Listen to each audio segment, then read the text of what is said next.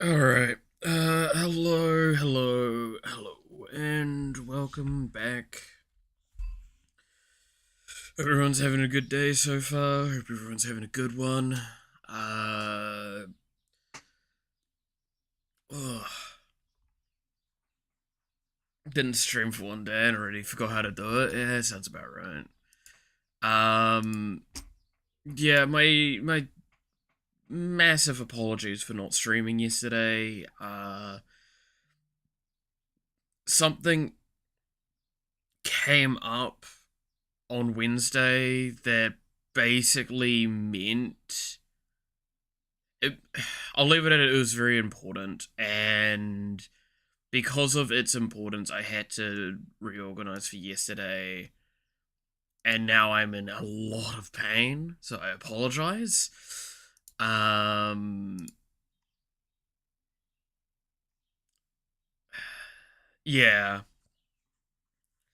But aside from that, yeah, no, I hope everyone's had a good time. Again, I'll try and do what I can to make up for the fact of yesterday not uh this not being a stream. If you're wondering right now, I'm trying to sort out the music. Give me a second.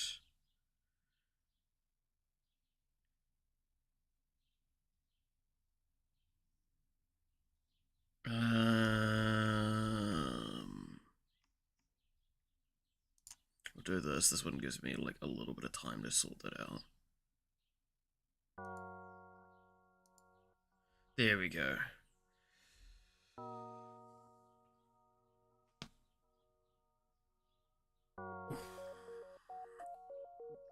He hates us, yeah, clearly. Um, why are you dying inside? Outside? Why are you dying? You don't have to make up for anything. If it's really bad pain, if we can actually hear Melith dying, that's fine. It's fine. But that's just me. Look, at the end of the day, I'm I'm sure if I just sat there and was like, oh yeah, I have to take a day off, you go, and most of y'all would be fine with it, and that would be the end of it. But there is a sense of responsibility I have. Um, right? Like, irregardless of what you guys say, is it's part of me that's the one thinking about this, less than what I think you guys would think of it, if that makes sense. It's not that I'm not taking what you guys say into mind. It's just that there is an aspect of that that's very, very substantial.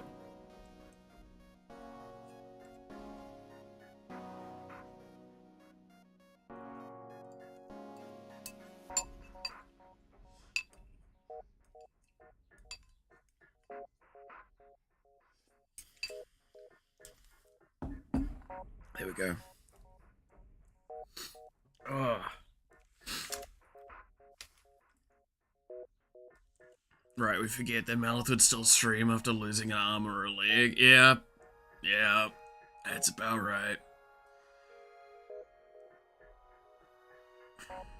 That's about right. Responsibility may ask, get some help.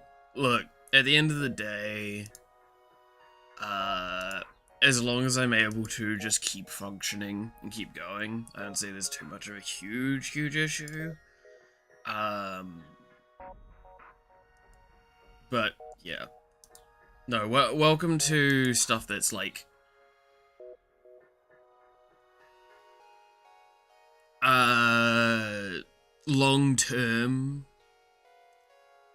mental problem with this stuff that was drilled into me as a kid. I've managed to make it a little bit more healthy, but you still have this to deal with when I disappear for a day longer than I expected, and I basically am like, I would be bowing right now if I could. Anyway, I did get some art done, SketchUp done before stream that I need to finish. Because that was going to be what I was going to work on partly today.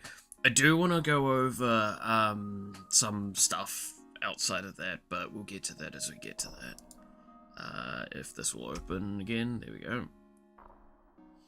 Alright.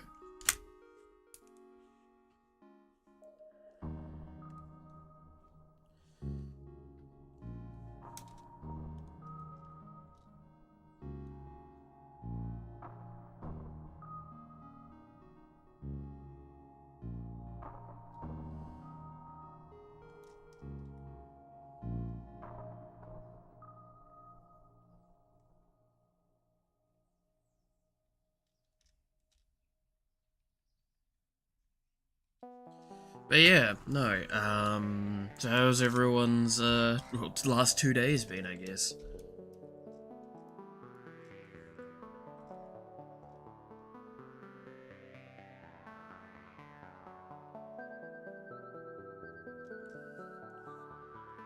Genocide's fun? Wait, what? Oh, the game? Yeah. Yeah. I'm still upset that, we had to turn off yesterday's stream, so I couldn't get to that sooner. Because I think this means now it's gonna bleed into next week again, as well. Forgot what I wanted to talk about. I mean, I do know one thing that needs to be talked about, because I looked up I saw a lot of stuff getting talked about it. Which was, more TwitchCon fuck-ups. Because last time we talked, the big fuck-up of TwitchCon was how they handled the Chibidoki situation. Like the Chibidoki and, Emiru stuff.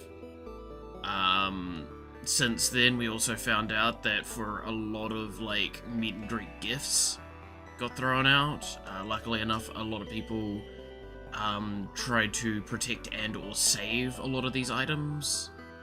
One of the ones that I saw, for example, was a custom-made cinnamon roll plushie for Iron Mouse. And thankfully, someone did save that, so it will be sent to her. But stuff like that, again, I agree with some opinions that were put forward where, like, this is going to be a big, ironically, FOMO moment when it comes to TwitchCon, because this is probably going to be the last TwitchCon a lot of people want to go to. Like, this has done a really good job at advertising not to go to TwitchCon again. Like, there's always been issues, but this year really went the extra mile, so that's upsetting. So the chances of meeting some of your favorite creators at TwitchCon is getting closer to null.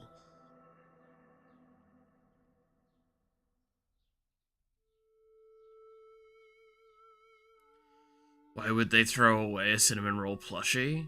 Yeah, no, they threw away pretty much everything at the meet and greet.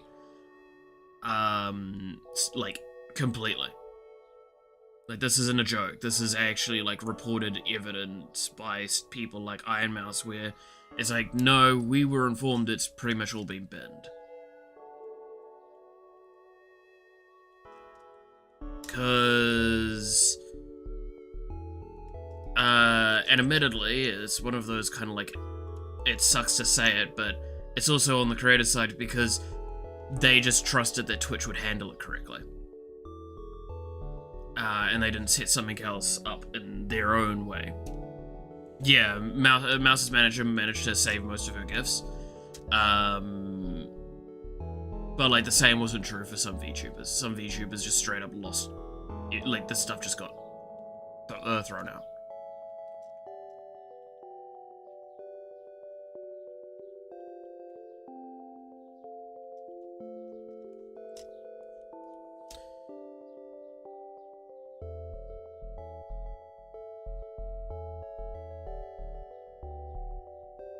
Which is just very upsetting.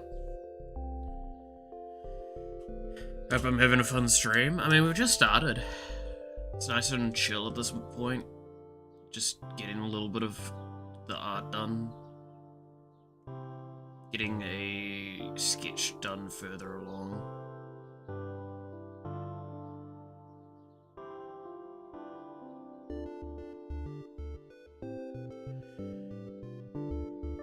I managed to save most of the guts. Yeah, no, that's what I also, yeah. They did their best to get most of the stuff. That's why we know that the plushie was saved. Is because Roxy managed to save them. She's confirmed that. I think she's contacted everyone that she did get their stuff, and contacted the people that she, like, basically, so, to the people that didn't get their gifts, saved, like, they should be informed as well. But for the most part, when it was, like, especially more specialized stuff, it did get saved. It's just very upsetting.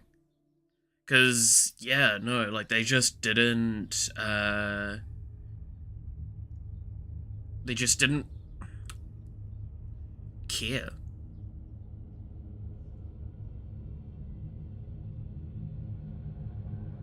And it's really upsetting.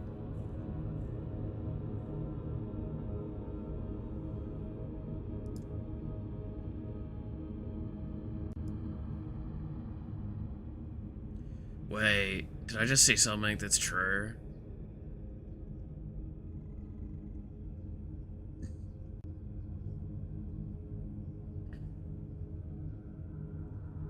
I'd have to check the validity of what I just saw.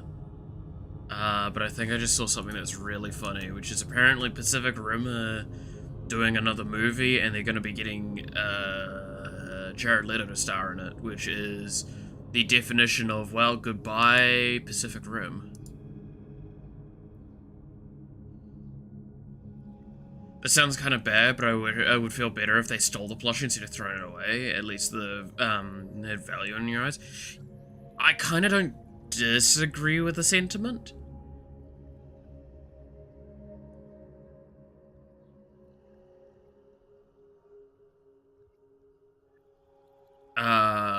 Like, I more or less agree with that sentiment. As much as obviously we're not saying it should have been stolen, we're saying it would have been better that way. We could also sue them. Ironically enough, it is the US. Yes, you could.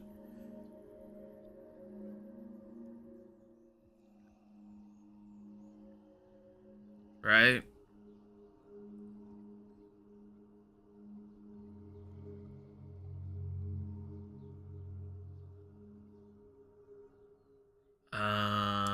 Okay. Now, let me pull up my, like, list of stuff to talk about, because I know there's a couple that I wanted to talk about. I just need to find it. It's in this lot of stuff. Yeah, stream topics.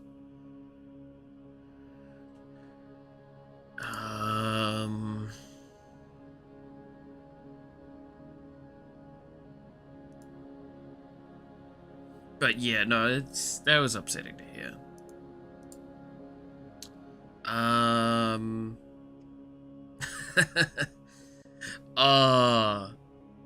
You wanna hear about some? I don't know if I'm gonna One Punch Man 3. Okay, that one. So that one's one that I'm gonna be very, very tentative talking on, because I think it's already blown well and truly out of proportion. So the creator has now, like, muted their Twitter and stuff like that, or their social media platforms and things like that. Because people have gotten too far with the negativity.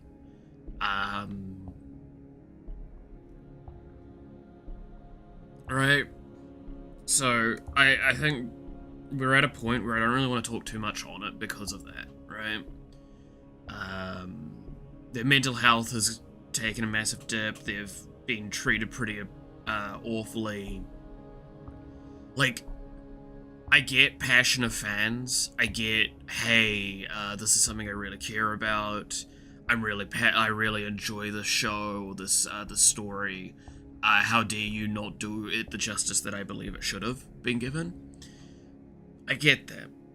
But there's a point in time where you go past the line, and that's the issue at the moment. with that.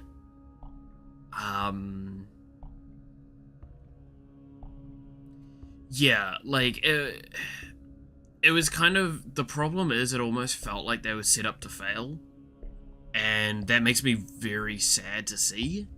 And the fact that, like, no one, don't get me wrong, it's fine to give criticism, going like, hey, this was just really not up to the snuff and quality that we were hoping for. I think that's valid. To, like, be awful about that, though, is just unacceptable.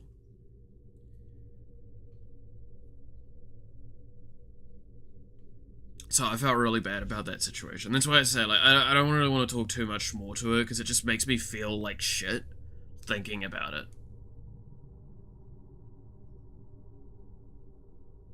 Yeah. No, I think that's the thing to take away from it. It's the same with, like, games in general, right? It's like, your favorite game franchise gets another game added to it, yet it's really bad. Okay, if that's the case, don't go and say the devs are idiots. The devs cared a lot about what they worked on. They worked on it hard, and they probably worked on it in an amount of hours, even in a short period of time, that is near inhuman.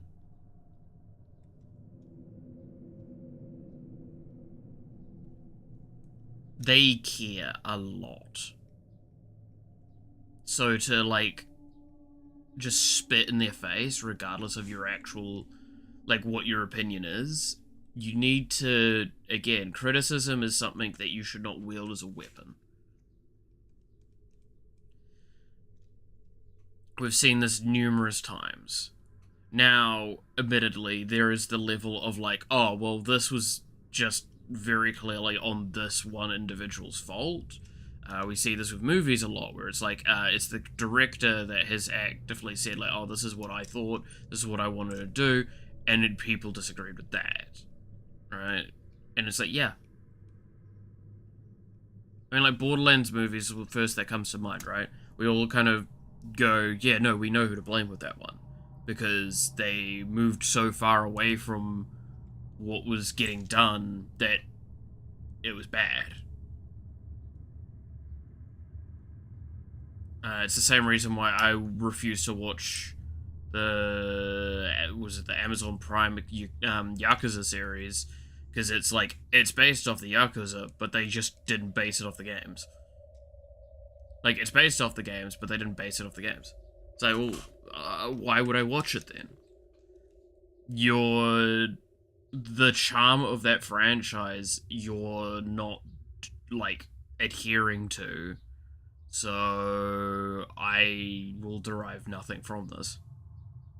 As a fan of the franchise, I'm less inclined to watch it. Much like what happened with the Halo the Halo series. I just didn't want to watch it. I still haven't. I kind of intend to one day, just because I want to see how bad it got. But the fact that I can, like, point at many mini-series that they did, fan stuff that's been done, all that is just the same stuff but better.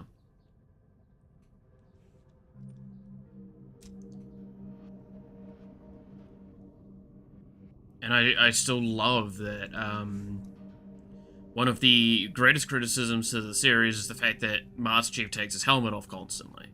And then the actor, and was it the actor and, like, one of the creative people for it, basically said you can't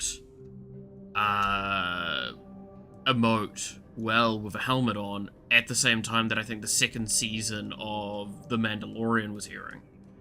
And it's like, you really picked the wrong time to make this this argument. Right?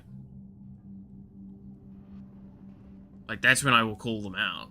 Because it's like, no, you're legitimately using an argument that is not that it's, you can't do this, like, it doesn't work, it's you specifically cannot do this.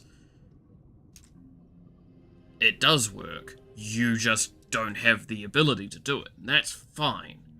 But then don't take a franchise that requires this. Like, again, there's a reason why Cortana talks so fucking much in the game. Because the Chief doesn't.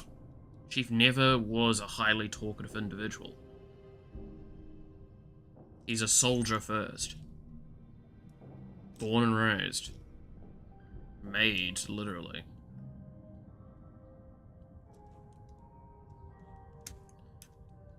It's a very strange rant and tangent. No, do you want to? So you want to hear about a funny story though that I saw that fucked me up severely. So there's an artist that I'm sure people may have seen their stuff before, which is they will often draw Persona 5 protagonist and the teacher together. Like, they'll be very, very prolific in drawing a lot of that romance together, and it's great. The comedy that they do, and the quality of the art's amazing, right? So I see their stuff on Twitter from time to time, and it's always fun. One of the ones I saw last night was, the one that basically it was one that they just did, which was, Kawakami saying, hey, you need to block her, like, you need to stop talking to her and block her, and him going, like, yeah, but she's just my teacher, you need to calm, and then her face looking dead at him, and I'm like, that's fucking hysterical. But the first thing I saw, because I was just, like, curious, so I read the comments, the first, like, almost 90% of the comments was, who's the artist, what's the joke? And it's people asking, like, grok and stuff like that. And I'm just like, this is what I'm not envious of for artists in the modern day.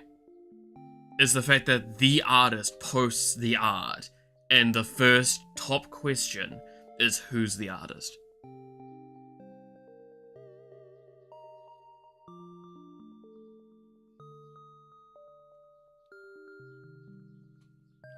What world do we live in where that is what it... And I wish I was kidding.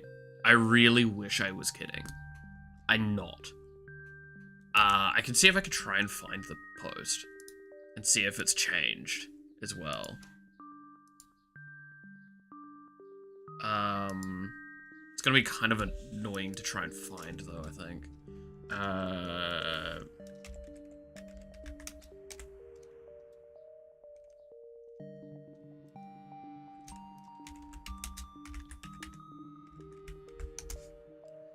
See if I can find it just by literally typing in Persona 5 Rin Kawakami.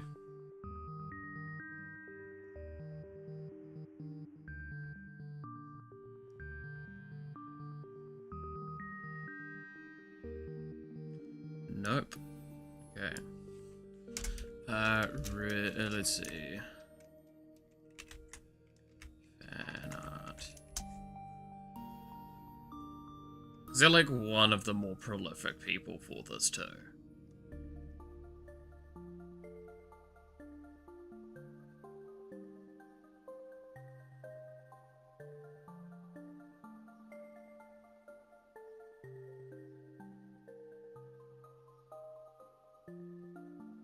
Damn, there's some good fan art, by the way. I've never actually, like, looked at... that was Sonic the Hedgehog. That's pornography. They're, like, 16. Well, no, they're, like, 14, aren't they? 14, 15. Come on.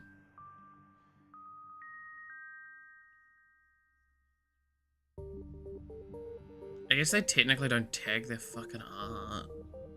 Is that making it harder to find them? Oh no, that's cool.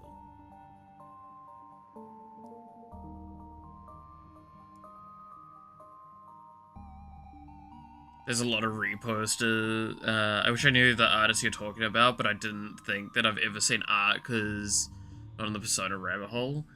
Neither am I really. It's just that like I see their stuff because it gets memed to no end. Right?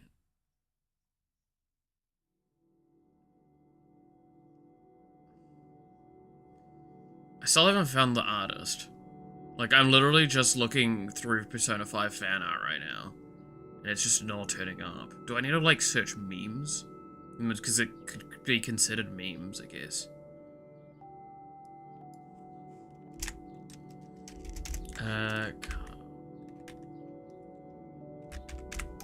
just gonna search Kawakami and see where it gets me.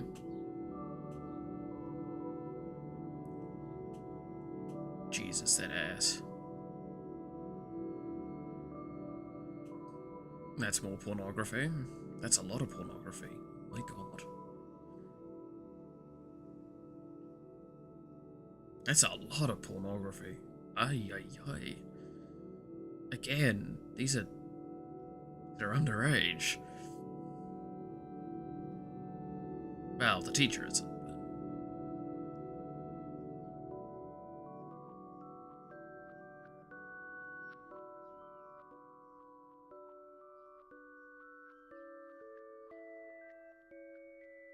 Again, if I was to, like, actually date a character from the franchise, Kawakami would probably be the only, like, legitimate choice I have. But I do kind of agree, Sweeb. Like, yeah, I don't think that's inaccurate to, like, think about.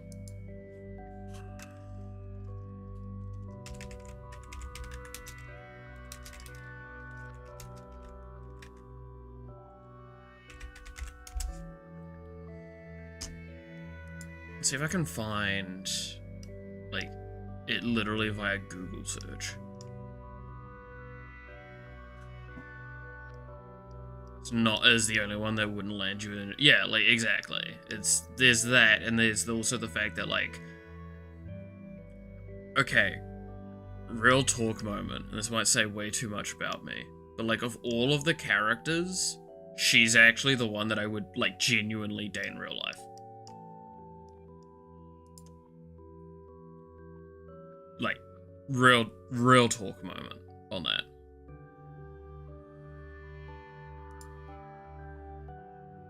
Like, none of the others actually are all that appealing to me, by comparison.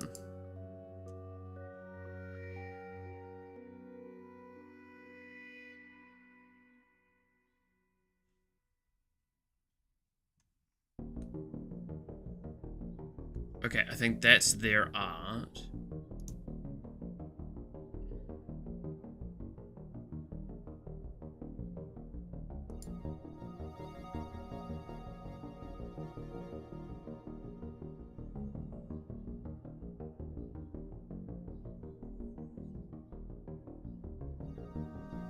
So now I just need to reverse image search it to try and find their account.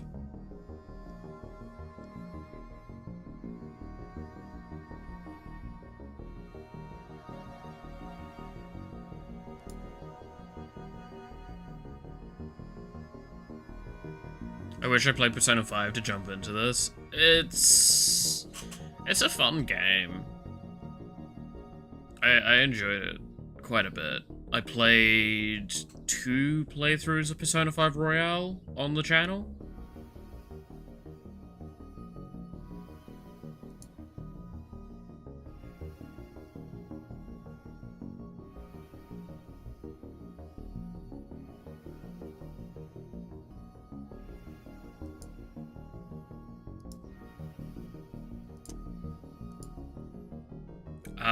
It's good. It's good.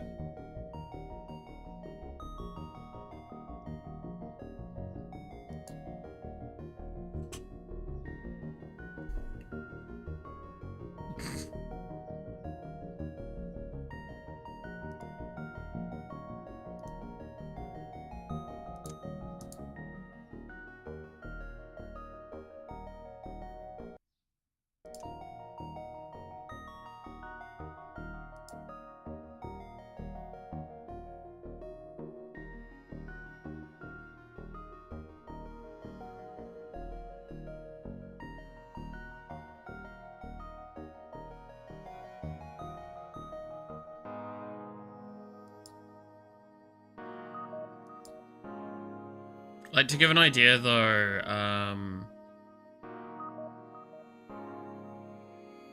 the Heikers Persona 5 Battle Royale. It's not Battle Royale, it's just Royale. Persona 5 Royale. It's the expansion thing. This is the artist, by the way. Like, this is just a piece of theirs, and this is what I fucking love. Like, this is the shit they do, right? Point is that it was basically something like this, and it was just all of the comments underneath was, who's the artist, who's the artist, who's the artist. And it fucked me up, because it was really funny to me. When you kind of, like, think about that.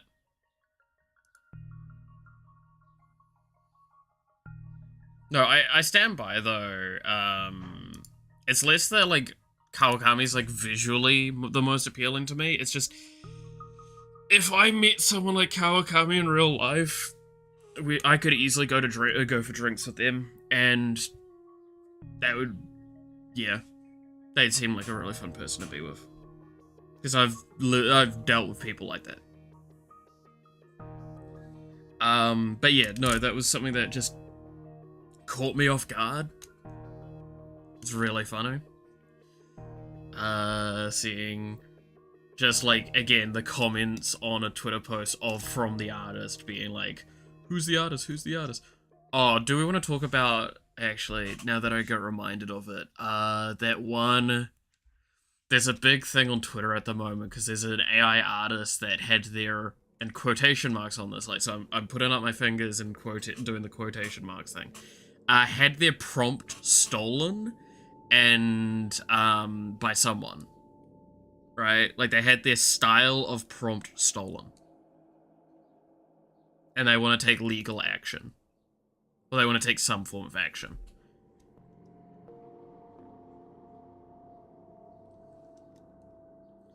Now, yes, I'm sure all of us here can see the actual, almost painful level of irony in such a sentiment.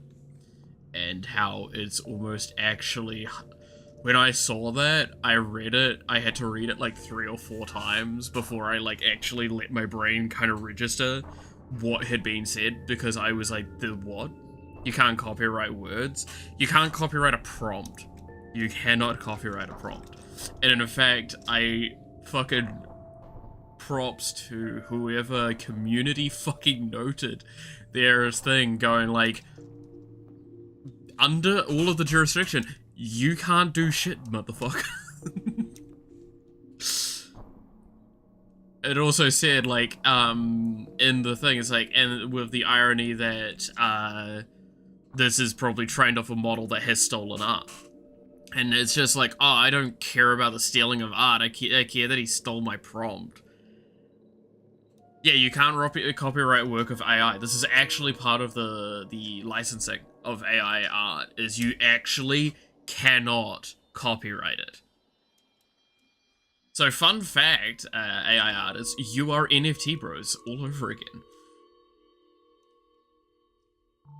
Hey, look at this really cool monkey that I purchased. Yoink, it's mine. How dare you? Hey, look at this cool AI that I did. This AI art I did. Hey, thanks, I'm gonna yoink that. Hey, that's mine. No, it's not, motherfucker. It's the AI's. If any copyright can be claimed, it's by the company that generated the image. And they can't because it's stolen. Point is, really fucking funny. Again, this is kind of one of the charms of scrolling through Twitter sometimes, is you get to see people getting fucking clowned on. By just being objectively wrong.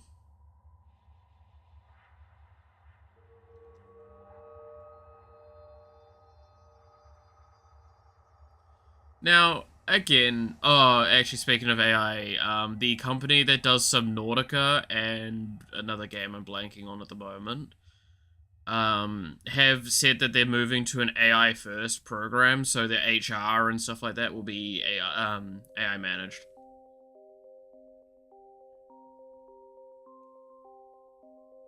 Now, I cannot stress, this is not the time to go clown on them. This is the time to basically say, I'm curious to see how it goes. Right? What? Yeah, let me look up the actual post for this, because this should be hard to find.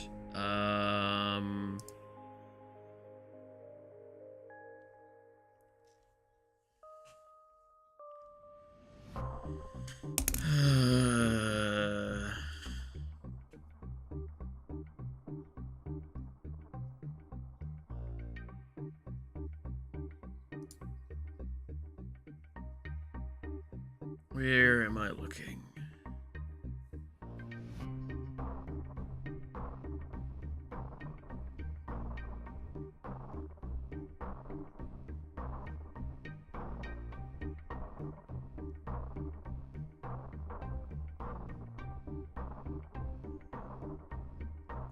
Sadly enough, I think it was you that posted about it, right?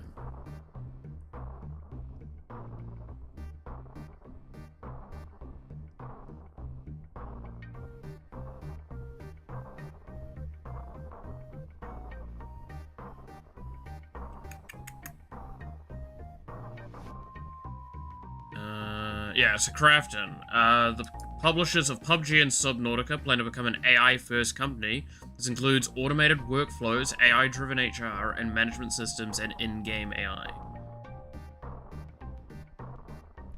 They'll also spend KRW 30 billion annually to help employees adopt and apply AI tools in their daily work. There.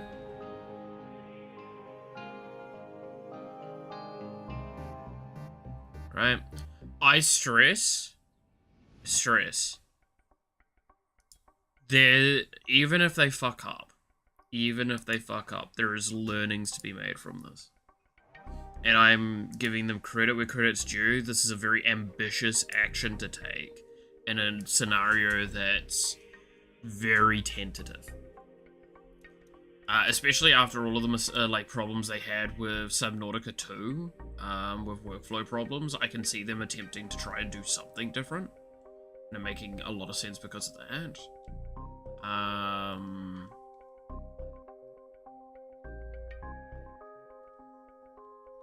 So there's that.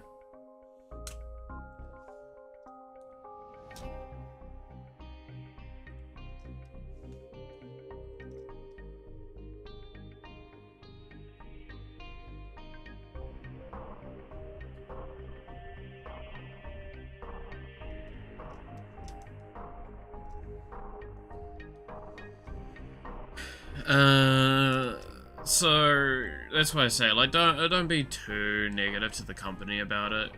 It's a experiment, and it's an experiment that needs to be done. And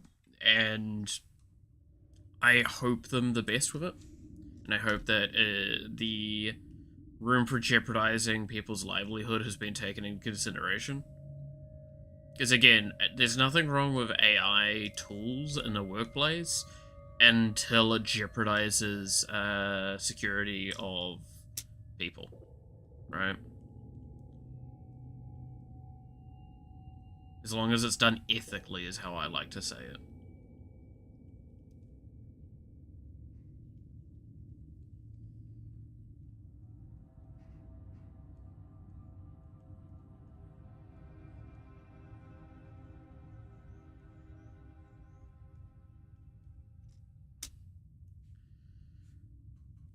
Found the P5 teacher artist. Nice.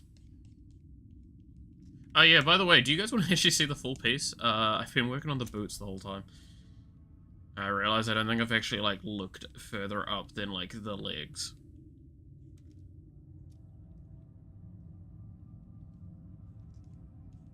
You can kind of see it on the right side there, but, you know.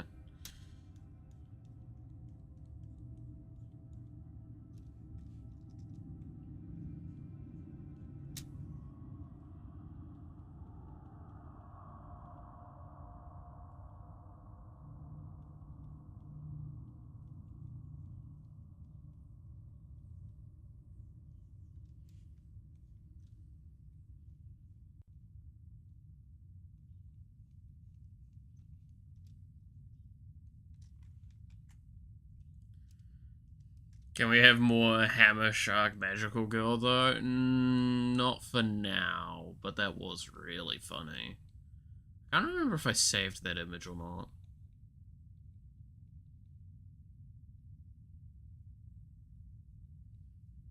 I think I did.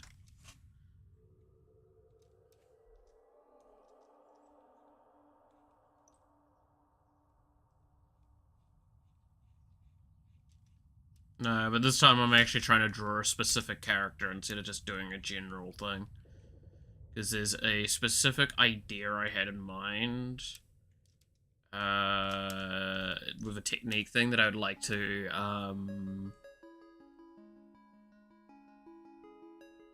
test out, and this is the best way to do it.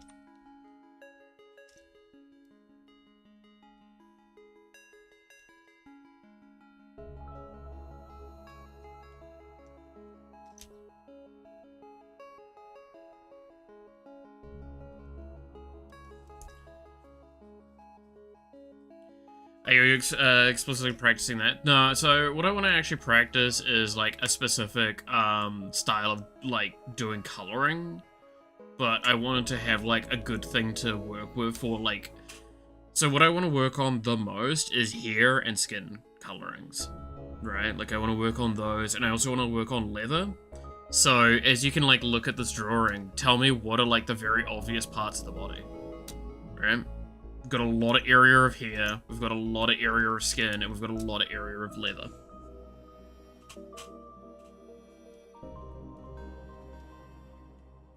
So you can, like, actually see that I just designed something with those in mind.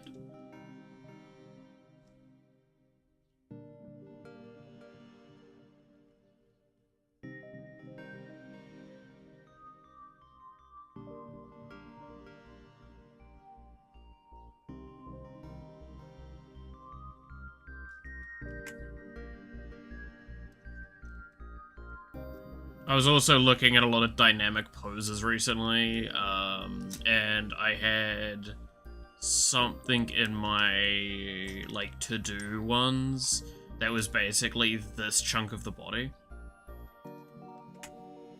Right? Like, it was basically take this part, take this part, take this part, and then, like, it was some of this rest of this segmented out, and that's all I had to work with, so I did that.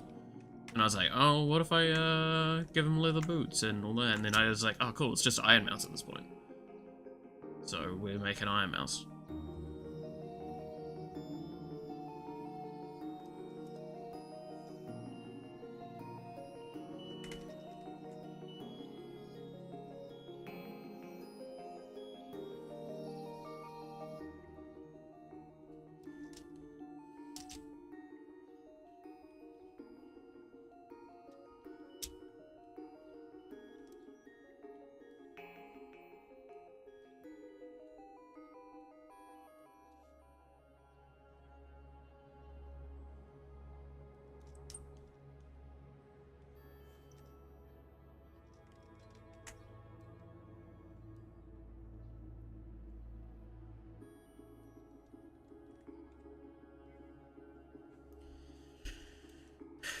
I got, let's see. This guy reminds me of the I got with my ex's mom, ex's GS mom thing we're doing. Huh. Kind of, oh, that's what you mean, yeah. That's funny. I still want to do that. I really do. It's just, it's so much work.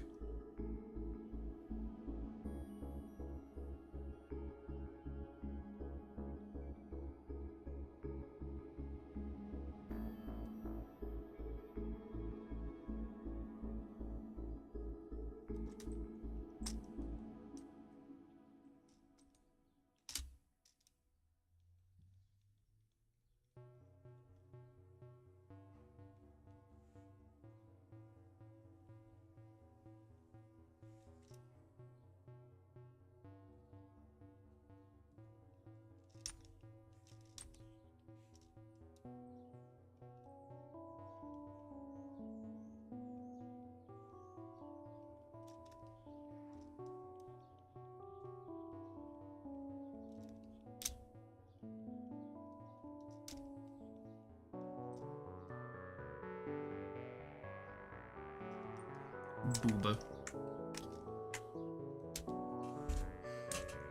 That looks kind of nice.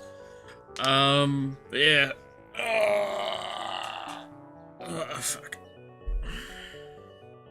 Alright.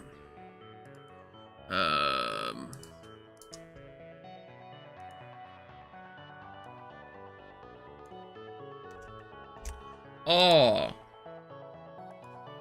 You guys want to hear something that's like a random tidbit that's like very strange to me, that like this is where my brain went. So Iron Mouse and Connor are opening a collab cat, or like doing a collab cat thing, right? And I was listening to Iron Mouse's like announcement of it on her on her channel, on her shorts stuff. And they said the cafe, and I had a moment of going like, wait a minute. I went and looked up something. Fun fact. When me and Max went to Japan for the 2 weeks, one of the times we went into Akiba, we're wandering around, one of the cafes we went to,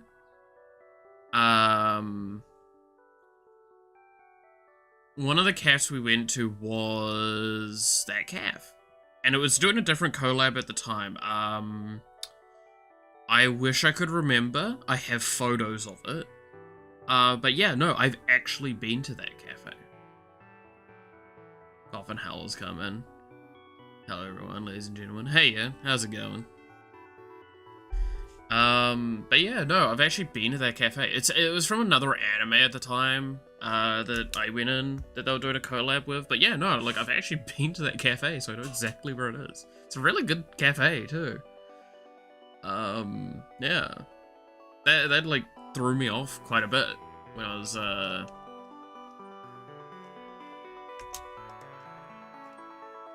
when I heard it, so.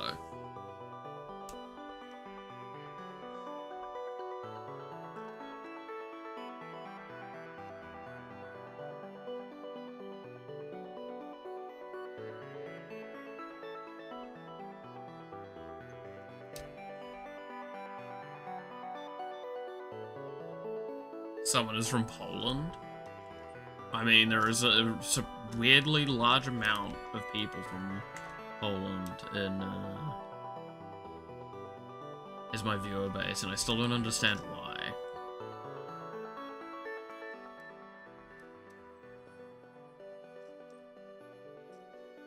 It confuses me somewhat.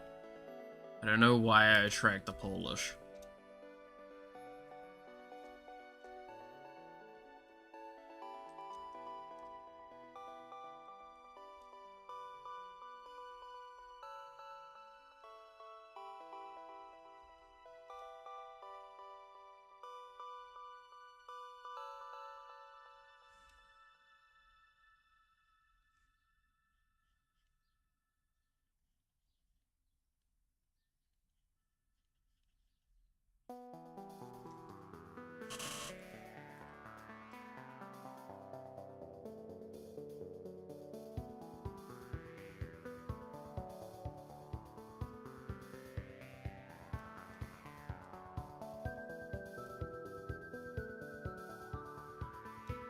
I have no idea what Devil said other than it has my name in it.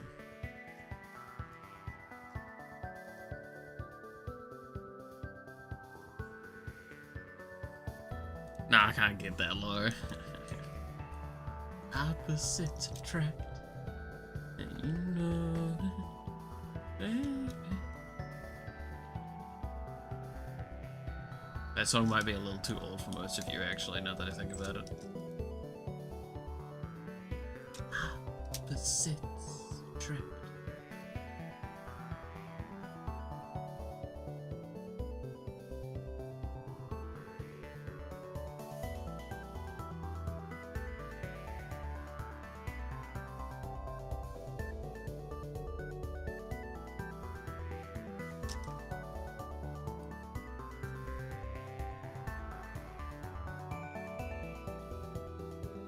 Don't even try and read it. Yeah, no, I think I'll have an aneurysm partway through.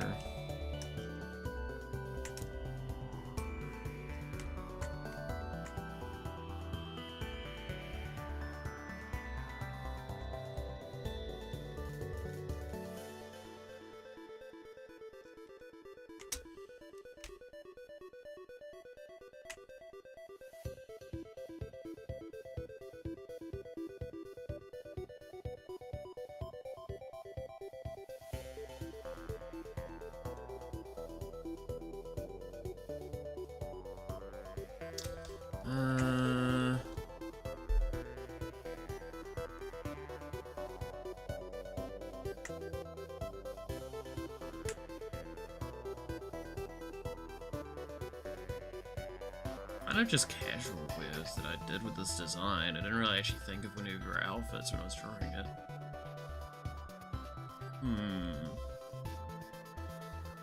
Could add some chains and stuff like that to it. Go with the more punk vibe still.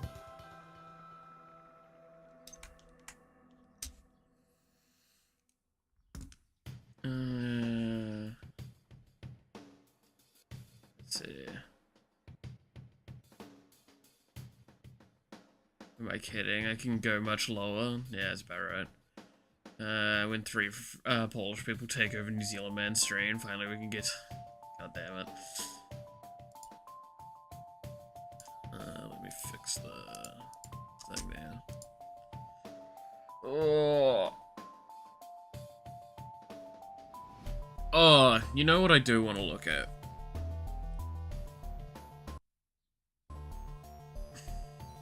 You know what I do want to look at? Is I want to look at the new Hearthstone cards, weirdly. Because there's apparently a new, like, mini set that's come out for it, and I want to look through them, because some of the cards look very interesting. That I saw in, like, brief thing. The Mickey Mouse Clubhouse? What are you bringing in forward with that one?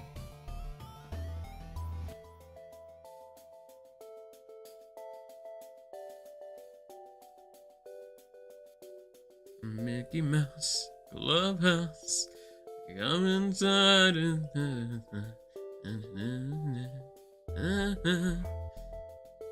been so many years. Again, that's one of those ones that I feel like, was that early 2000s? The Mickey Mouse Clubhouse stuff?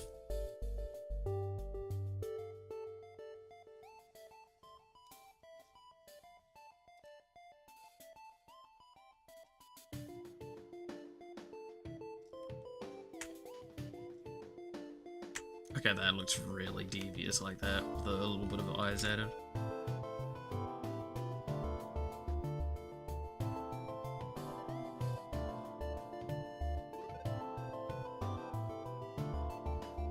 I'll ask if you can kinda aim to stick into English, because I don't know the language well enough, and I don't want to have to, like, accidentally have to go moderator with you. If that's understandable.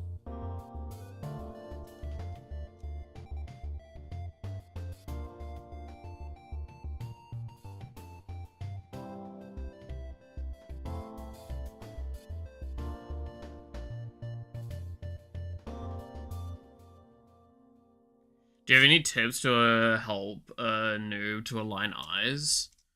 So typically what I do when I'm doing it, so I don't know how useful this is, I'm just gonna draw another layer. So I do the very generic thing. You can actually still see where the lines of the head is. In fact, let's do this in a different color to make this easier.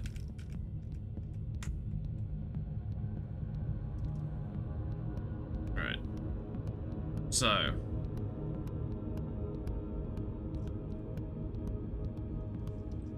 Right. Typically what you're going to want to do is you kind of look at the general piece. So I'm just going to try and follow my own line here.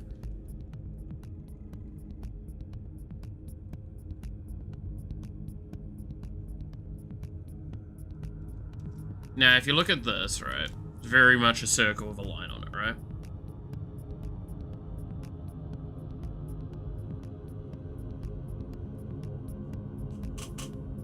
If only I was as drunk as the world champion at Minotaur, yeah. So with this being the case, right? The rule of thumb I like to use is the halfway point. Like, on the lower end of the halfway point. Then I kind of like, for example with this, I know I'm going to pull it in here. So I'm going to wrap it a little bit more aggressively there. And then, genuinely speaking, it's kind of just draw a thing like this on either side. And you'll see, so I'll draw this one a little higher up because that's kind of what I've got. I do this and I'm like, the eye's not sitting quite where I want it to. I adjust it a little bit more. And would you look at that, that's pretty much where it was, right? Does that kind of show, it's a lot of feel, but like there's some general ideas you can follow to get you where you need to go. The main one is when you draw the oval of the head, halfway point is like generally where you end up with it.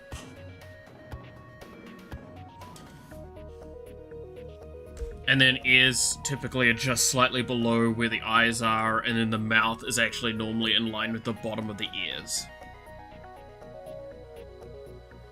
And so often like the halfway marker. That's kinda the general pieces that I use. Right, like if we look at this, you can see that ears are aligned kind of here, which is also in line with the nose. And then the bottom of the ear kind of lines up with about where the mouth is. So those are like the three kind of core lines you have for it. Then obviously just further bending it around. It's hard to work with a sphere sometimes. Because like as you can see here, the eye's still not quite lined up here by comparison, so it's what? Down there, so it's like a little bit off, but it's about right.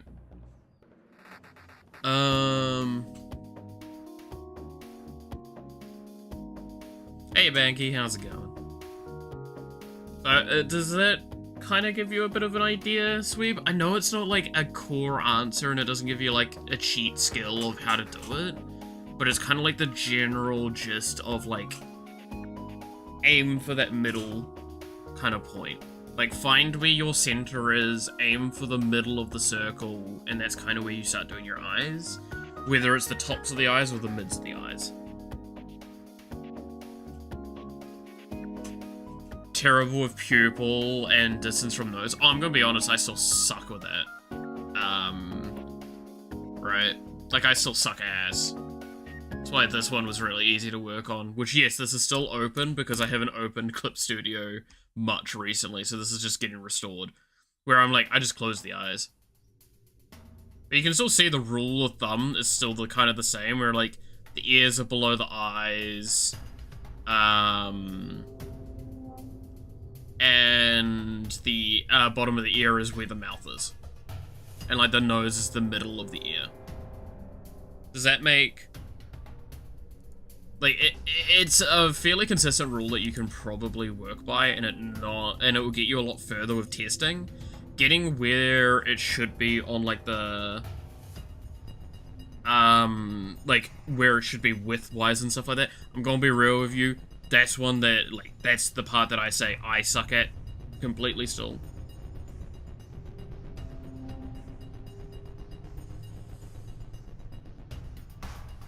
I wish I could say I'm in a bad place, but I'm not in the UK. I mean, there's a lot of bad places nowadays. When it comes to aligning on the, like, the width and stuff, I don't really have a good answer. It is just by feel. That's one where I, like, say, just keep drawing anime faces. Like, one of the things I did, and I've talked about this before, is that, like, early on, I would trace Honkai Star Rail art for a long time to just get, like, the formula in my head of, like, drawing, like, the actual, like, drawing itself. So, hand position, everything like that. But it also kind of helps engineer in your head the philosophy of where positioning should be. Then you start just drawing the rough of, like, basically the circle of where their head would be, turning their body into shapes, and then drawing the rest yourself, and then you eventually start drawing without any of it, like, as a reference point, other than, like, off to the side. So you're drawing it as a strict reference and not as a reference point, if that makes sense. That's kind of how I got back into my art.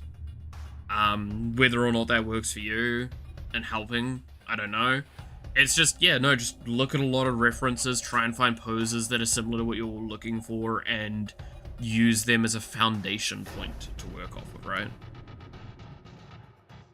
I was learning a lot when I was doing, yeah, no, like genuinely, when you're doing art and you're practicing, tracing helps a lot more than people may think. Now, again, I want to reiterate, tracing is a tool-like thing. Again, if you make a piece of art and you traced it, you should reference who you got it from. Or like something along those sort of lines, going like, hey, this is the art that I referenced for this. Things like that. If you are doing like tracing, especially if you're doing tracing. I did that with the Star Rail stuff, and I posted that over on the other Twitter. I didn't reference it, but that's because it's like, well, no, I put the character name, and you can literally look up the character and it's their art, right? So you could make an argument I could have made a better job with that, but it was like, I didn't show the fact that I transitioned from one to the other with it also, so. Kind of looking forward to not Pipkin's Zaza playthrough. Who are we gonna make the pro tag for that? This, I think we had Miku. We'll make for France. I don't know. I stand by. I'm waiting for the game to just, like, the general discourse around it to calm the fuck down before I touch upon it, because I know if I start playing the game now, I'm gonna get a lot of people turn up and be hyper negative about the game. What I've actually genuinely heard about the game is that once you get past the, like, several hour long tutorial, the game's not bad. In fact, it's perfectly fine. I think the biggest problem I have is that I haven't played X and Y, I think it is the base games for it, right? So I'm gonna be missing out on a lot of the, like, hey, this is a character related to this character, or all that. And I think it's a future one as well, right? Like, I think it's like 5 or 10 years past the events of the game. So, keep trace artworks for my own and trash them after a while. That's fair. I like keeping them around, or showing them places, purely so it's like, it's a way of tracking your own progress, right? Like, even within tracing, you'll see an evolution on your pensmanship. That's the big thing. And then just draw stuff off to the side as well. It's a good way. So far as long tutorial, lots of ladders, and shinies everywhere. I have heard a lot about shinies. Shinies do seem to be fairly common. But no, it is definitely on my list of things to sort out in the next, like, month, I'd say. I don't know how I'm gonna organize it all, because we still need to continue on with the Final Fantasy playthrough. And I don't want to delay that too much longer, because I've already delayed that by as long as I can. I feel. So I need to do something. I need to figure out what I'm doing.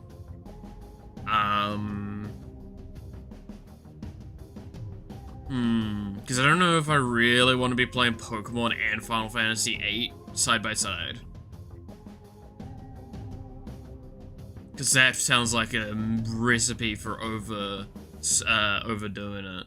I don't know. I'm gonna have to figure that out. I'm just gonna have to think on that more. And my brain's not here enough, I think, to think on that right this moment. If you guys have got ideas, let me know, but yeah. I wouldn't know. I wouldn't know.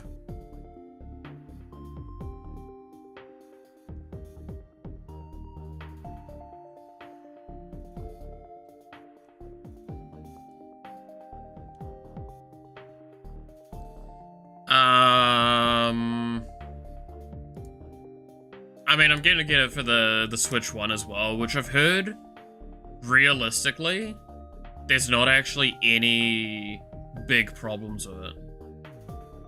Right? Oh my god, what? Hey guys, would you mind if I, like...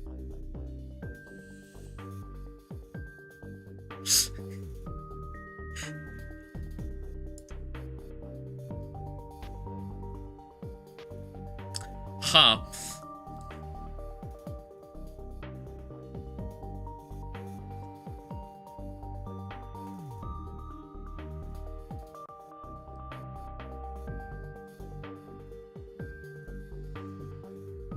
It's a Pirokun chair.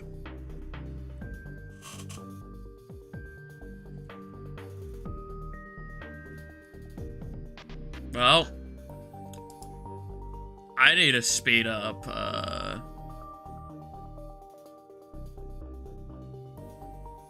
paying off the PC, don't I? Justin Bieber started streaming on Twitch? Wait, what?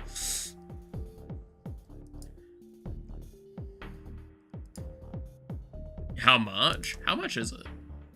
It just says that it's pre-orders right now, right? Pre-orders open in January.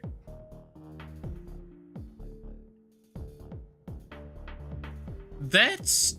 okay, not accounting for shipping. That's not actually that much, all things considered. Like 200 New Zealand? For a fucking nearly meter wide fat boy?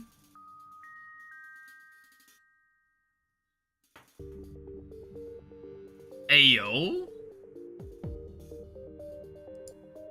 Oh,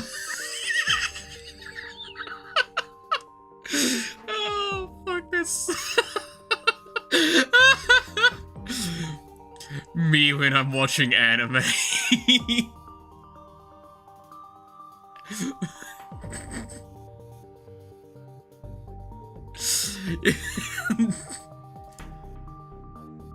Look at that fucking boy. Oh.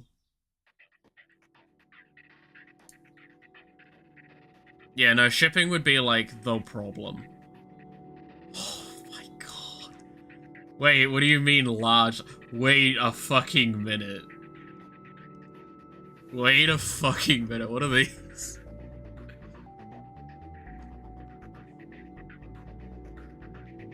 My fucking god. No. Oh my god. How fucking... what the fuck is this? It's the size of a small human. What the fuck? That's... dude. It's sitting down. It's 53 centimeters tall. I'm fucking sorry. That's half a meter tall. Sitting. Bro, that's a 5-year-old child. What in the fuck?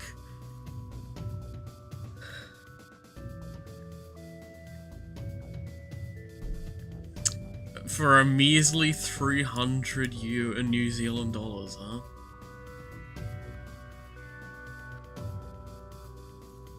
I could get both of them.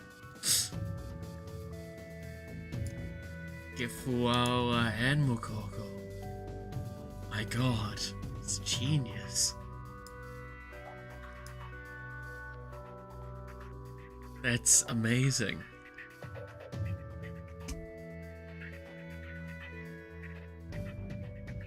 I love that. I love that so much.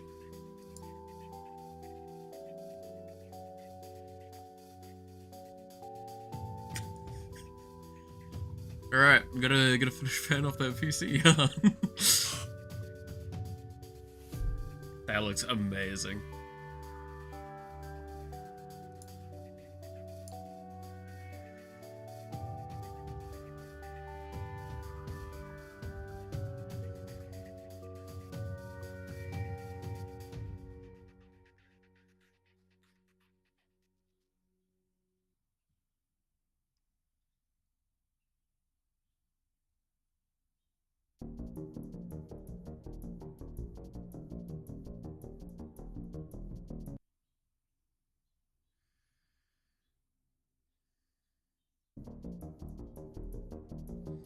Oh, God.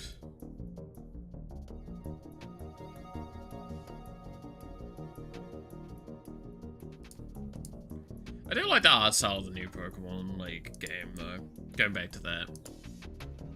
I think a lot of it's cool.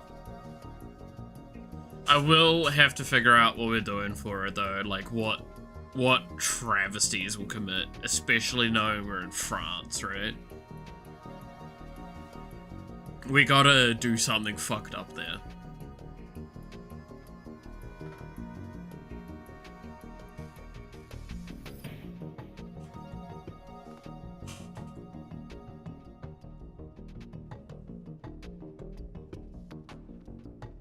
Is 50.5 euro right now, so half of that. Yeah, so it's $100 for the Squimshy, and it's probably like slightly better shipping as well for you. Its price is actually pretty good. Yeah, no, I'm not kidding. Like, it's for basically a beanbag, paying like $100 for a pre-filled. That's really fucking good. Like, I can pay 40 to 70 bucks for just the case. For a beanbag, and then, like, a shitload of money for the beans. It's normally, like, another 80 at least. Like, and that's from, like, a cheap beanbag. Somewhat. Well, it's, good to cheap, sort of the range. I have a beanbag. It cost me 40 bucks to buy it, and then, like, 80 bucks to fill it. So, it's a surprisingly decent price. I fully expect the shipping to kill me, though, because that's how that goes nowadays. Like, I expect the shipping to nearly be $100 or something like that if I was buying it filled.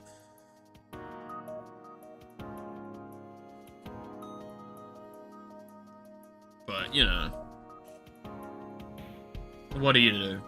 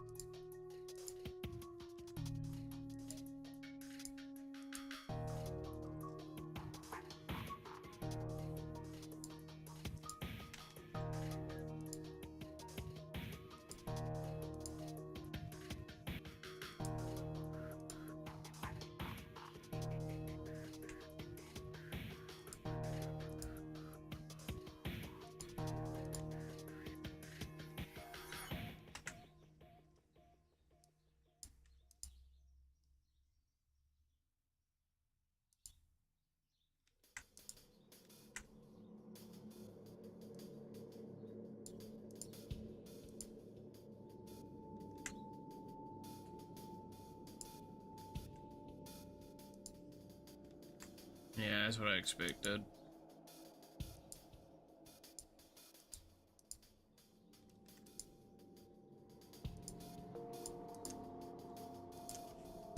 Should probably use the fucking close and fill one, actually.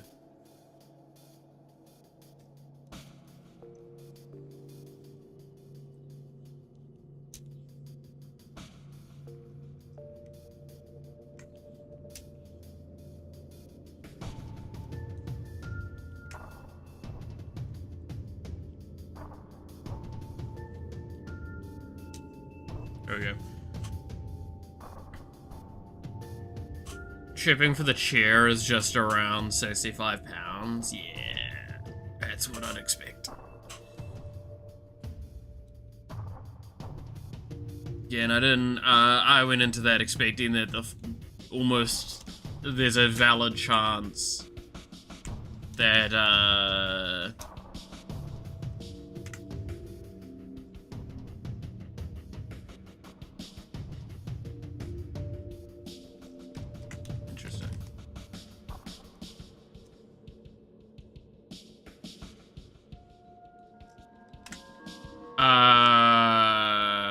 there's a valid chance that the shipping would actually be more expensive than the chair.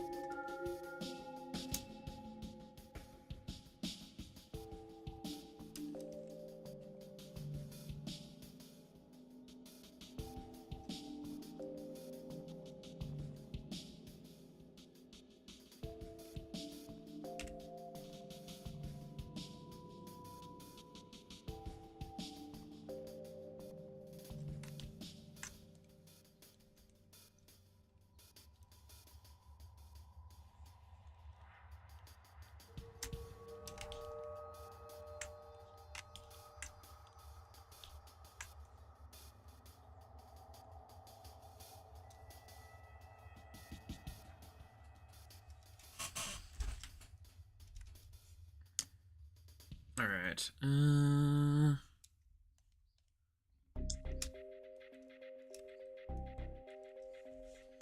let's see.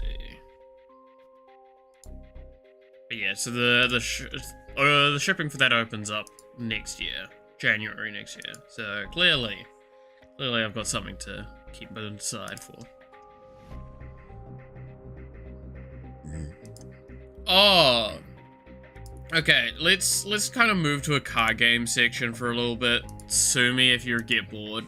I don't care. So two things I want to talk about. Like I said Hearthstone cards. I want to look at the new ones, but also Magic the Gathering had a big change up over the this week, right? So to those that might not know about it, there is a system in Magic called the bracket system, specifically in Commander, where it's basically a way to kind of gauge what your deck does, how powerful your deck is, sort of things like that.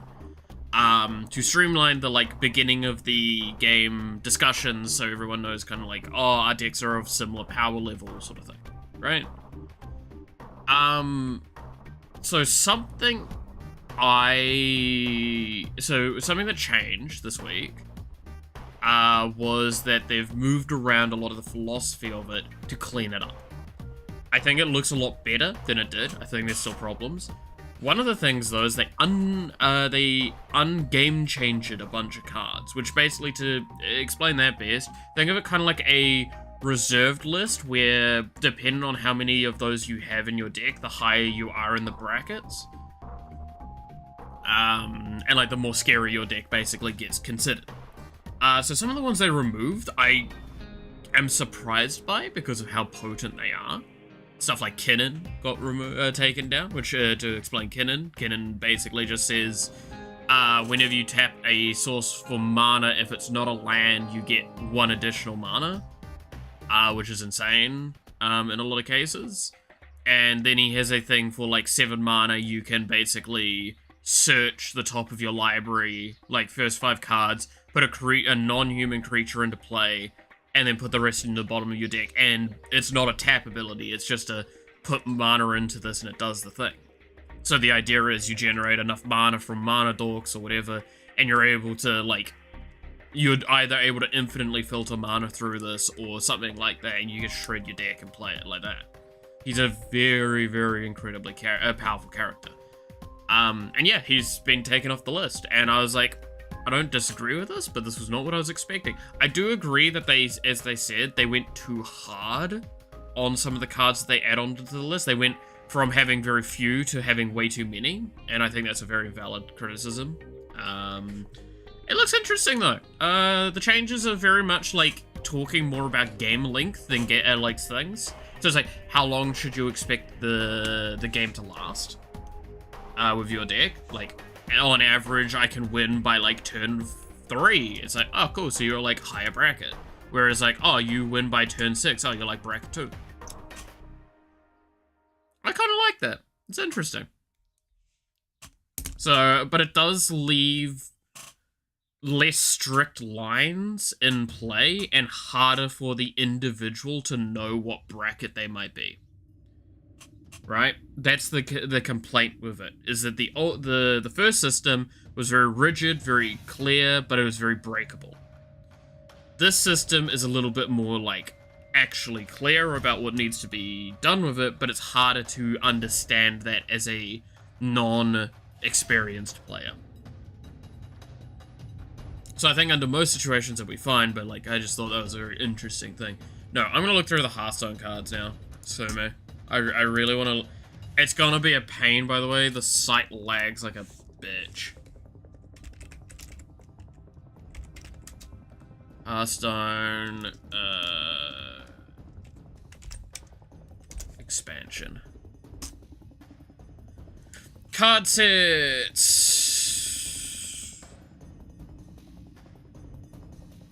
No, I'm always curious to see what Hearthstone does. So it's this one? Yeah. November. Yeah, so it's this one. I don't think all the cards are announced yet, by the way. I'm just looking at them now. So out of sheer curiosity. We'll actually see how many cards are showing now.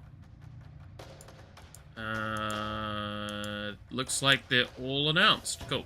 All cards have been announced. So this is easier. Alright. So there is one... there's two mechanics I'm gonna have to, like, look into and explain better. This is one of them. Rewind. Oh, you can actually hover over them now. Thank you. Rewind's interesting, I have to say. But yeah, so 3 mana, 3/3, Battlecry. Both players discard a random card. Rewind may be replayed once for a potentially different outcome. So basically, when you play the card, the effect will go off, and then you can undo the effect and redo the effect with a random a randomization to it. Tachyon? God damn it. So Rewind's interesting. So this basically could potentially give you quite a bit of info about their hand, because you can get like 2 discards. So you can see one card and then you potentially see another. 5 mana, 5/5 rush, Battlecry. Cast a Shred of Time. What? Shred of Time from your deck to summon a copy of this. A fucking what? You're gonna have related cards. Here we go. Shred of Time. Cast when drawn. Deal 3 damage to your hero.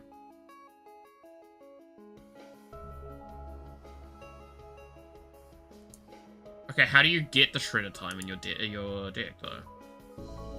Cast Shred of Time from your deck to gain +3/+3. Okay, here we go. Shuffle Shred of Times. Cool, okay. So this is, like, the worst version of those fucking crystals that they did that, was shared with Demon Hunter. Like the soul crystals or something.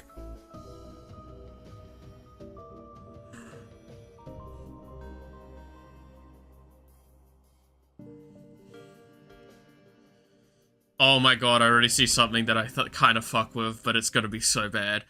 Alright, so Tachyon Barrage. Deal 6 damage to split amongst all enemies. Shuffle 2 shreds of time in your deck for 2 mana. 2 mana, so it's basically 2 mana, deal 6 spread amongst all enemies. Or split. And then deal do 6 damage to yourself. Delayed. Or potentially... No, it's not delayed, because these are cast... Right? Yeah. I don't know if there's enough effects here to benefit from the Shred of Time. I don't know. 1 mana, give your minions 1/1, shuffle 2 shreds. Draw 3 cards of different costs. That's a spooky card.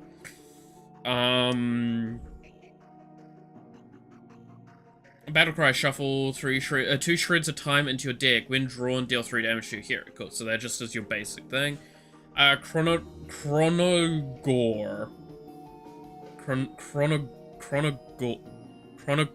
Yeah. Battlecry, you draw your 2 highest cost cards, your opponent draws your 2 lowest cost cards. Ah! So the idea is that you could do this with the Shreds of Time because there's 0 mana, so they draw the Shreds of Time and deal damage to them. Cute! And it's nothing more than that. Now this is the one that I'm excited about. So, Fabled is a new mechanic as well added. So Fabled has the mechanic of basically when you would equip this into your deck, it adds a bunch of cards, right? The thing is, so what we're seeing here is the Fabled Plus. Your deck size is 40, but you have 10 Refarm. So you have 10 of the Refarm in there, and then you have the Battlecry. If you've played the rest, destroy the enemy hero.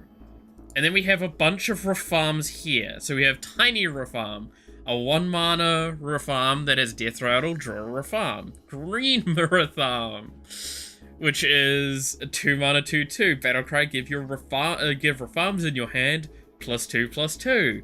Explorer Refarm. This is amazing, by the way. I cannot stress how funny this is to me. Battlecry, discover a Refarm from your deck.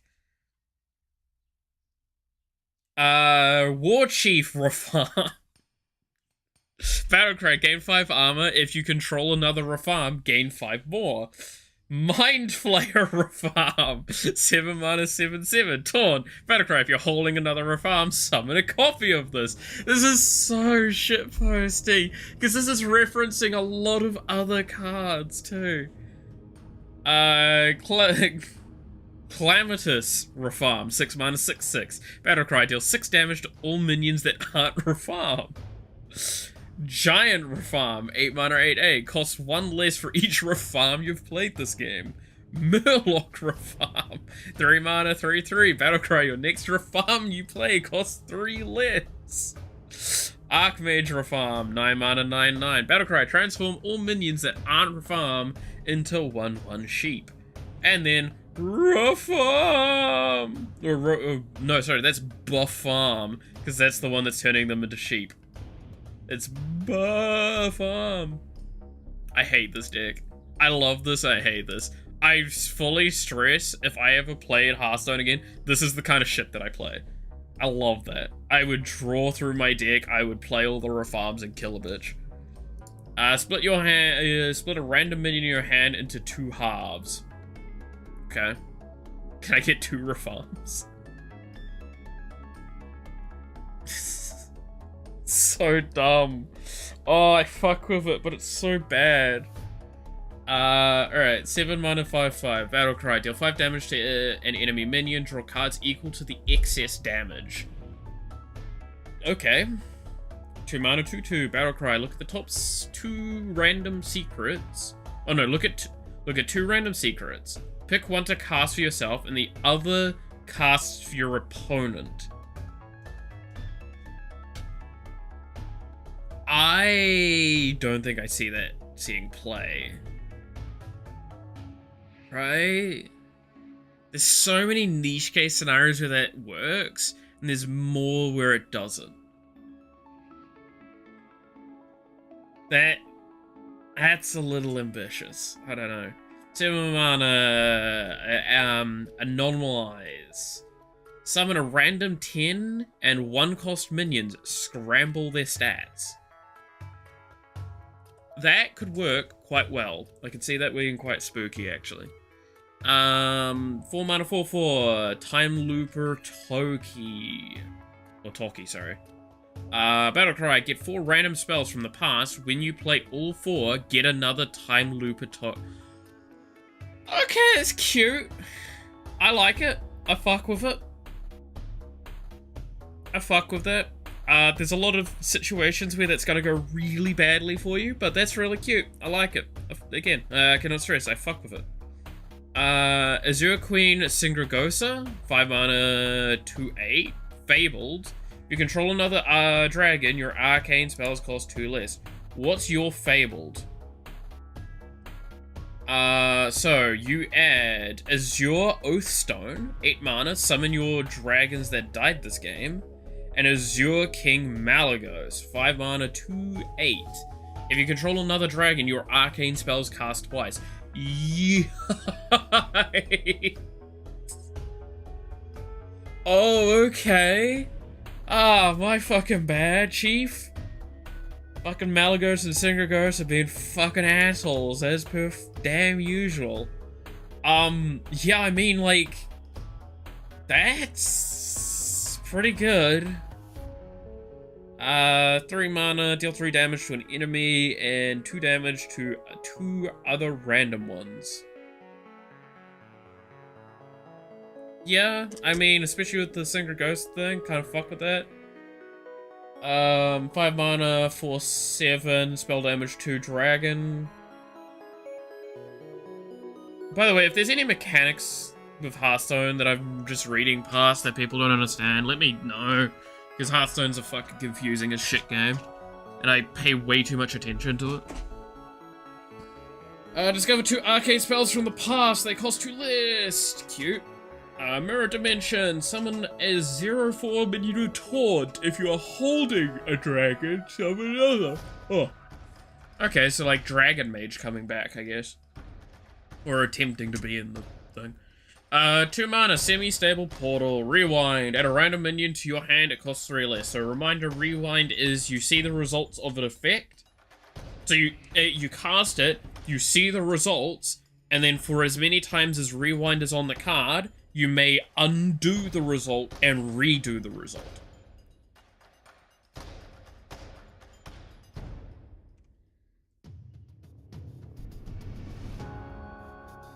So it will be a different, theoretically, it will be a different outcome.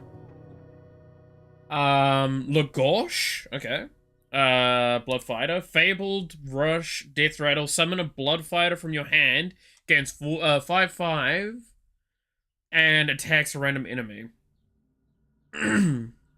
Okay, so they summon each other. Okay. So that one's Rush. And it gets 5/5 and attacks. This one summons it. So again, they're all Death Rattle. This one summons it and gives it 5/5 and Taunt. That's Brawl. And then Valera. Okay. Why is Valera over in Warrior? She's a fucking... She's literally the throw character. Okay. Elusive gives it 5/5 and Elusive. Okay. I mean, I fuck with it a little bit, I guess. Very control-orientated. Alright. Gladiatorial Combat. Summon a random minion from your deck. Summon a 5/5 tiger with stealth for your opponent. Oh, I kind of fuck with that. That's actually really cool. I like that. If it wasn't for the stealth, this would be a really good card, but it's still a decent one. 5 mana, 2/6, Taunt, Battle Cry. Gain 2/2 for each damaged minion. It's kind of spooky. You do like the 1 mana Whirlwind, everything's damaged, put that in, get like 4 procs of it, and set. Because it's each damage minion, not that you control. That's kind of the spooky part of it. 2 mana, deal 3 damage. If you're holding a minion that costs 5 or more, draw a minion.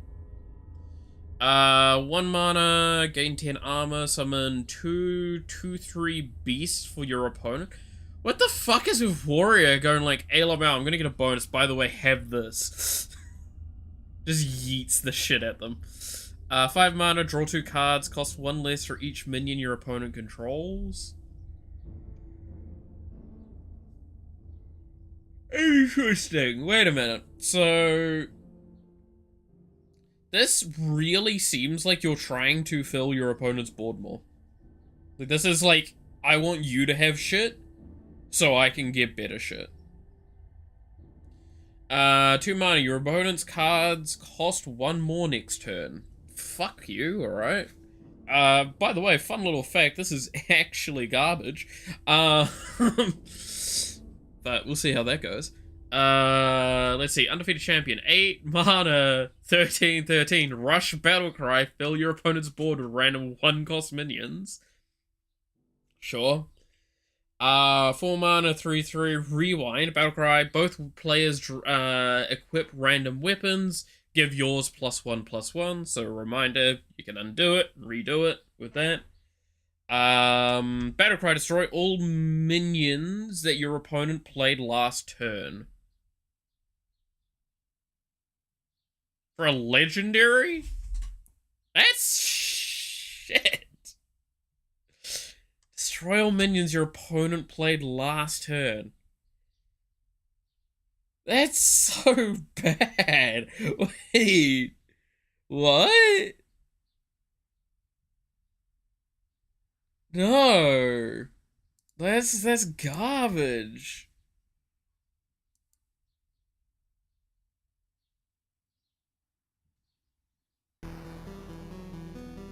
Dude, you could give that to a spell that's like 4 mana, it would still be ass. Pretty sure there actually is a spell that's like that. That's kind of fucking shit. Alright. 8 mana, 7/9, rush, costs 4 less if a minion is dormant. Okay. Oh.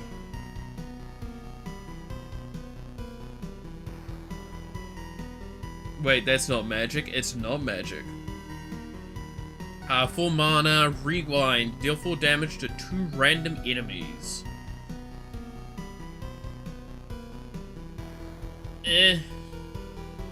I mean, put that in the whatchamacallit fucking thing again. It's fine. Yeah, I can see it working. What's his name? Is it Jace? I think it's Jace stick.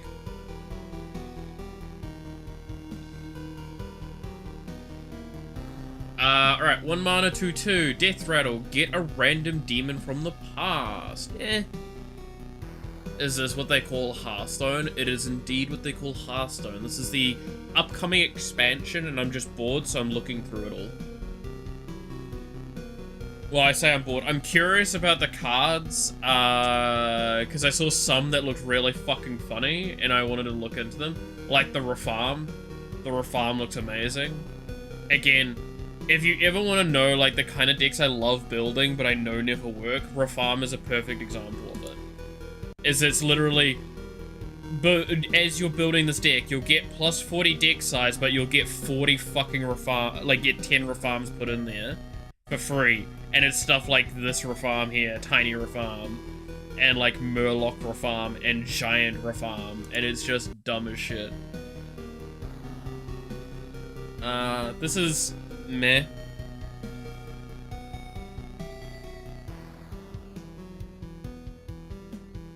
If I'm full Power Rangers team, hell yeah. Maybe, we'll see. Doomsday, 5 mana, 5/4, outcast, your hero is immune until next turn. I can see this being okay. I don't know. I don't think that's a huge amount of power that's giving. Because the idea is that you're probably going to swing in with this. You're either doing a combo or you're swinging in. Both ways, I don't think you do enough. 6 mana, 3 durability landmark. Get a demon that costs 5 or more. If your deck has no minions, your next one costs 0. Yikes.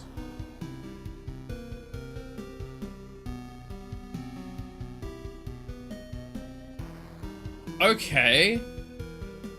So when I said about Jace, like, that goes in there. That's a really good card for that Jace deck. Is Jason standard? Because it's Jace and the Scythe that you kind of need for that deck to work, right? I don't think the Scythe's in standard.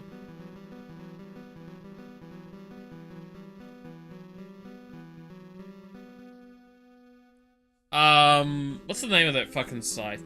There's a Scythe that basically, at the start of game, takes 3 of the minions you have in the deck and, like, eats them and turns them into spells instead that discover one of those 3 things. So you get 3 spells to discover one of those 3, and then when you discover it, it takes it out of the pool. So it means that you can only get those, right? That's the idea. You do that with Jace and like 2 other decent minions, and you do a bunch of spells like this. And what Jace has is he is Battle Cry, repeat all of the fel spells you've cast this game. So the idea is that you're like got a very spell heavy deck, get a lot of value from the like ones where it's, your deck has no minions in it, and you just spam that shit out. So that's a great card in that deck, along with this one probably being not a bad shot, I guess. But like, that's... I don't think he's in standard. Maybe he is. But it's like the Scythe and him need to be in standard to feel good. 4 mana, summon 2 3/3 demons. If your deck has no minions, they attack the lowest health minion. Lowest health enemy. So again, that's a good one. Give your hero +4 attack this turn. If your deck has no minions, give any in hand +4. Okay. Solitude, 2 mana. Discover a minion. If your deck has no minions, reduce the cost of any in your hand by 2. Yeah, so those would be pretty good in the Jace deck. These ones don't get repeated because they're not fel spells, but they're still pretty good. Alright. Fabled, charge, 2 mana, 12/12, start of game, disappear, kill all 4 demons from Argus to reappear in hand. Broxigar. Okay, so we need to kill 4 demons of Argus.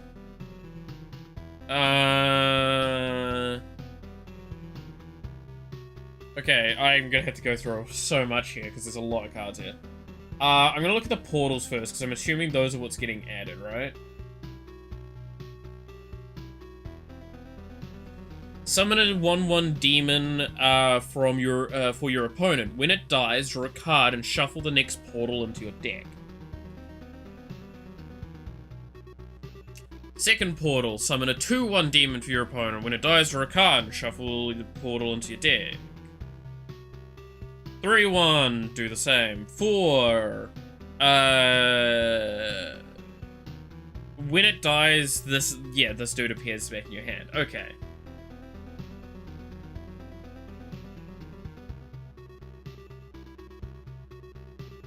So what are these other ones then? Axis thing. Okay, wait, let's look at the... Okay, so these also, give stuff. What the fuck? Death Rattle. Your opponent draws a card, shuffle the second portal into their deck. Your opponent draws a card, shuffle the third portal. Shuffle the final portal. That reappears in your hand. Where the fuck? Oh, okay, so this is the other card that gets added. So you get the first portal and you get the axe. Let's see. Oh, Jesus. Wait, what?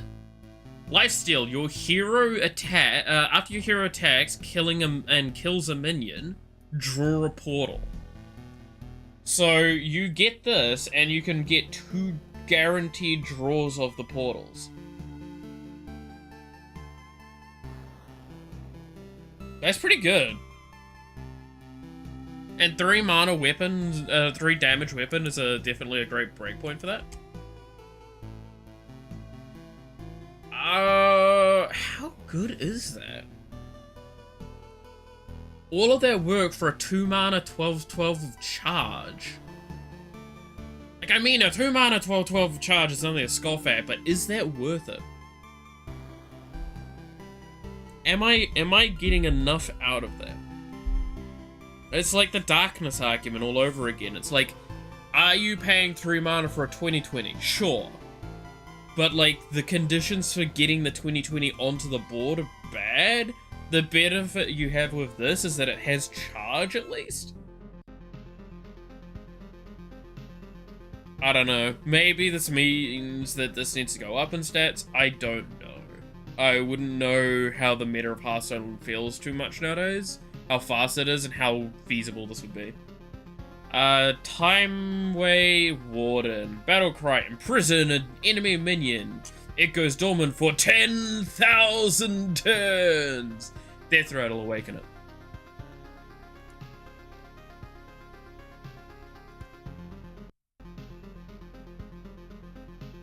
I mean, I know what that's a reference to. Imprisoned for 10,000 years.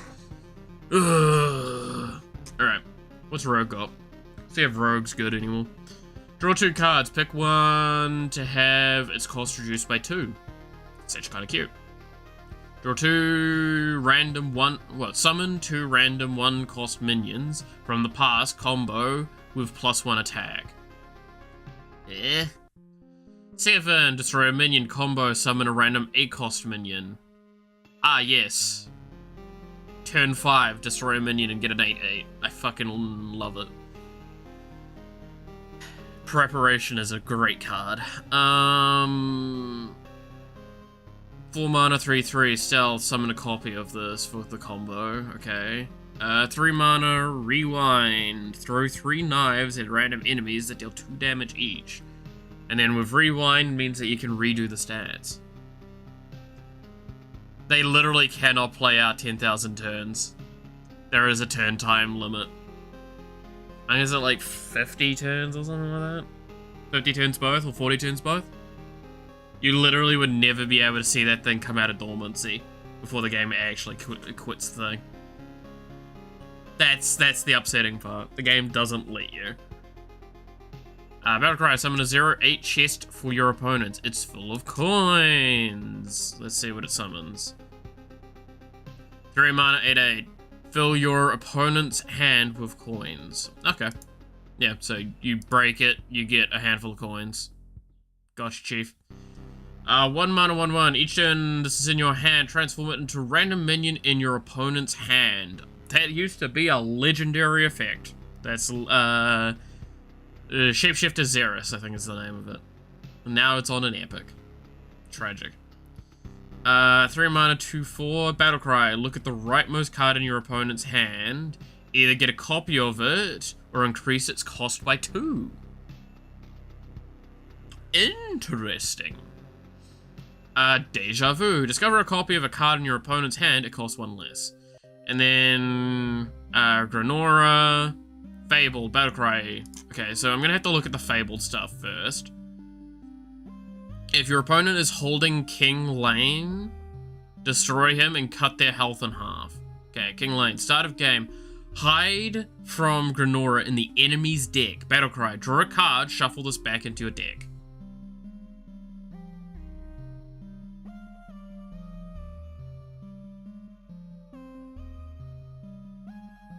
Oh.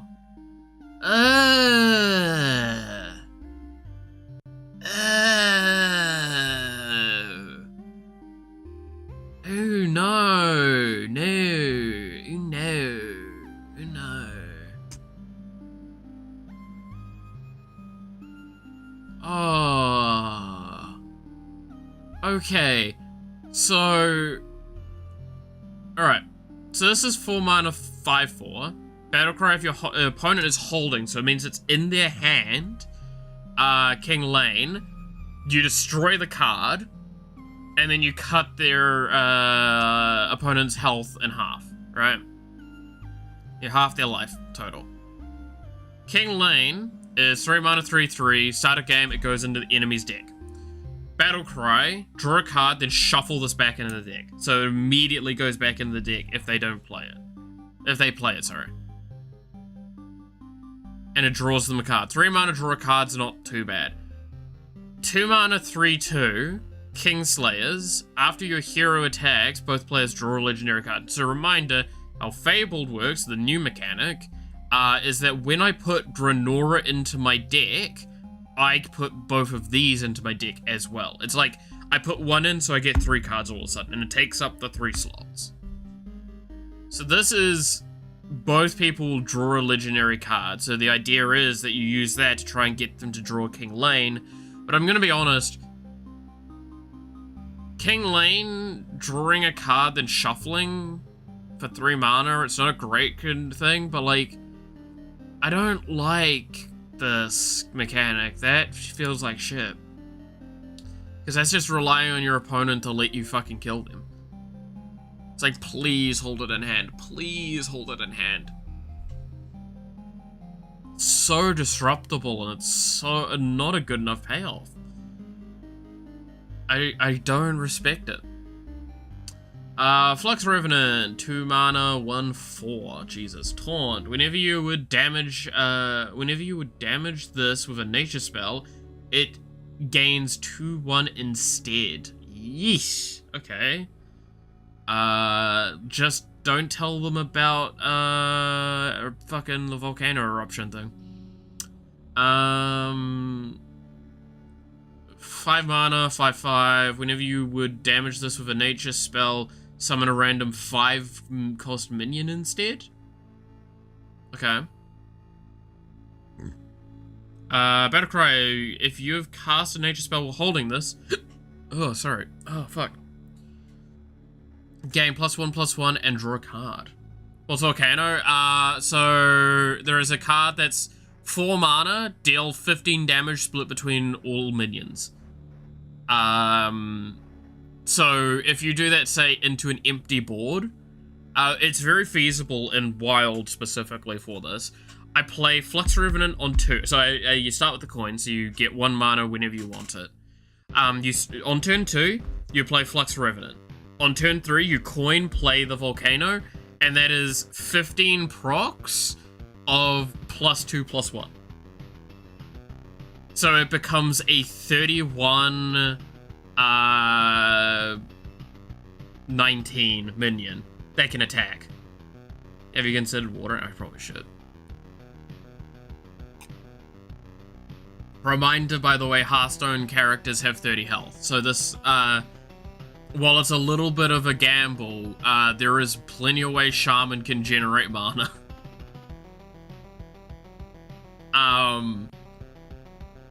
Now, admittedly, that's into an empty board, so all hits hit that. That's...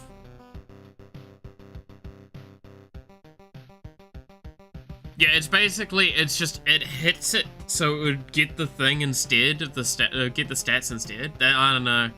I got mixed feelings on that one. I feel like my Wild Hearthstone game, like the Wild, what's it called again? The Wild game mode, I guess you could consider it, has purged my brain of being able to look at things like that normally. The Scent Ball, 3 mana, deal 5 damage to a minion. If it survives, draw 2 cards. I mean, that's a great conversion with some of these other cards that we're seeing. Is that's 3 mana, draw 2 cards is just objectively the cutoff point. Deal 5 damage to a minion. I mean, we have 2 minions already we've seen that are like, oh, damage this with a nature spell, you get benefits. And that is a nature spell, so. Alright, deal 2 damage to a friendly minion to deal 4 damage to a random enemy minion. 1 mana, that's, again, a really good conversion of that. That's a really power crept card, huh? 0 mana, deal 1 damage to a minion, give your hero +1 attack this turn. Deal 1 damage to all minions, get a static shock, which is the previous one that I just mentioned. Okay, so weird, like, self-damage, spell-slingery sort of thing for Shaman, this one. 6 mana, rewind, summon a 12 mana worth of random minions, overload 3. Well, it does have rewind, so that's something. 5 mana, 3/2, Murden, Fabled, Rush, Battlecry. So we do need to click on this to look at the Fabled. Bring the High King's Hammer to me. Death Rattle added to your hand. What? Oh, yeah, so Battlecry, bring the hammer to me, add it to your hand. So is it added, like, what? I don't know. High King's Hammer, Wind Fury, summon, Death Rattle, shuffle this into your deck with +2 attack permanently. That's kind of spooky. Wait, so, when it says bring it to me, this is the problem with Hearthstone. This is very ambiguous. Does this mean that the hammer gets kind of, quotation marks, equipped to Murden? Avatar form, give a friendly character +2 attack, and this After this attack, deal 2 damage to all enemies this turn. That's not what Avatar form should do. Fuck you, bitch. That should give it elusive. Or, like, fucking damage reduction. That's not what it... Okay. I'm gonna get angry at that one. Give a friendly character +2 attack. After this attack, deal 2 damage to all enemies. Yeah, see, I have a feeling that, like, the High King's Hammer, the Battlecry effect, is it puts it on him, so he gains Wind Fury with Rush and the stats. So he's by base-wise, like, 5 mana 6/6 with Wind Fury. That's pretty good.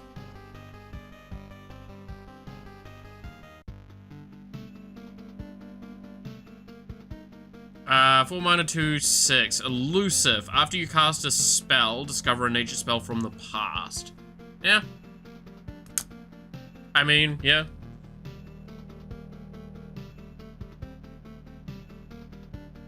I'd assume the hammer flied at Mark 10 towards you and deals 50 damage. Kinda. Kinda about right. Alright. 8 mana, Battlecry, get a 2/2 pupil. Discover a spell that costs 7 or more from the past to teach it. So I'm assuming its pupil is Battlecry cast the spell.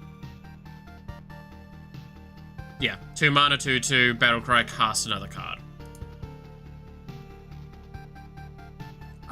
Cast 2 random nature spells with rewind on a 6 mana 3/5. Ouch. Okay. 2 mana, ebb and flow, deal 3 damage if you played a minion while holding this, gain 5 armor. Okay. 2 mana, replace your hand and deck with random choose 1 cards from the past. They cost 1 less. Ah, yes. Demonic consultation effects. Thor and Marvel became the god of fists. I mean, yeah. 5 mana, 5/5. Battlecry, taunt Battlecry. If you have 10 or less health, gain 5/5 and summon a copy of this. What the fuck? Why is Druid wanting to be at 5 health, or like 10 health? What? Alright, Lady Ashara. What do you want? Fable, choose 1. Empower Zin Ashurai or the Well of Eternity. The other gets destroyed. The Well of Eternity, 4 mana, 3/3. Fill your hand with random temporary spells. Summon a copy of a friendly minion. Well of Eternity. So this is the upgraded Well of Eternity. It gives the same effect, but they cast twice. Summon a copy with its stats doubled.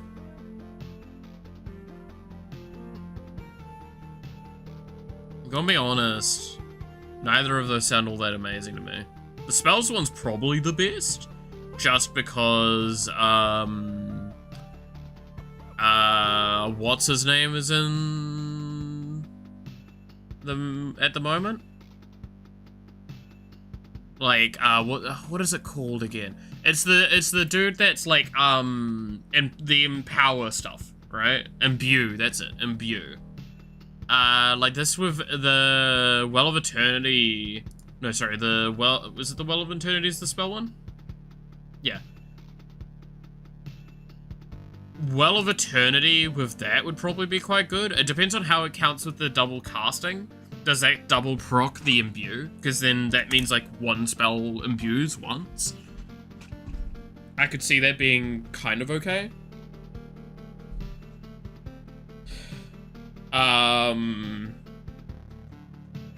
But like, that's a hell of an expected payoff for it. I mean, best case scenario, the Lady Ashura is that you put this in, you find one of these, you play the, like you use that location, and then you play Lady Ashara and buff the other one. Right? Like, that's clearly the best case scenario. 3 mana, 3/4. Battlecry. Discover 2 beasts, put them in the bottom of your deck with +5/+5. That's shit. then you get contingency immediately to counteract that claim. Still bad though. 3 mana, draw the bottom 2 cards from your deck. Discover a card from your deck, the others get put on the bottom. So, what is going on with Druid? Wait, what? Why is Druid wanting to be at 10 health or less and playing with their bottom? The fuck? And then this one is Battlecry, set the costs of the bottom 5 cards of your deck to 1. What the fuck? What is Druid doing? This feels like warrior cards in Druid. What? This is literally like half these mechanics I would see in Druid and see in Warrior first. That's so confusing.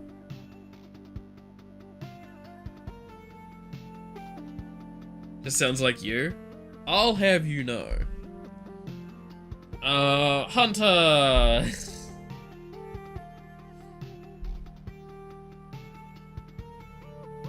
I'm sorry, I just saw something that's gonna make me chuckle with King, Maluk. Right, anyway, Hunter, 2 mana, Untimely Death. Secret, when a friendly minion dies, the turn after being played, resummon it.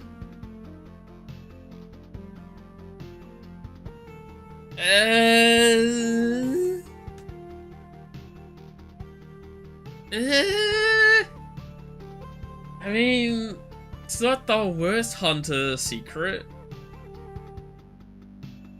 Especially with how much they play with Death Rattle, I could see some value in that. I don't know. 2 mana, 1/1, Death Rattle, destroy a random enemy minion. Yeah, there's a great example of it. 6 mana, 3/4, Rush Elusive, Battle Cry. Summon a copy of this. Yeah, I can see that working with Hunter quite well. Wormhole, Rewind, summon a random 3-cost beast and attacks a random enemy. Yeah. I mean, with Rewind, sure. I don't see that being too bad. So 2 mana, Precise Shot. Deal 3 damage. If it is exactly in the center of your hand, it deals 5 damage instead. My god, that's bad.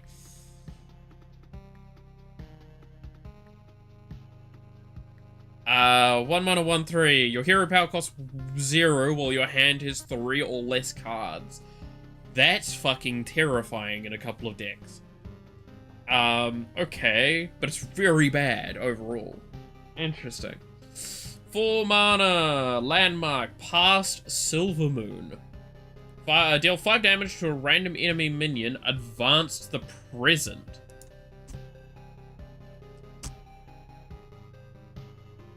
Deal 5 damage to a random enemy minion. Excess hits the enemy hero, advance to the future. Deal 5 damage to the lowest health enemy, excess damage hits the hero. Okay. This is a cute one. I actually like this. It's cute storytelling, and it's really kind of cool.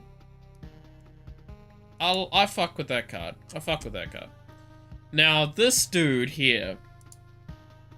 I need to read what the infinite banana is exactly, because I have a feeling. Yep. Yeah, it is exactly what I thought. Okay, so Battlecry, discard your hand, get an infinite banana. You also sound like you're not dying. It's because I've woken up a little bit more. But I'm also like lying down in my chair a bit as well. I'm in less pain. I woke up very, very much in pain. But yeah, okay. Battlecry, draw until you have 3 cards.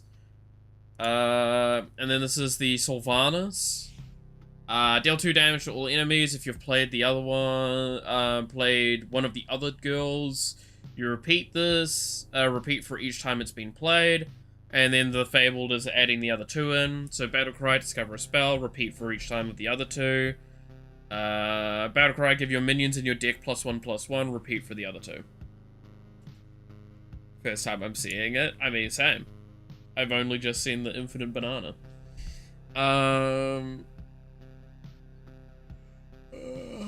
Okay. Alright.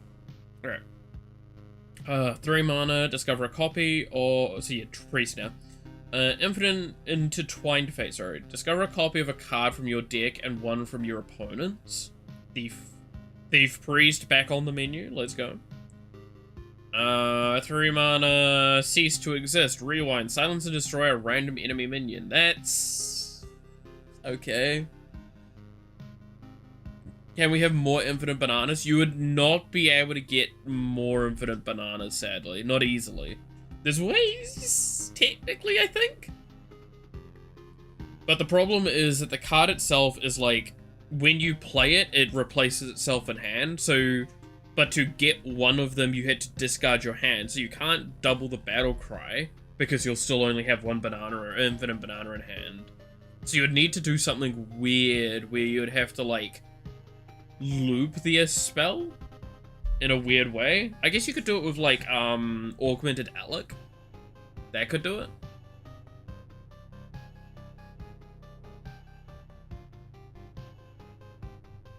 Oh my god, wait, there's a combo I can see in my head. Where it's Augmented Alec, you empty your deck out as much as you can, you shuffle 10 of the, like, as many as you can of them into your deck, more than 10, preferably. And then you, it was a fucking Archbishop Benedictus them. So you swap their deck with yours. So they only have bananas left. So they only have infinite bananas. That's such a dumb idea. I can't wait for Mark to do it. He always does shit like that. Alright, 4 mana, 2/3. Cleansing Lightspawn. Lifesteal, Battlecry. Deal damage to an enemy minion equal to this minion's health. Okay. Past Conflux. Summon a random dragon that costs 5 or more for 7 mana, and then advance to the present. Present Conflux. Discover a dragon that costs 5 or more and summon it. Advance to the future. Discover a dragon that costs 5 or more and summon it. Also get a copy of it in the future. Yikes. Yikes. That's kind of spooky. Hey, it's Medivh! 10 mana, 7/7. Fabled, so we have to read as Fabled. Cost 0 if you control Karazhan. Battle Cry, silence and destroy all other minions. Kazaran is... Okay, so let's look at this one. So, 10 mana, 1/3. Jesus Christ. Cost 0 if you control Medivh, double the damage and healing of your spells. Okay, that's fucking insane. In our timeline, Medivh tells himself he never had the chance to reject Sargeras' dark influence, but there's a timeline where he did. So this is him if he rejects Sargeras. That's kind of cool. Kazaran Sanctum. Summon 2 random 8-cost minions. Okay, so Medivh costs 0 if you have Kazahan. Kazahan costs 0 if you're wearing wielding a Tesh. A Tesh costs 0 if you've got Medivh on the battlefield. So if you have 3 in hand, you just need 10 mana and you can play all 3. I fuck with that. That's...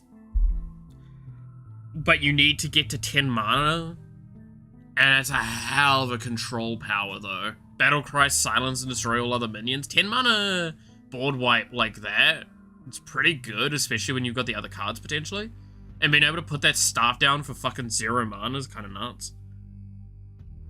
Like, one of your best case scenarios is that you put down the landmark.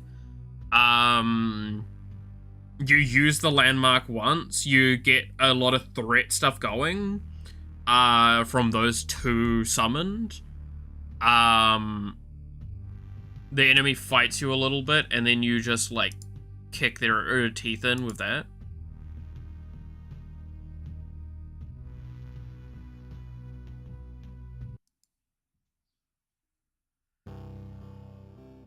Like, that's what I can think of. 2 mana, Powered Barrier. Give a character Divine Shield, give minions in your hand +2 health. Okay, so that's to go with the Lightspawn. 3 mana, 2/2, Battlecry, draw a minion, give minions in your hand +2 health. So very health-orientated stuff. 5 mana, 5/5, Battlecry, set the attack and health of every minion in your hand to the higher of the 2 stats. I actually fuck with that quite a bit. It's kind of cool. So there's a lot of soft hand buff synergy in Priest, which is again a paladin thing. Normally. 2 mana, 1/4, Taunt, Battlecry, restore health to the to a character equal to this minion's health. Interesting. Eterna, 6 mana, 6/2, Battlecry, take control of the an enemy minion with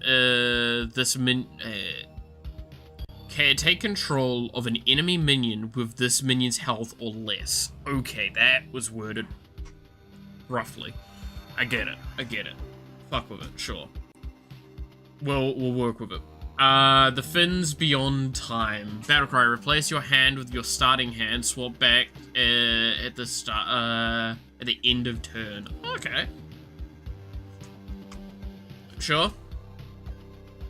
6 mana for 4, Battlecry, set a friendly minion's attack and health to 8. It can't attack heroes this turn. Yeah. 3 mana, mend the timelines, rewind holy, that's important to keep in mind. Get 2 random holy spells, restore health to your hero equal to their cost.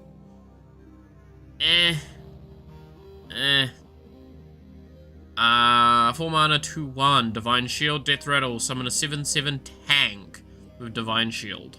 Gotcha.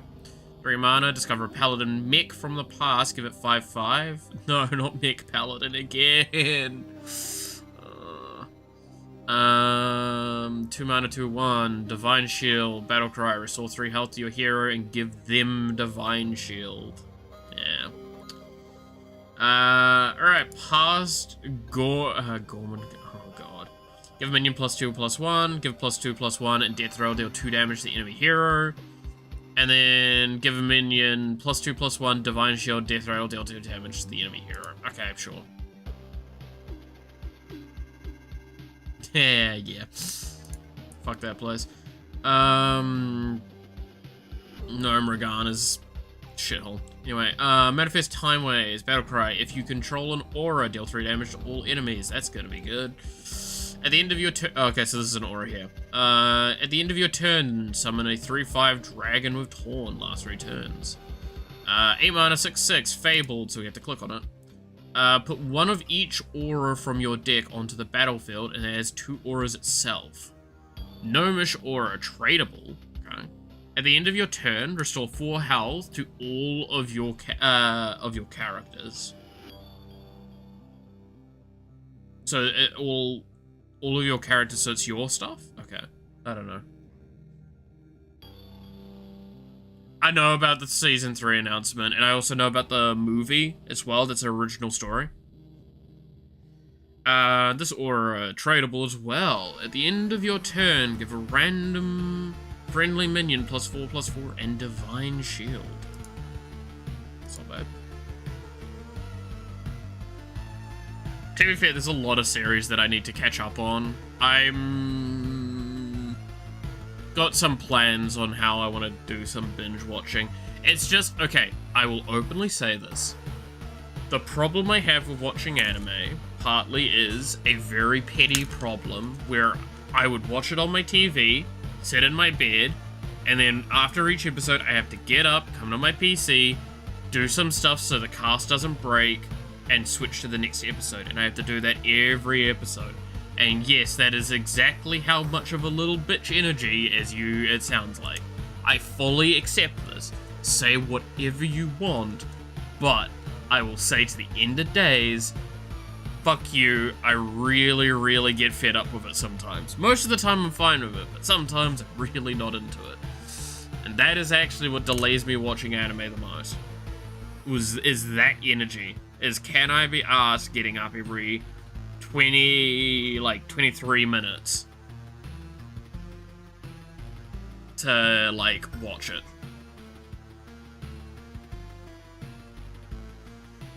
Alright, Forgotten Millennia mana. Fill your hand with random undead. They cost health instead of mana this turn. Woohoo! That's a fun one. 6 mana, rewind. Summon 4, 3, 2 shades. They each gain 2 random bonus effects. Cute.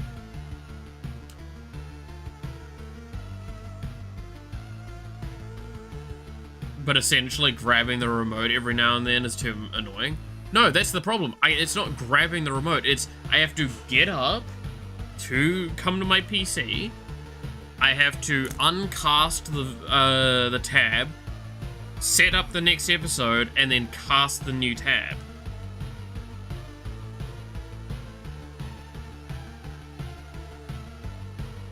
And I have to do that every episode. And if I screw up, then I have to do a bunch of refreshes and stuff. If it was just a remote issue, I'll get over it.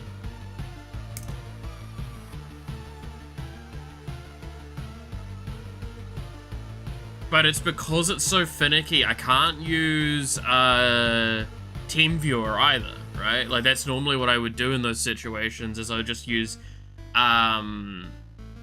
basically access my computer from my phone, but because I have to uncast and recast at very specific moments, and it gets really, really finicky, I can't do that off my phone as easily.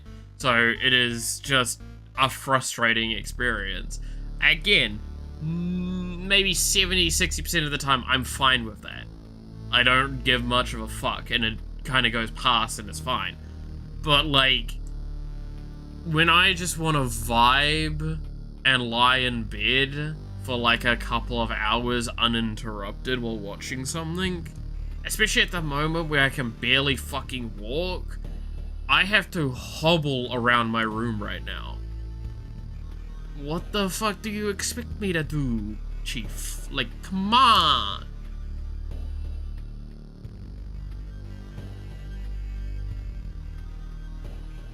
That's why I say, I fully accept the criticism of that's just little bitch energy, right? I fully accept that, but it doesn't stop the fact that it has been the case.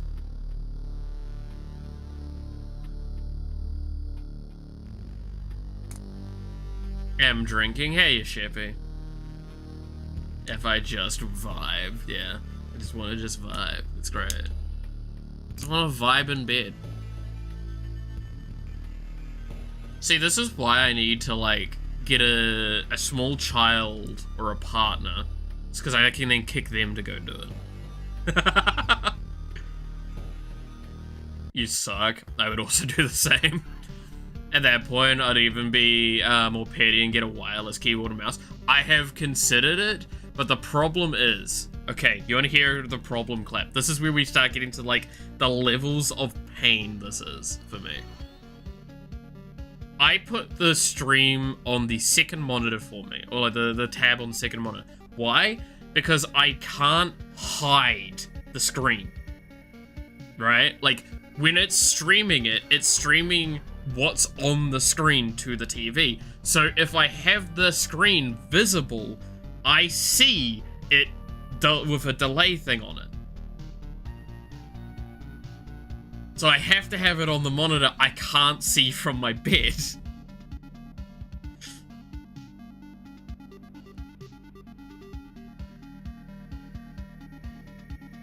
I have a 6-shot espresso mixed with whiskey. I honestly would really fuck with that right now. I've not had an energy drink in like a day, and I have now noticed how much I have become dependent on them, and it's not good. I was so shit yesterday after everything. Turn the monitor towards your bed, and then I'm seeing the video. That's the point that I'm making. Like, I can't do it without seeing the streamed content to the TV. Because it doesn't, like, eat the cast, it casts what's visible. That's the problem. So think of it like this, right? We have this screen here up at the moment. You see this here. Okay. I would see this exact same screen on the TV. But the first screen on the computer is not got the delay, obviously, of what it would take to send it to the TV. So I have it now in 2 locations. And I'm someone that actually can see quite well from my peripherals, so I will just constantly get frustrated.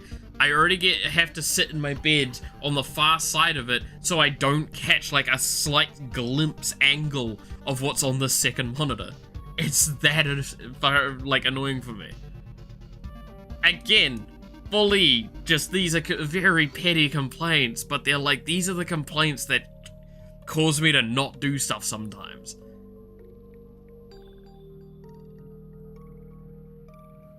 According to the police report, the unpopular streamer known as Malov has killed 2 people and stolen their orphan. The orphan was forced to perform heavy labor, changing his anime episodes for him. He'll be given the death penalty by being forced to listen to Christmas music way too long before Christmas. Dude, if you fucking send me Mariah Carey music, I'm sending you to God. I'm gonna be real with you, Chief. I'm not putting up with that shit. I worked in a goddamn mall. I'm not doing that again. Oh, fuck. Oh, God. Oh, not again. No. No, no. Anyway. Where was I? 4 mana 8/7. You no longer draw a card at the start of your turn. Interesting. Actually, I fuck with that card. Pretty sure some kids would be fine with that. Like, you'd pay them $5 and they'd just get to watch anime. Yeah, exactly. Got sent your sentence. If this is what I think it is. Devil, I will find you.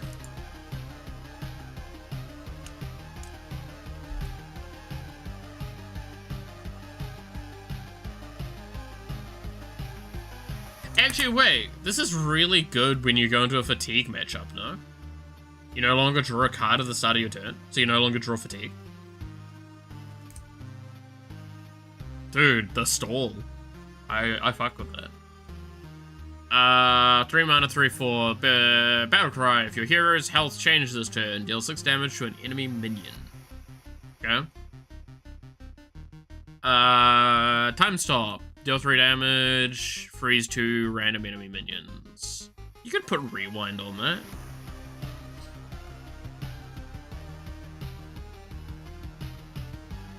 3 mana, Blood Draw. Discover a spell. It costs health instead of mana. You're already fucking with 3 cards, yeah. I mean, okay, so this is one of the ones that I saw, and I'm like, I want to see how abusable this is. So this is Husk, Eternal Reaper. 4 mana, 5/3, right? Are we ready for this? Battle Cry, give your hero Death Rattle. So, when your hero would die, when you, the player, would die, instead, spend up to 20 corpses and resurrect with that much health. Bitch, you thought I was dead?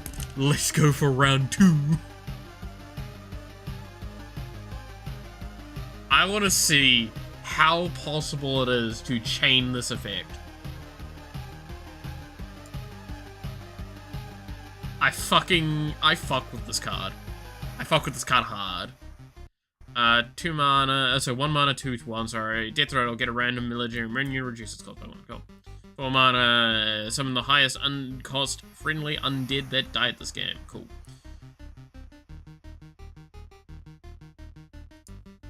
Alright, we've got another Fabled. Battle Cry, draw a Bonsmati, or resurrect him if he died, choose a boon to give him. Okay, so... Bonsmati. Death Rattle, summon a random 4-cost minion. Any boons given to Bonsmati carry over. And what befell Zandalar? Deal 2 damage to all enemies. Choose a boon to give Busmati. Boon of Power. Give Busmati taunt permanently. Minions summoned by his death rattle cost 2 more. Give him a lifesteal permanently. Minions summoned by his death rattle cost 2 more. Boon of Speed. Give him rush permanently and go. Okay, so the idea is you try and give him like at least 2 boons.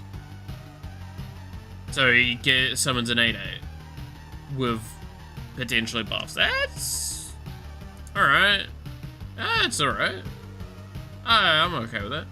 Okay, good lord, there is so many neutrals that we just kind of have to do a speed run of these.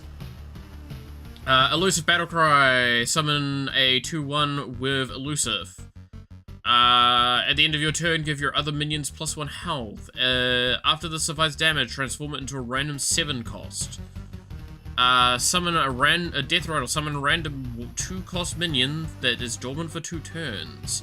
Rewind. Bigot Battlecry. Get 2 random spells from your class. Whenever you shatter a card, deal 2 damage to all enemy minions. I have no idea what the fuck shattering is. Okay. Is there anything here that's spicy? Not probably at these lower costs. Look at 3 cards. Get which one is in your opponent's hand to gain +4 health. Okay, that's kind of funny. Rewind, deal 7 damage to a random enemy. Summon a random minion from the past. At the start of your next turn, set this minion's attack to infinity.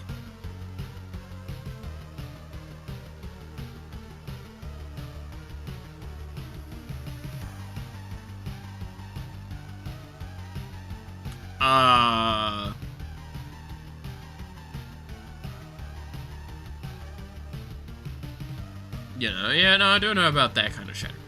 I'm sorry, I'm trying to, like, get over the fact that this dude just literally says, "Hey, Lamau, I'm gonna kill your ass. Fight me, bitch." 9 mana, 8/8. At the start of your next turn, set this minion's attack to infinity. That is the definition of put up a taunt, motherfucker. Put up a taunt or kill this dude. You have 2 fucking choices. Next turn you die, motherfucker. I'm killing your ass. I'm here to take names. Chromie can die in a hole. I mean, Death Rattle, draw another copy. Oh, sorry. Draw another copy of cards you've played this game.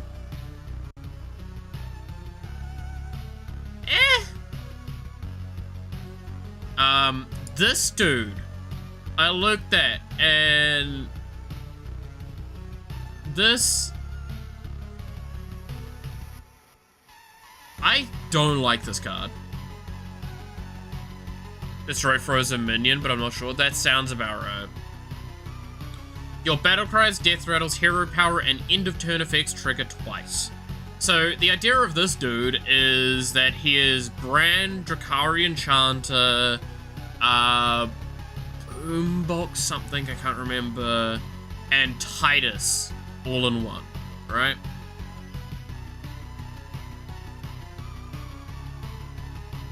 I don't think for 7 mana this is worth it.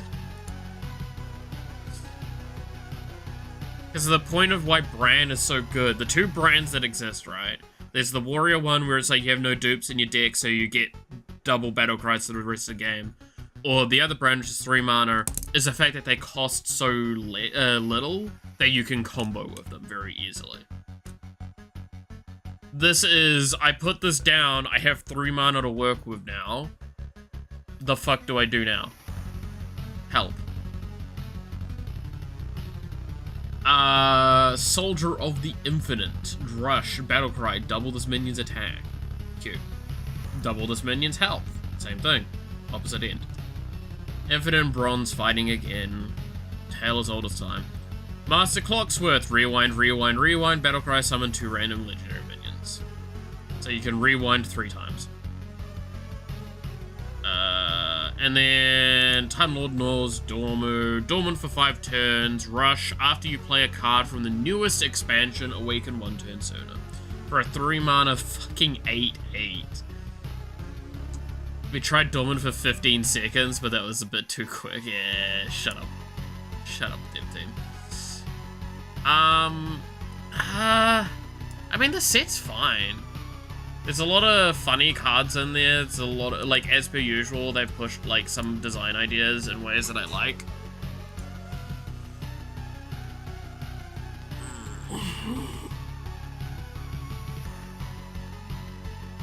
I'm willing to give it a chance and see where it goes.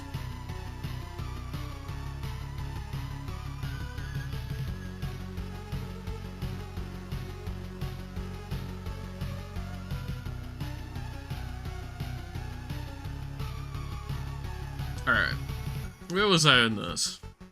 I was just kind of doing some loose idea stuff, wasn't I? Yeah.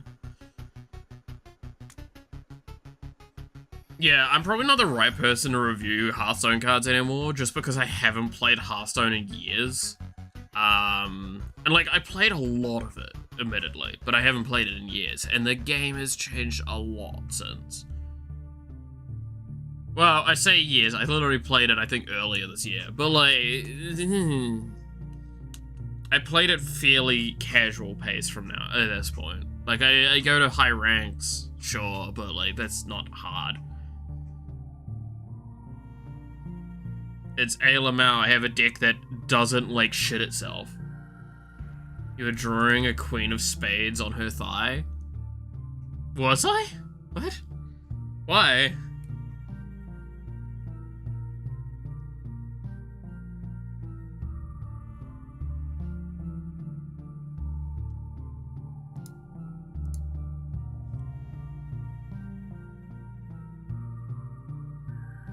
Would it be there? Or would it be...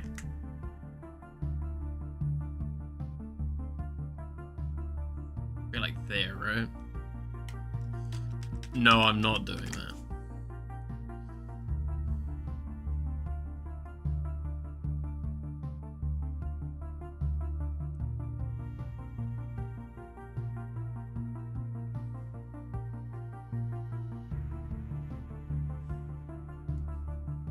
You thought, huh?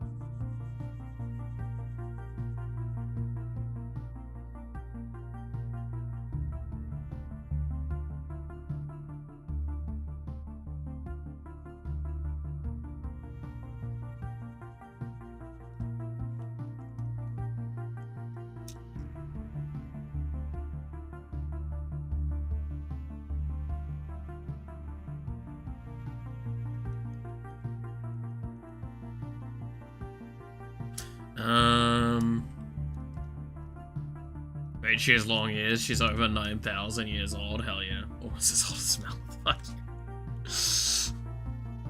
God damn it, you're assholes. I'm just trying to live my life out here, man.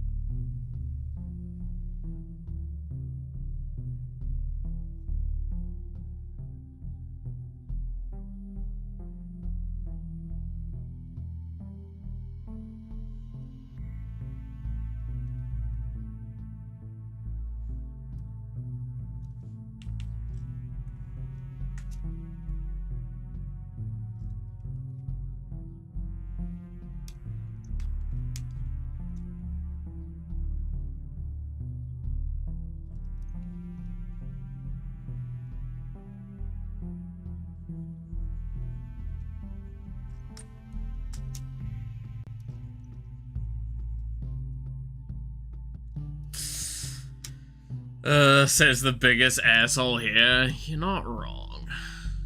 But still.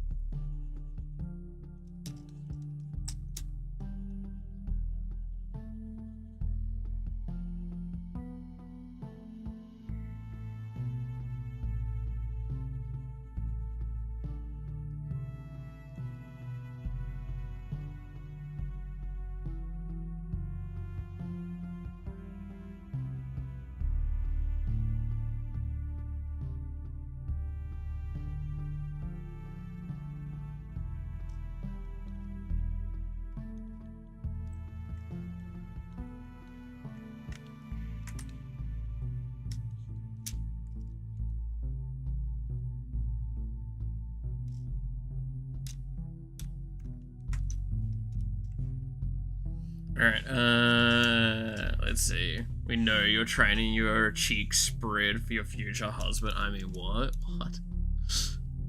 Even I'm mildly confused with that one. What? Why do I need to train that?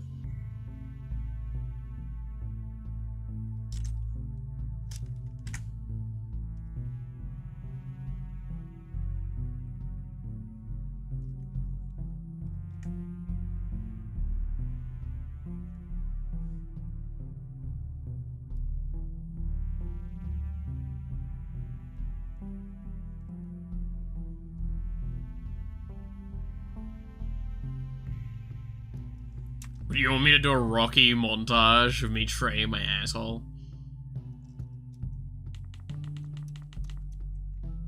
Joke's on you, I've already done that. Those are my teenage years, my man.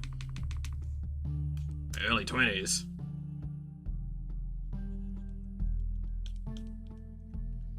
Would you rather have a husband or a food or wife?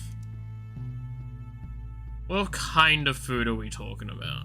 Are we talking they have both? Or are we talking like it's just a femboy?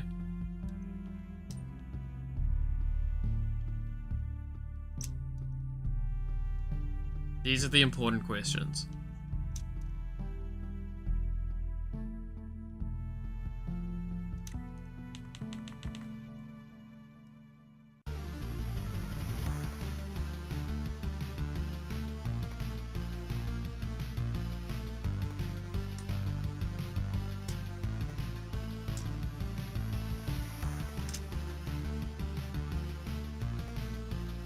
That would sound terrible out of context. Not that it sounds better with context. What do you mean?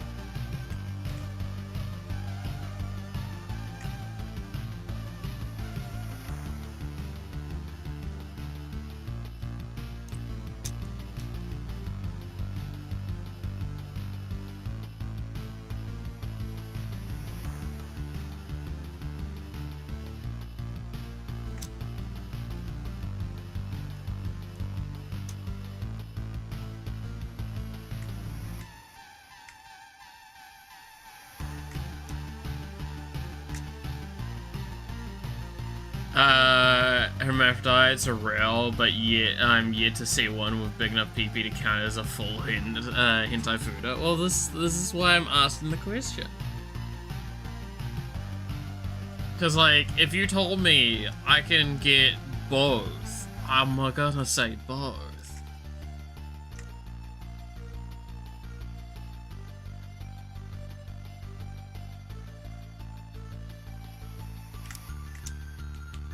You're telling me I can only choose to have a guy or a female-looking guy.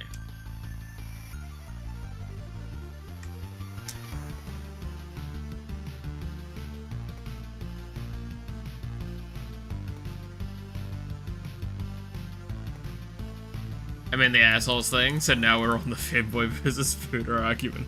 Yeah. I mean the important conversations. Come on. This is what you come here for, the very impactful debates.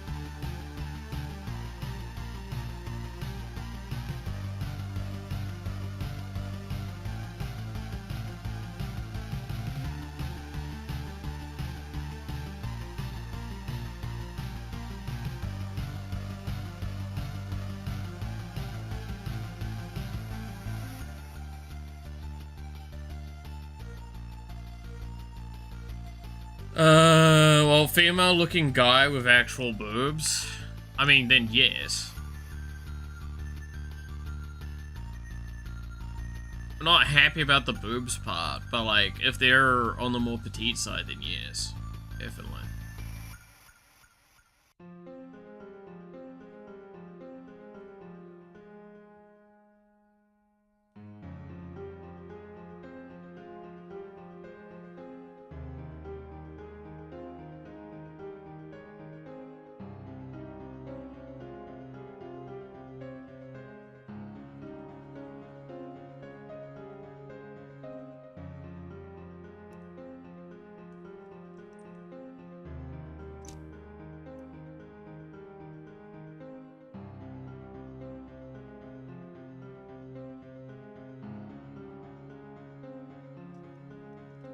Not a boobs guy.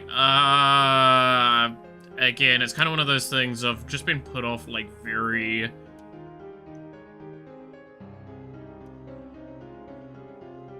defined womanly features. If you want my like depressing real talk.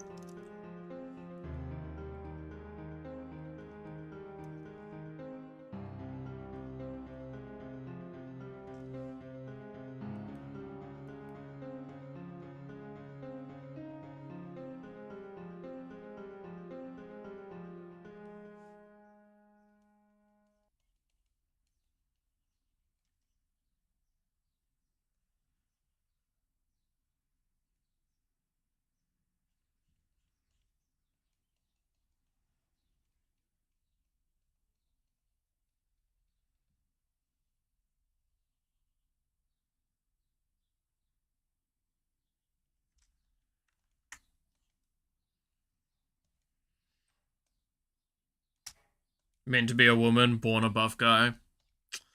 Dude, I stand by the biggest travesty of my life is the fact that I look like a brick house, a shit house when I do anything. I want to not have that. I would love to have an androgynous body. Or a more androgynous body.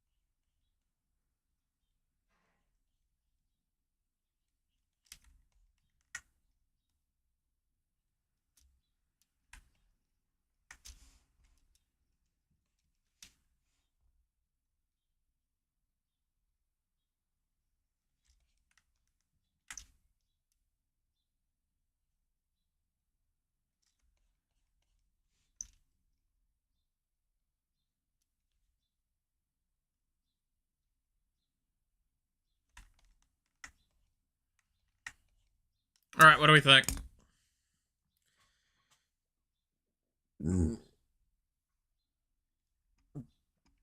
I can really pick one because what matters the most is the person, not their dong. I mean, that's kind of the argument I'm making, right? Partly. Not a phenomenal version of it, admittedly, but I'm definitely more in the category of find me androgynous. That's what I care about. I actually don't care about whether they're got a dong or not. I just care that, like, visually speaking, my ideal partner would be someone that could dress whatever they want and have fun with that. They could, like, you want to know one thing I would wish I could do is cosplay. I wish I could do cosplay. Now, admittedly, the cosplays I can do with my body type, if I wanted to, I can do some really cool ones like JoJo's and shit like that. But I can't do some of the ones I would like to do, which is like the characters from fucking like Star Rail and shit like that. Oops.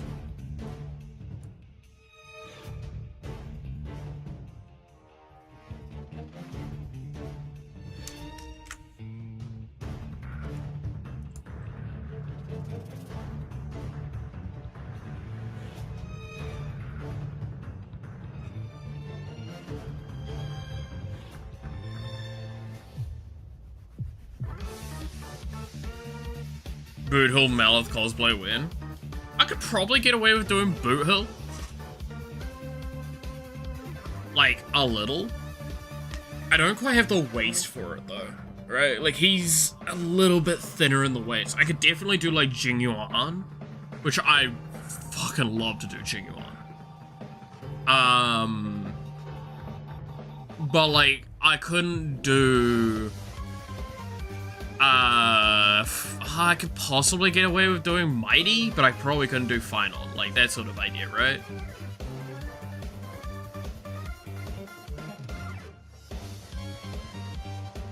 Whereas, like, I would argue if I was able to be more androgynous, there's answers to being able to still do more buff characters and more bigger, bulkier characters, even while androgynous.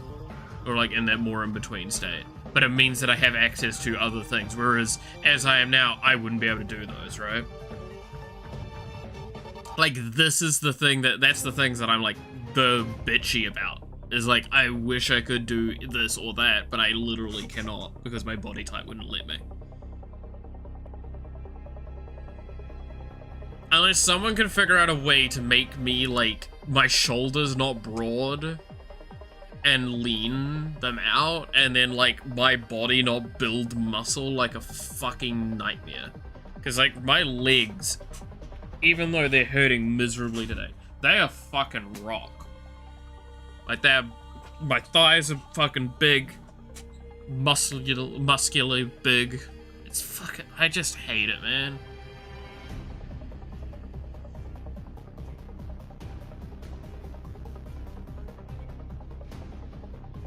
This might be my favorite you ever did on stream. Nice. I'm actually happy with that.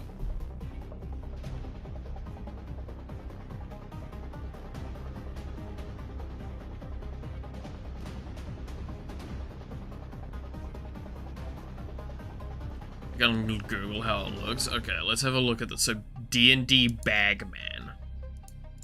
The fuck is D&D Bagman?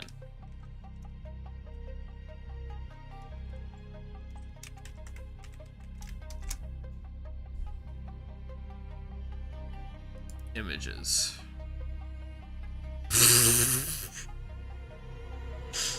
God damn. Dude, if I could fit into a bag, I would.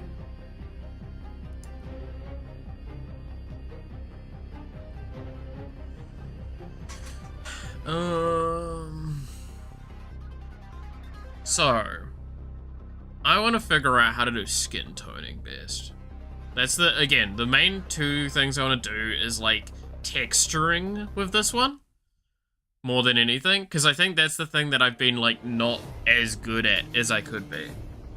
Like, I do some stuff that makes the texturing look nice from time to time, but I feel like I could do more. And skin and leather are like the very clear distinctions of that. I could work on cloth a bit more, but like, in the nicest sense, I could just do a basic level of shading with all of this and it would be done, right? I think we can kind of agree on that.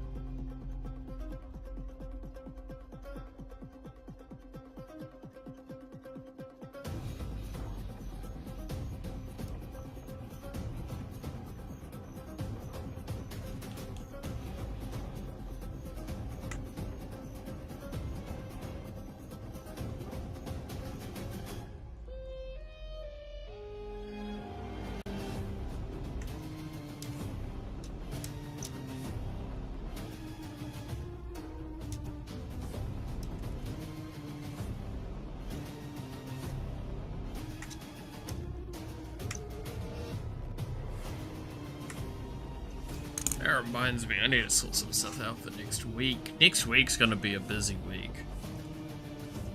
For a variety of reasons. Next week is gonna probably end up being a very busy week.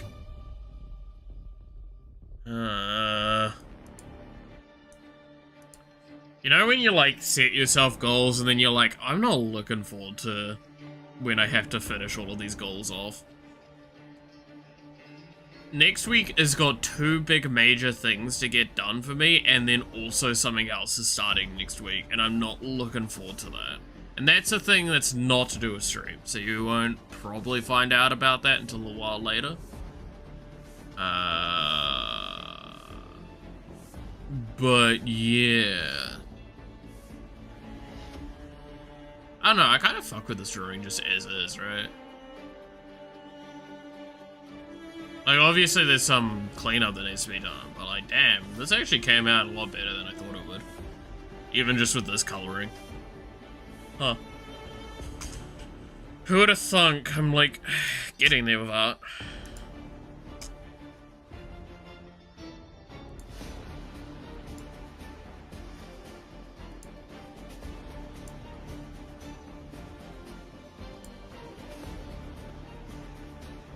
Doesn't help that I am currently relying, I'm currently not, like, energized because I don't have energy. Fuck me. You know that thing I showed you guys earlier? The ruffian, like, plush chair? I see that.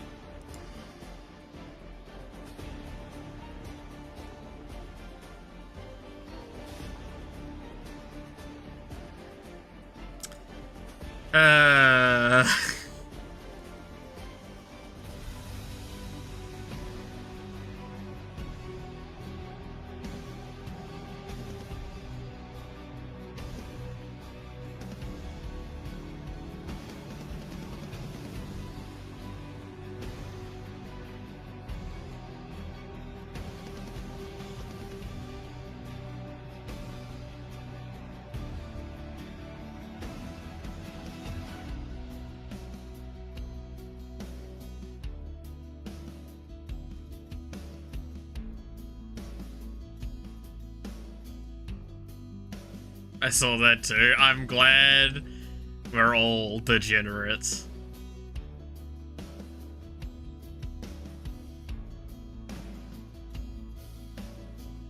I'm glad we're all degenerates.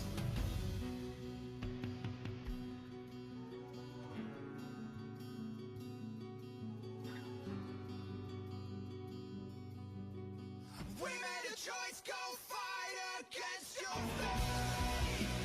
They will come with the pain. They will wake up the despondent crowd in See you next stream unless the odd man dies before that. Yeah, you never know. But catch you later, devil. Catch you later. Have a good one.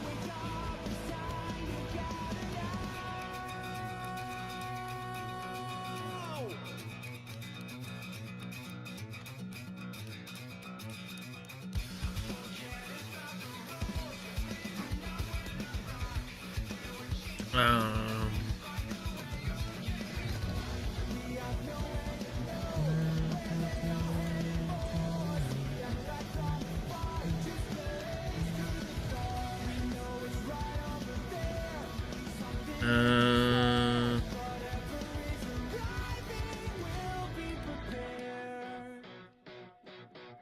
Alright, wait. Man, brain really not activating today, huh?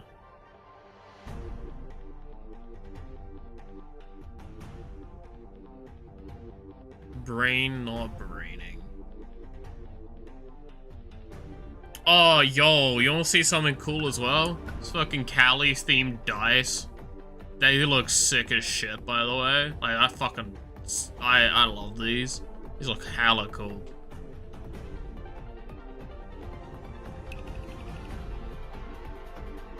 Turn up to my D&D campaign with him.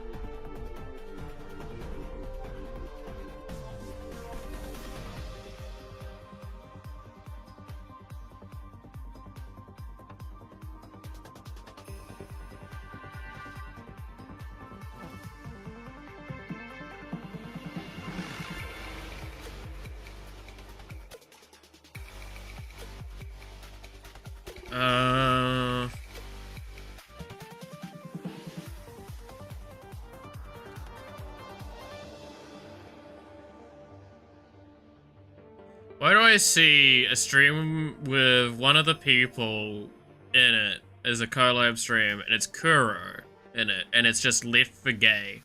Instead of, it's a Left for Dead gameplay, but it's Left for Gay. God damn it.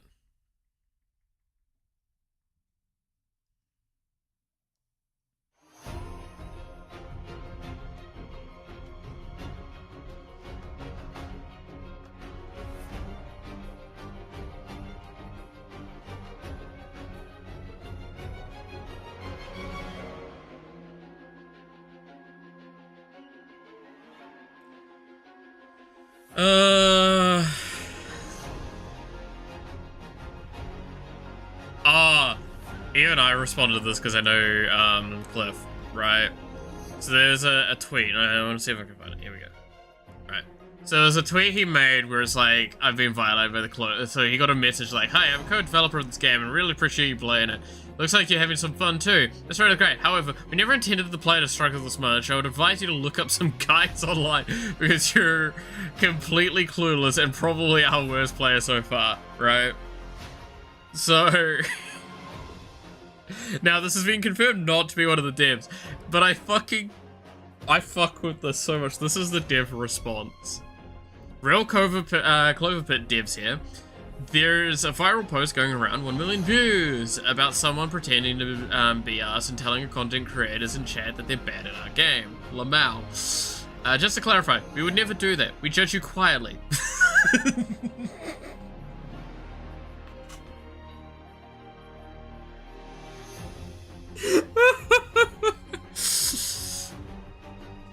And I fuck with this so much. I love that. Again, devs should be allowed to, like, fuck around like this. It's great. Malith and other VTubers chats when VTube Unite's complete. God, imagine, right? I just turn up to their chat and I'm just like, hey, how you fucking shit. Guess I need to add another tutorial.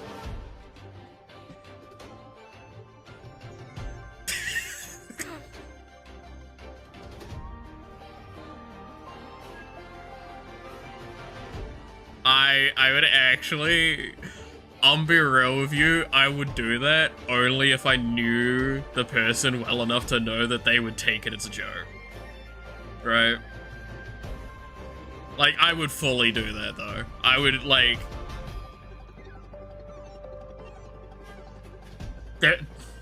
not going into it, there are some streamers that have already expressed more than a little bit of interest in playing it when it's done, which is why I'm like, I do need to pull my shit together and get it done one of these days. But like,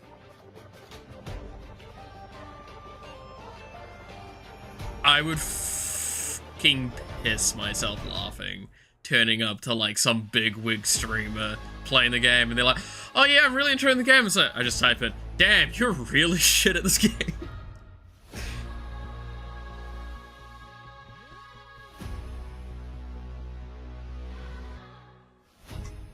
Add if devil tutorial pop up, hell yeah.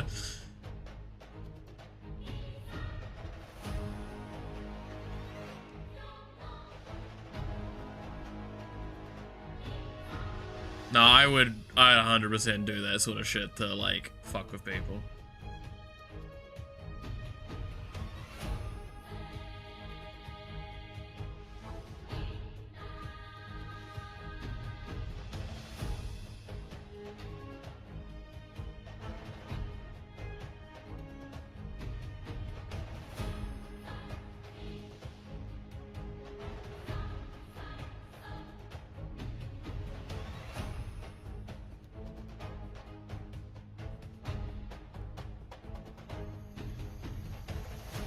So yeah, like, if you've got any streamers that you know that end up playing the game at some point, let me know so I can turn up and fuck them.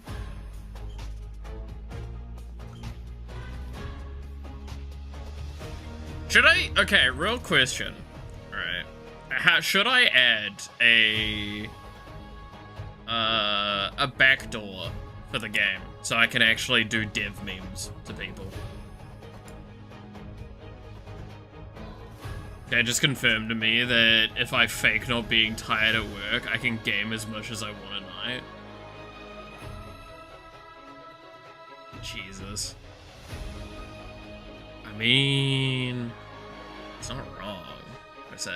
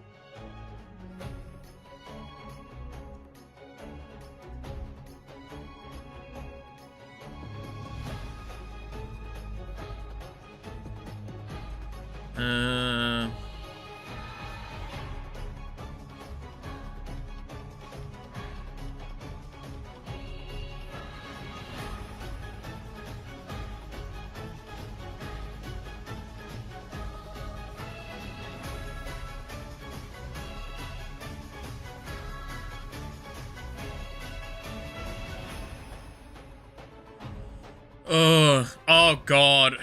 Okay, do we want to talk about just something? What sort of backdoor? Just like one where I can turn up in the game and like potentially modify some of the events in the game to occur.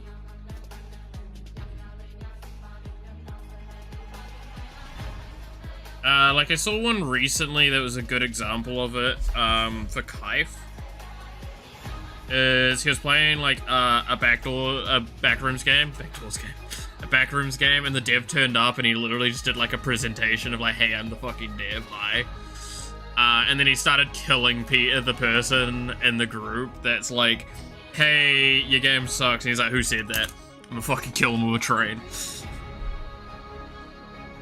But no, can we talk about the fucking in Pokemon, right? So I'm watching RT play through it. And I'm gonna watch through RT play through it, then I'm gonna take a bit of a break away from the Pokemon stuff, and then I'll come to play it myself. So I kind of come into it with slightly fresh eyes, but have a bit of an idea where I'm going. Can we talk about the one, not gym, whatever the fuck they're called in that one, but the one person in it that's like the streamer, and it's the electric gym, a fucking Gen? And like how very normal the community is being with her. And how very hysterical it is that,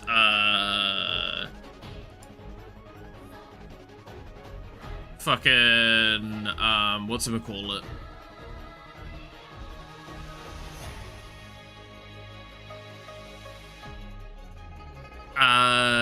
There is a sequence in the game where basically something happens and it's getting memed about for VTubers, where the grandpa, like, controls her hologram. I don't know, it's weird. And that'd be a cool idea, but potentially exploitable and seen as problematic. It would definitely be, like, something that needs to be handled very, very carefully if I was to do it. It would need to be very precautionarily checked off on if I was to handle something like that.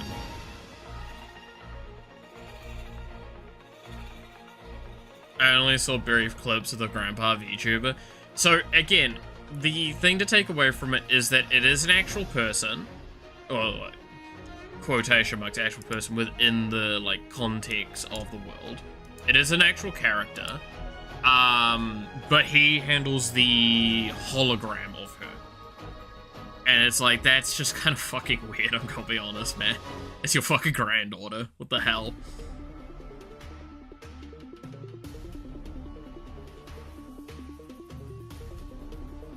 But there's a split moment where the, like, story is left kind of ambiguous, so you don't actually know if she actually streams or not.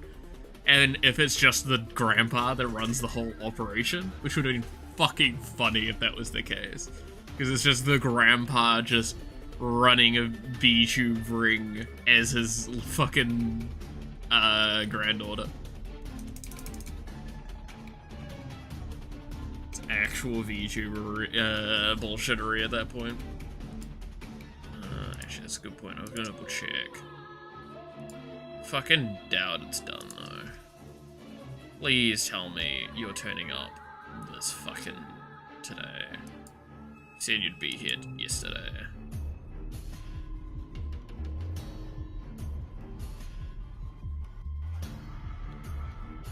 And I saw that you had been queued off at the local depot today, or yesterday, last night at midnight. It's delivered, yay! It got delivered all of 10 minutes ago as well, funnily enough. Nice. Whoops.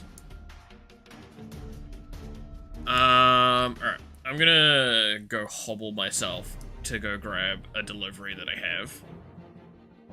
I'll be back in a quick second.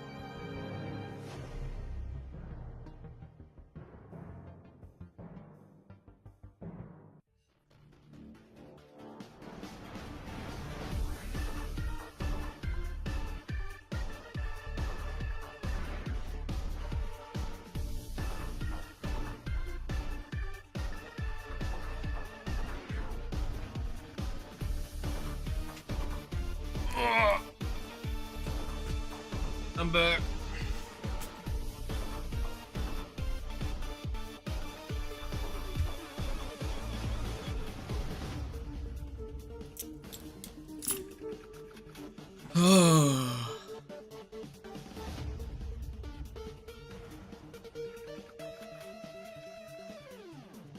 Alright.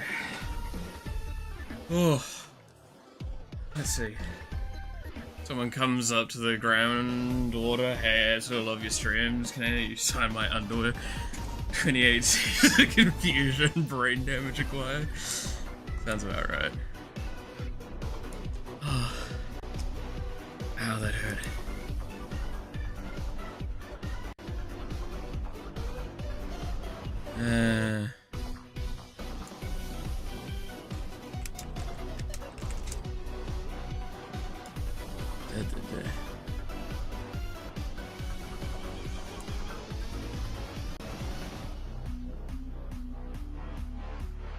Ugh.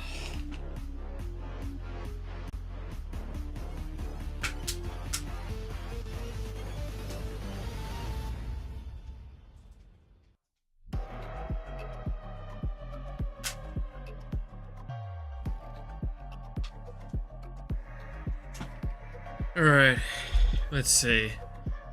But you know, actually just imagine being like the person that has had that situation happen to you. You just like actually just have a stroke. It's great.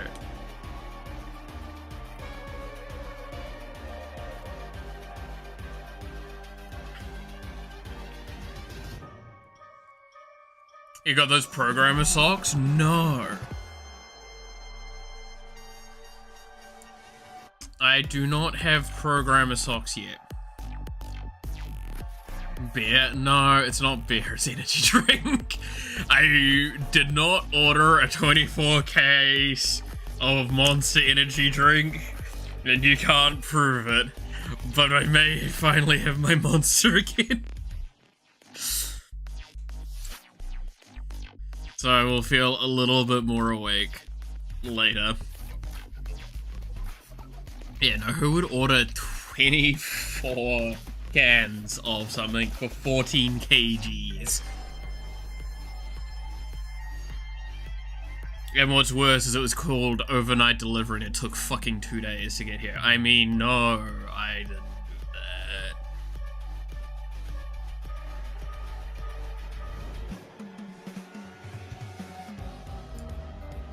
No, why would I buy programmer socks? You guys are supposed to be the ones that buy me that, right?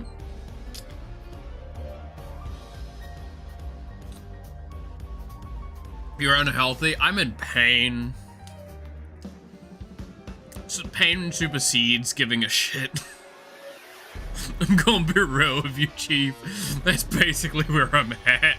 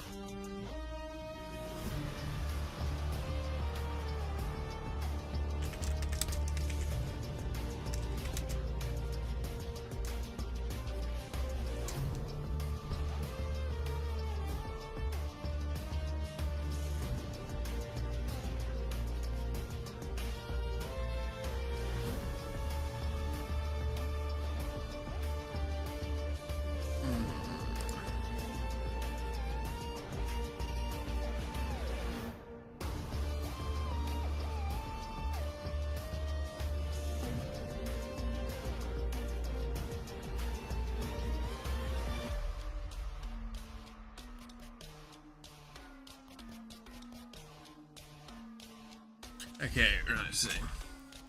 Like, literally drink, outside drinks. By extension, being unhealthy is being low on health. Where am I going with this?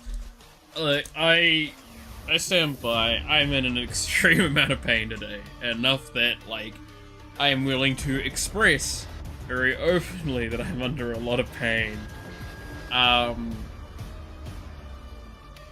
Like, and I mean a lot. I'm actually on the verge of tears all day today.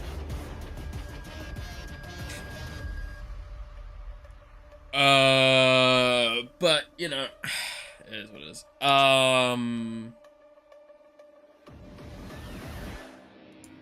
Is this a video? Or is this a, like, general?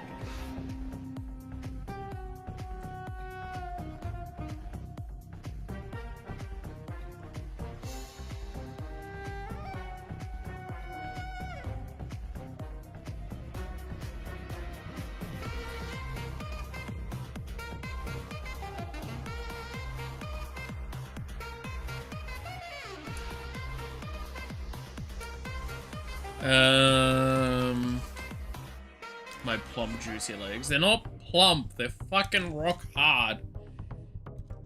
They're firm.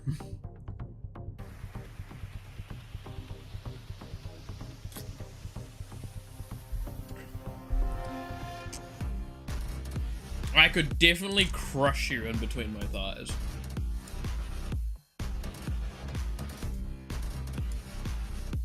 Thick, yeah.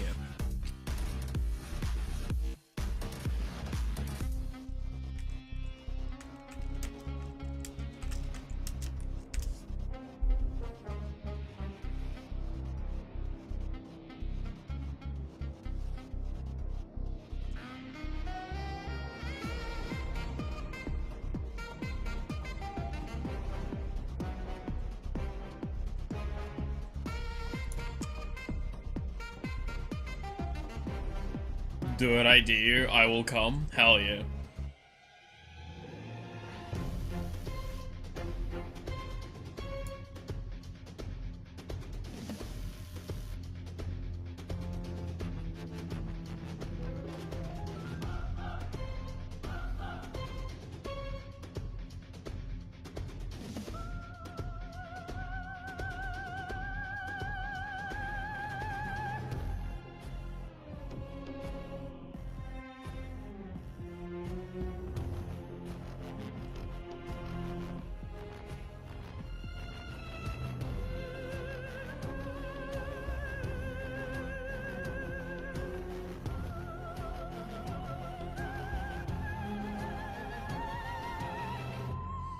Okay, give me a second. I want to check something out.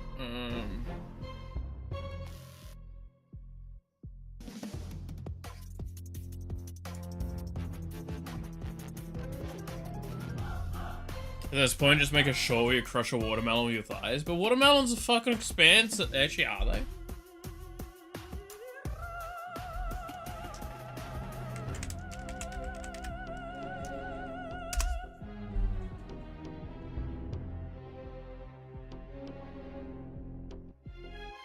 Woolworths. It's like $10?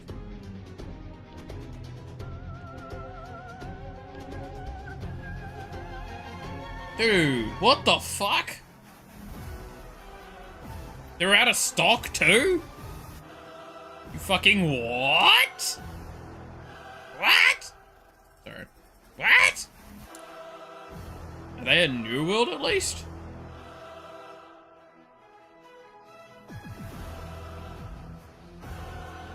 No, I'm not looking at fucking Auckland.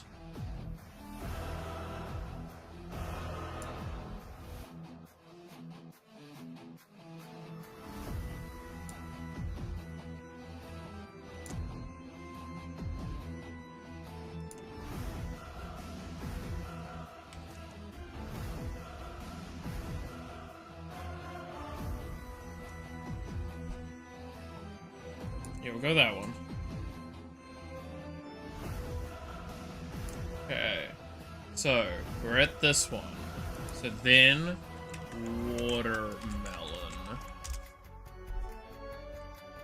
Is this $10? Fucking damn it! Why can't I buy a whole watermelon? Why is it not here? So god damn it, Claim, you actually... While I'm having to fucking spaz out on how hard it is to try and get a watermelon. Seriously, how hard is it to find watermelon? Like just a whole watermelon. Oh, fucking Fresh Choice City Market. Let's see if you fucking have one. It's apparently in stock. It's $20. What the fuck?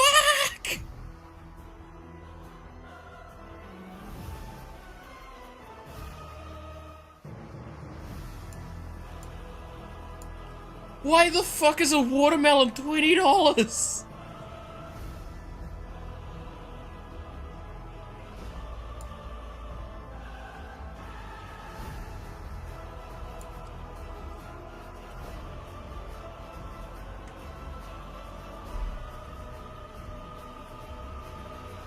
In distress over not being able to acquire watermelon on the internet does not consider going to the store. No, that's the thing, I'm looking at the stores.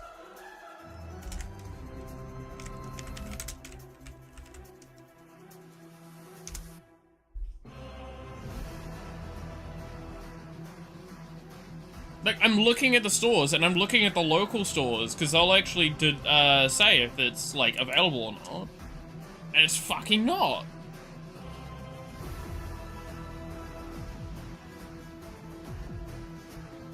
I'm like this close to breaking YouTube's dono threshold. Does it have? This is where I say like a meme thing like, does it actually have a dono threshold? Does it give a shit?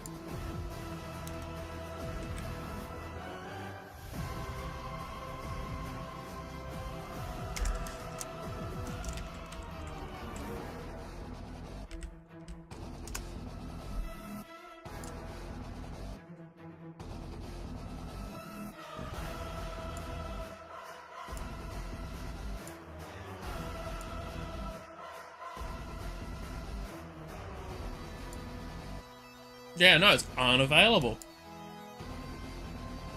For you to get the money immediately? Oh, that one?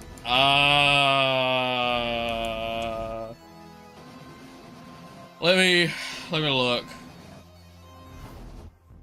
Because I've hit it once, and I've had that money. And that money has been used to pay bills. And, like, stabilize a lot of things. Where are we at now? Curious. Based on... Because it won't add what has just been donated to the main thing yet. I have to do that math myself quickly. While I'm looking for watermelons.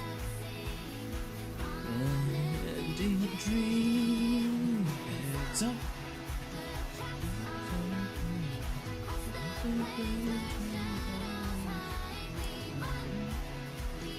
47.81.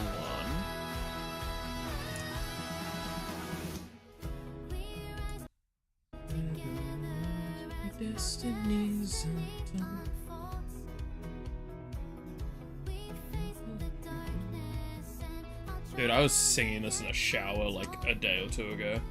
Like full belting it too.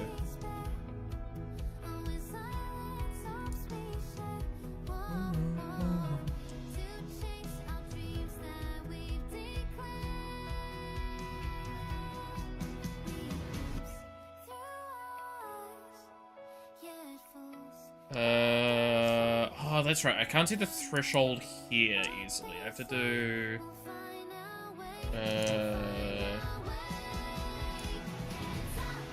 How do I see the threshold on this?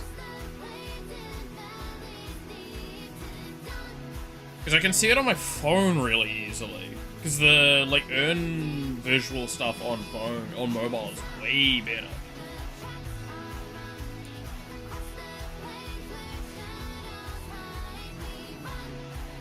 It's frustrating.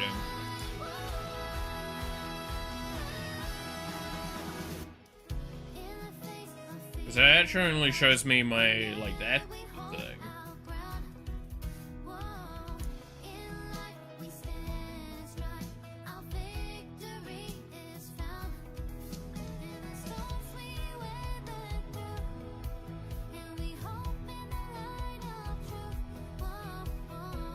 Okay, I'm just gonna look on my phone real quick then. It's gonna be easier than trying to search for it via AdSense. What's up?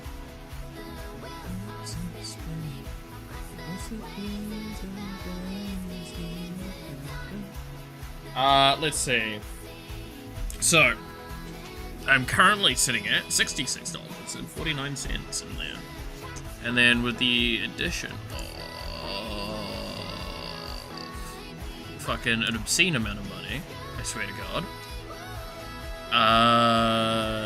Let's see, that puts us over 100, yeah. No, it wouldn't be clap. It wouldn't be funny. I swear to God, while I'm trying to look for a goddamn watermelon!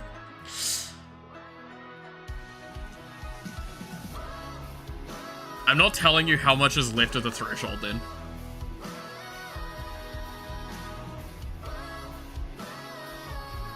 maybe Pack and Save has it.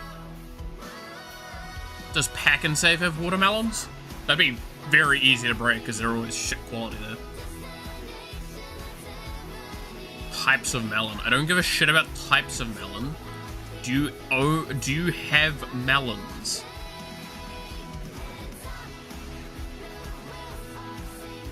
I would like melons. I would like to be crushed by melons.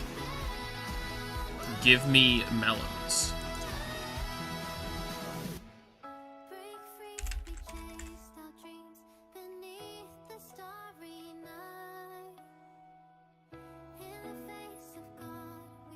Alright. Watermelon. To be fair, it's out of season, right?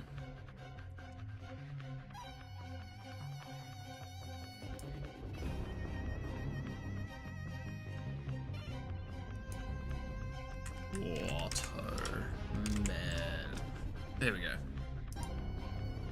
Watermelon gum, watermelon drink. Nope. I can't find watermelons. I would actually have to pay like 20 bucks to just order one in for this bit. That's fucking upsetting, but I'll do it. Just give me a whole watermelon, I'll crush that bitch with my thighs. I can tell you, I probably actually can. Like, real talk, I don't actually think that's impossible for me to do.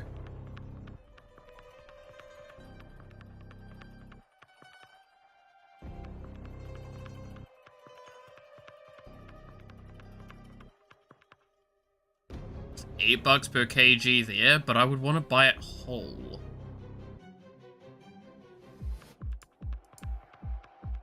Oh, you know who I could message? I have a friend I could message that would know where to find that shit, like, way easier.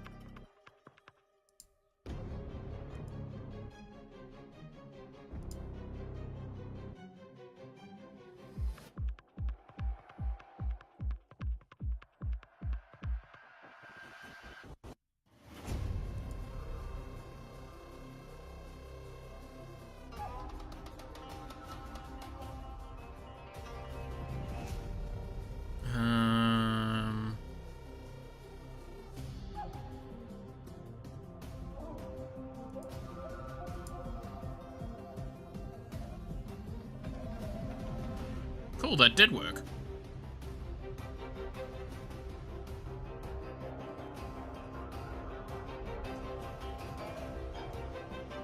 What color do I fancy right now? What do you mean? What color do I fancy?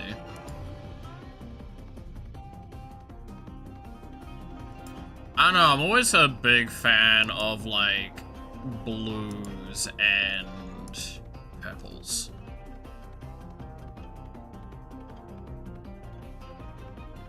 Right? Which maybe is very obvious to me, right?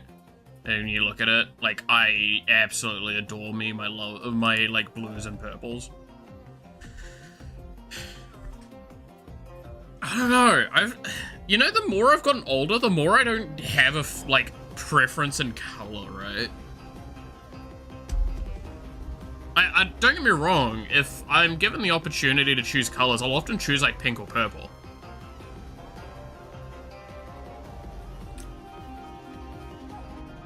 And yes, by the way, fully, this is another one of those situations where, like, as a kid, I would do it partly ironically. Partly I like the colors, but partly ironically, I would always try and choose pinks and purples to fuck with people.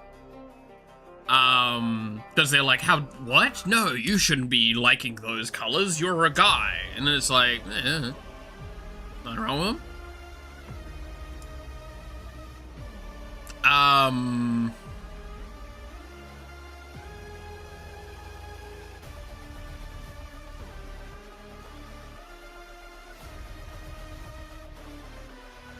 But like, I did it for so long that like now, whenever I have the opportunity, it's like black, pink, and purple are like, that's me. That's me in a heartbeat. But like, I will not deny I do like specific color combinations a lot. Like, I like my blues. There's a lot of good blue colorings that can exist.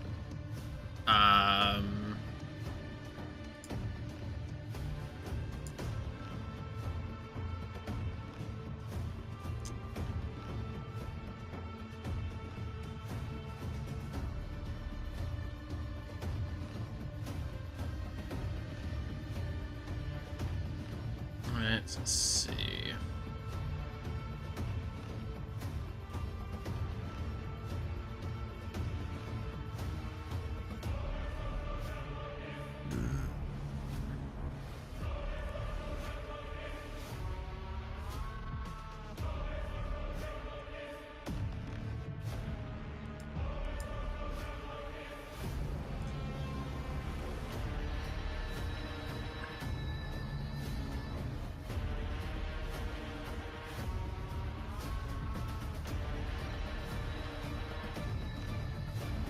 No, I am the very definition of someone that's just like, I will fuck with people. It's the same reason why I say scones.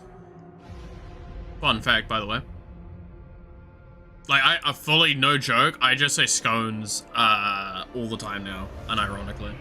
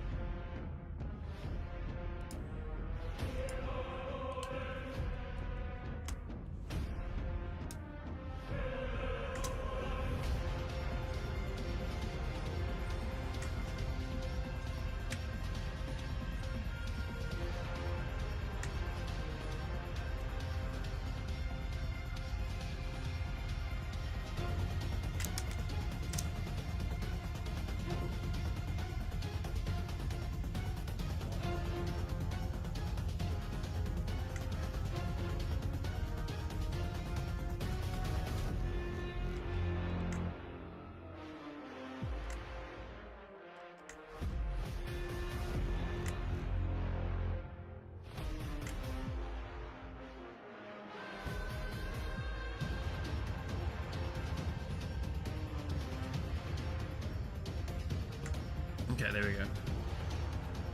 It's up.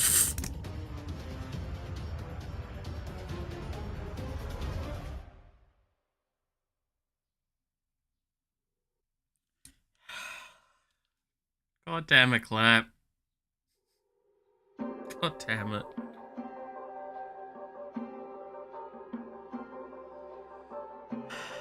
Thank you very much. Genuinely, that is an obscene amount of money.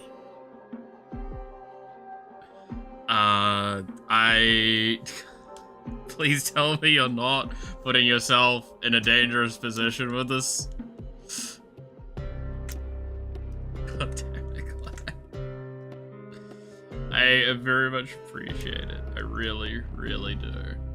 I'm not good at expressing happiness. You should know this by now. I'm very bad with this part of it.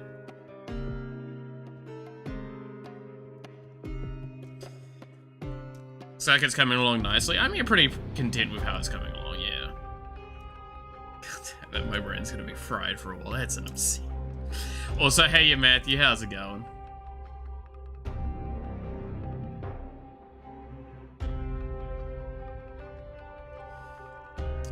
No, it's all good that you haven't been here for a hot minute. I've been seeing you over on the Discord from time to time. Hope all's been well. Hope you've been keeping safe with the weather being what it is.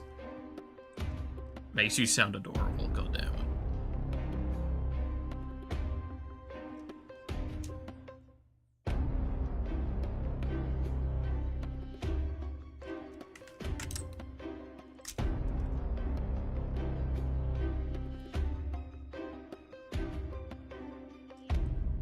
No, it's just, yeah, I've never been good with, gifts of any kind. Nearly finishing the semester? Nice. I did get paid like yesterday. Okay. That is a little bit of fear gone, but nonetheless, that is a lot of money, so I thank you very much deeply from the bottom of my heart for that.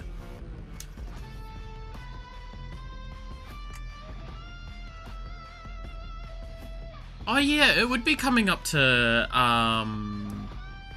end of, like, UE, semester 2, right? Now that I think on it.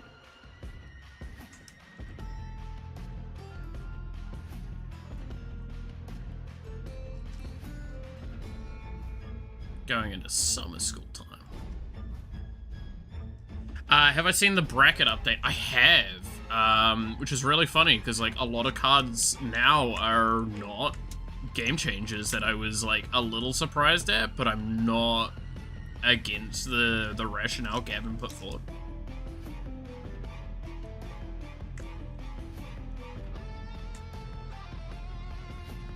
Like, I actually agree with a lot of the decisions they've put forward. I think that for newer players, the bracket system has gotten more difficult. But I think for veteran players, the bracket system is objectively better. I actually talked about it earlier today. Yeah, like, I think they've done a good job of it for that. I think that's the big, like, change that needs to be done, though, is that now, like, there's almost an expectation you actually know what you're talking about when you talk about your deck. And it's a lot harder to gauge how powerful a deck is now. Because that's why I say, like, I think for newer players, this was worse. But I think for the general player base, this is a better bracket system.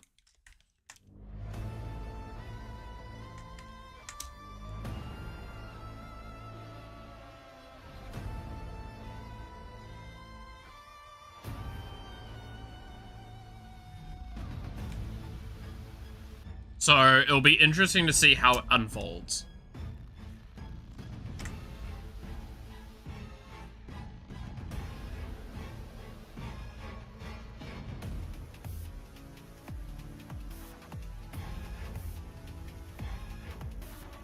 But damn it, my brain is still not like fully processing what Clap did. Like yeah, if you're wondering, my brain's still like back there, partly. Like, I'm just like, god damn it.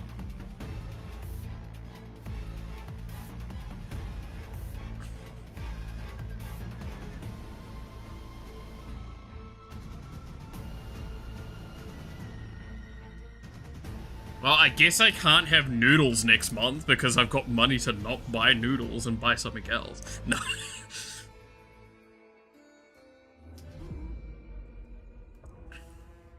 I have similar thoughts about it. Also, on another note, what do you think about the new hybrid mana proposed change? Oh god, yeah, the hybrid mana change sounds so interesting.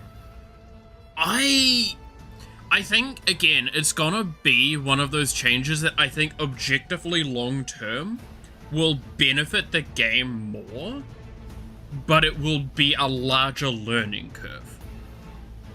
Because, like, they said very clearly, like, the kind of rationale is that they build a worse card with hybrid mana in mind, right? I think that's valid to say. Most of the time, if you look at hybrid mana costed cards, they are worse, right? And, like, fun fact, right? There's a card in particular that I will pull up, which is the perfect example of a commander with hybrid that, like, you just don't build her with hybrid. You just build her with monocolored. And I kind of like the idea of that being perpetuated further, right? Like, we already have that in Commander. Give me a second. I'll see if I can find the card I'm thinking of. I can't remember the name off the top of my head. It's on my phone, though, so you have to give me a split second. There we go. If you tried drinking away your status effect called being fucking flabbergasted, I would need to drink a lot to get out of it. Alright, this card here. You did just get your weekly supply of energy beverages. I'm hoping this is more than weekly, but yeah, that's probably not wrong. So this is a card here. It's a perfect example of, like, just build this as a mono black deck, it's actually better. Right? Evelyn the Covetous. Now, the question becomes, so this card, under those rules, will be able to be played in mono black, Dimir, Rakdos, and Grixis. All three of those. That will be the biggest change. This also brings forward another question that I had to deal with the other day. Which is just easier if I go look up set for this one. So, I had someone ask me about lands the other day, right?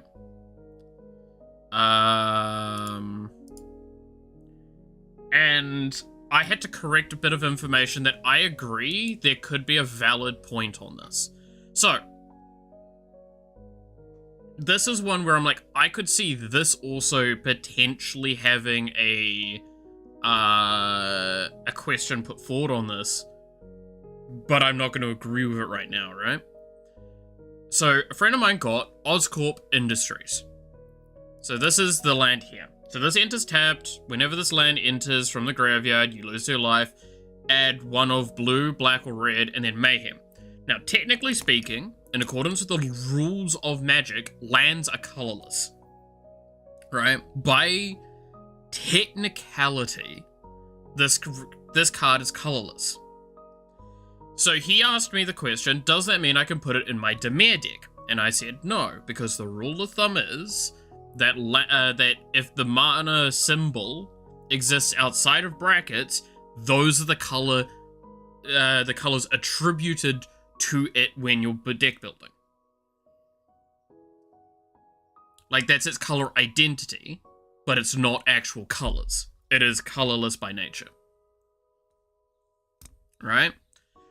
And I could see an argument being made also that lands could change for that as well. Like, you could make it that this could be added to a blue deck, a red deck, or a green, or all the colors there. That could be interesting. I think that's way much further of a step above, but I do think that it is a level of consideration with these sorts of hybrid color costs. So, in case anyone's wondering what the fuck we're talking about, if I open up this image, right, you see how this card has at the top of it symbols that are basically two colors. So you've got two generic, you've got a black one here, then you've got one that's got blue and black, and then black and red. So one of the proposed discussion points being put forward is to change it so in Commander, I could put this into a only black colored deck. Now, currently you can't, because this is a blue, black, and red card, and you can only put the color identities of your commander into your deck. That is the debate point with that. And that's why I say, I kinda like the idea of the change. So, yeah, again, the stress point is, this card would then be able to go into 3 different types of decks, within its color scope, not including colors outside of its color scope that encapsulate it. So what I mean by that is 4 colors that include all 3 or 5 colors. We're not talking about that, we're talking about minimal colors. This deck can already be built as a mono black, a Dimir, a Rakdos, and a Grixis deck, which are all of the color combinations on the card. What's now being put forward is you could do that with it being in the deck of those, and it not having that color. That's why I say, like, I fuck with that idea. I do. I think it's an interesting one. I think it's just harder on the newer players. I genuinely think that's all I take away from it, is that it's harder for newer players to understand what that means, but also at the same time, it might be easier for newer players because, like, I'm not a veteran to Magic, but I'm a veteran to card games. So I got quickly able to, I was quickly able to understand a lot of the core rules that were put forward to me by it.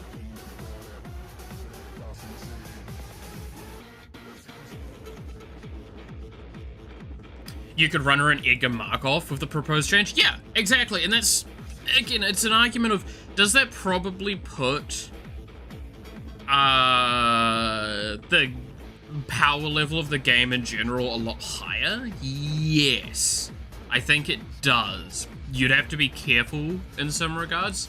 Yeah, Leyline of the Guild Pack. Oh, is it mono green that one goes to? Is it green pips across the board for it?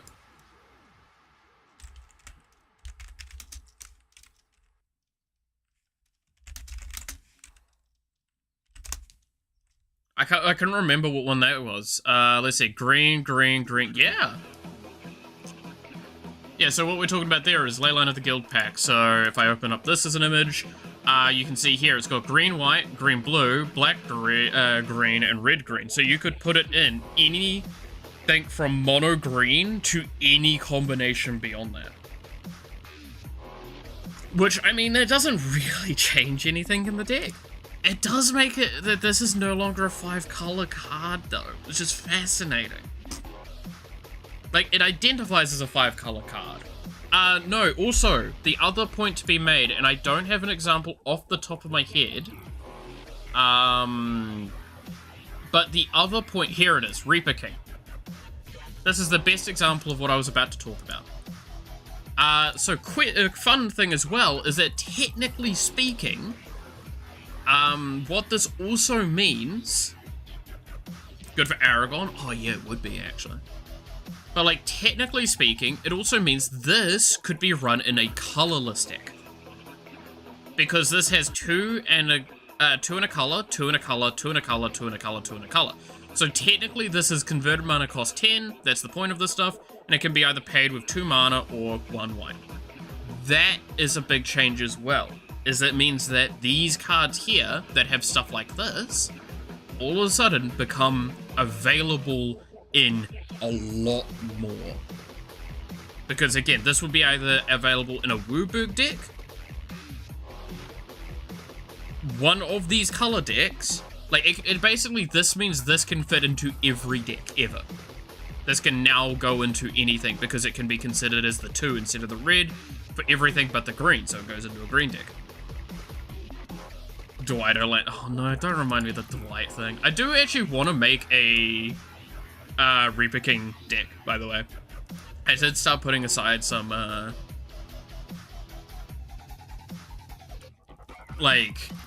Scarecrow cards, because I thought it would be kind of fun to build. There's not actually that many Scarecrows, and most of them actually, like, want you to name a creature type, too.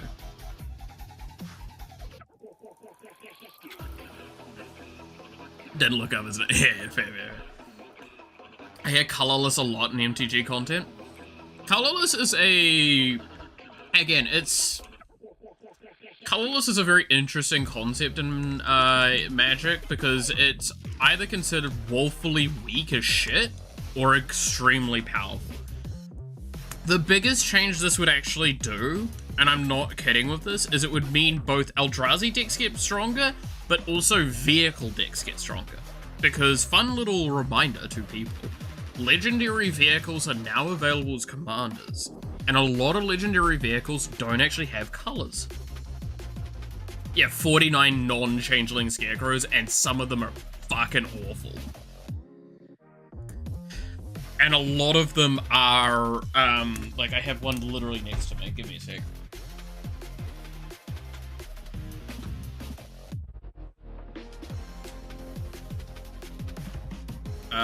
No, I don't have the one that I'm thinking of.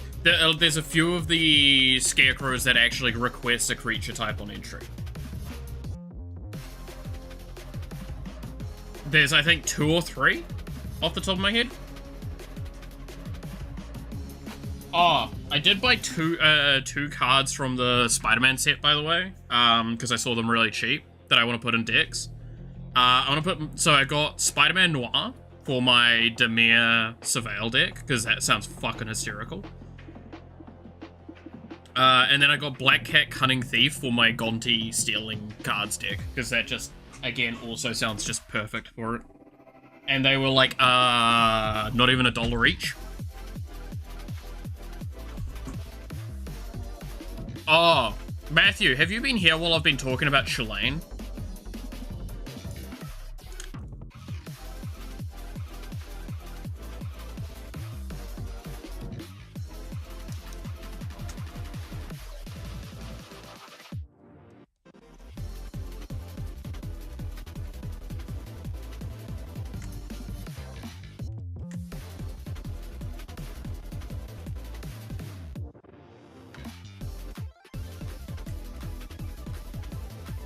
No? Okay. I found my commander that I desperately want to build around, which is Chilane, because he looks like basically my perfect kind of commander, because he is just, do you want to play tempo?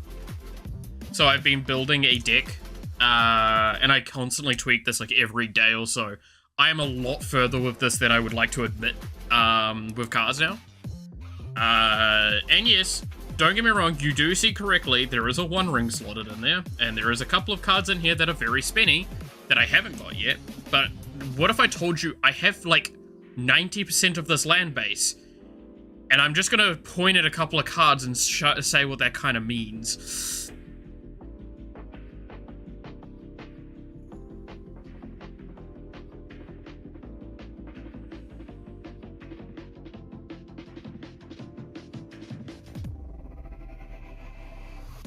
Anyway, but I'm very far along with this deck.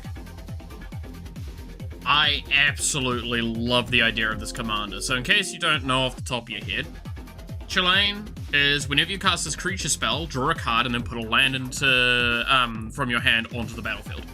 So it's not a played land drop. It's just put a land into play. It's not tapped either. So almost every single land outside of I think this, which I might replace, comes in untapped. Under some conditions, admittedly. But like almost all of these are untapped lands that I can just go. There are a couple of ways to win with this deck. Kinnan was one of the most recent ones I tossed in here. But the idea is you do have Laboratory Maniac. You do have Craterhoof Behemoth. And then you have a lot of control spells. And the fun part is, with Intruder Alarm, which I do own this one, I just don't think it's foil, from memory, so I'll just take that off. With Intruder Alarm, the amount of ways to make Chulane, like, slightly infinite is kind of funny. So I also added stuff like Aunt May, which is another card I bought. Since we recently found in our boxes here a shitload of, like, the Soul Sisters, I also tossed them in here. How many ETB triggers do you have in the deck? Yes. Let's just go through the list of creatures. So we've got Vestige, which is not an ETB, it's a leave. We have ETB, we have Mana Dork, we have haha get fucked with your searches.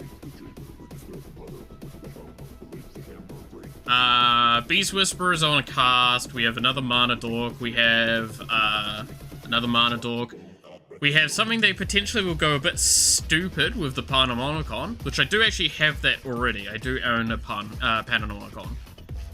This will go quite interesting. We have, this is an ETB, this obviously is an ETB. This also kind of works alongside of it, just adding additionals. Mana Dork, ETB, Mana Dork. Don't fuck with me, I'm gonna hit you hard.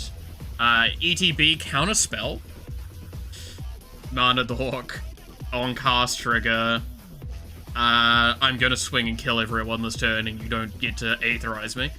ETB and draw. Kinnan being Kinnan. don't fuck with me and my family during my turn, win the game, mana dork, ETB draw, ETB counterspell, mana dork, ETB heals, ETB fetch something that's 1 mana, which as you may have noticed in this deck, there's a lot of 1 mana mana dorks. ETB, go fuck someone else up. ETB, tutor another thing for, was it 2 or less toughness? ETB, heal. ETB, heal. ETB, go fetch something or a land. Increase ETBs. ETB, get something back. ETB, do fucking dumb shit again. ETB, bounce something, including spells. ETB, untap everything, so if you don't have Intruder Alarm, you can do this guy instead. ETB, bounce something. ETB, go fetch a bunch of stuff. More lands. Does that answer your question?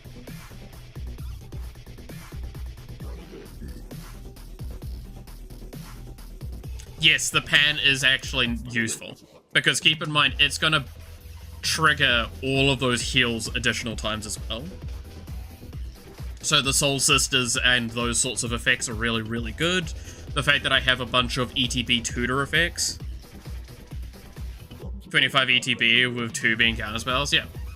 But keep in mind as well, Tulane means I can bounce creatures. So any ETB could be more than just 25. I also have at least 1 creature in the deck that bounces to hand. Technically I also have this dude that bounces to hand. So I can bounce my own stuff to hand to get more ETB.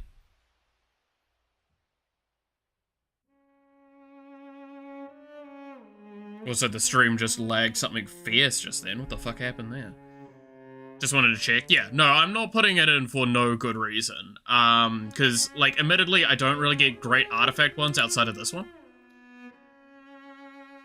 Which, this is another way of basically saying, hey, Lamau, I'm just gonna fucking spam shit, right?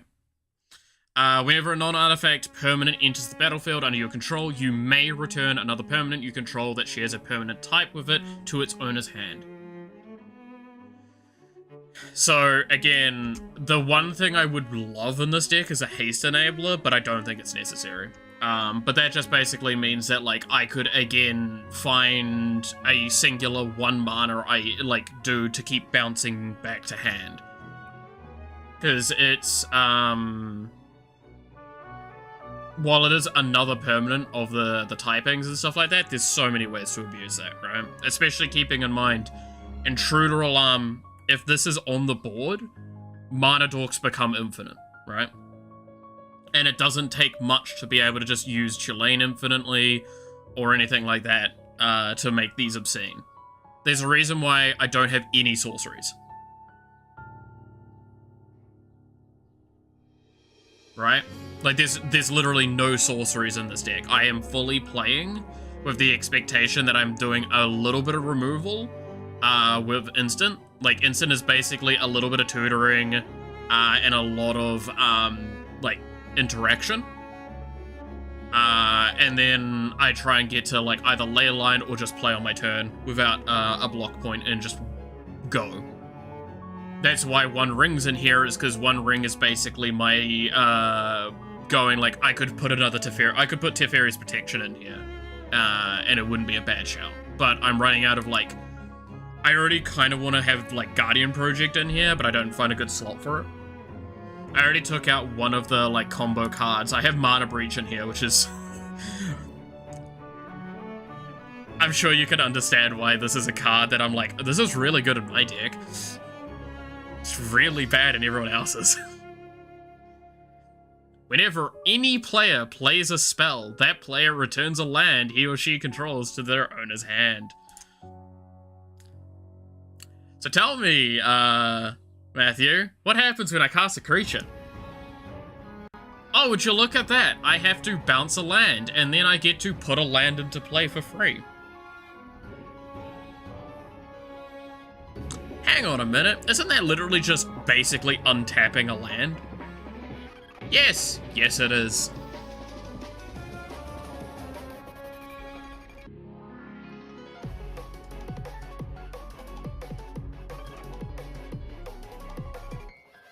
That's why Primeval Bounty's in here, by the way. The fuck you storm card, yeah. It's like, it's great because it counteracts like a lot of decks, but it also just works so well in mine. But like Primeval Bounty, I basically never proc this middle one, but like you can't tell me they've been able to like make a good decent amount of beast creature tokens and gain a good bit of life as well. Doesn't sound really tempting. The part that I'm working with at the moment is trying to figure out my curve points. Because, like, realistically, you probably keep, like, a 3-lander with, like, 2 mana dorks and you win most of the time with this deck. I'm gonna be honest. Because you do that and you keep, like, one mana creature, and, like, on turn 3, you get out Chilane. Potentially even get a dude out, and then you just start your, your energy going. That's why, again, like, most of the counterspells in here or counteractions are, like, I'm trying to keep them low. I actually originally had, what's her name? The one that's, like, ETB, go fetch a spell, like a sorcery or instant for 2 or less mana in here. But 1, she's expensive, and 2, I started adding, like, stuff that was 3 mana, basically. Like, I added 2 spells that were 3 spells, 4 spells that were 3 mana. So I was like, it's no longer as worth it. I originally had a lot more like 1 mana counter spells when I was designing the idea of the deck, but now I'm actually trying to bring the deck into a more reasonable, both makeable price range and like everything else. Which, yeah, by the way, it does still sit at like $600 US, but like I actually own a lot of the cards for this. And like the most expensive cards are the One Ring and like Delny, right? So.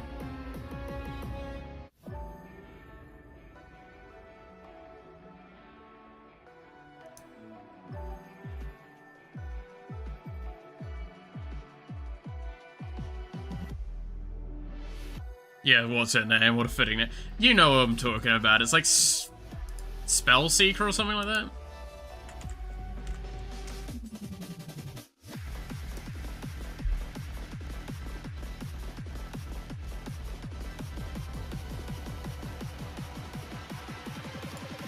Sure, it'll come under this. Can't actually remember what its name is, though. Spellseeker? Yeah, Spellseeker sounds right. Like, it's mono blue, I know that.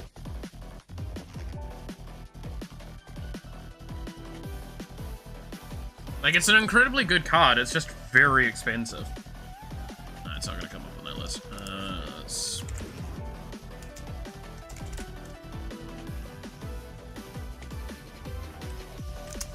Yeah, it is Spellseeker. Yeah.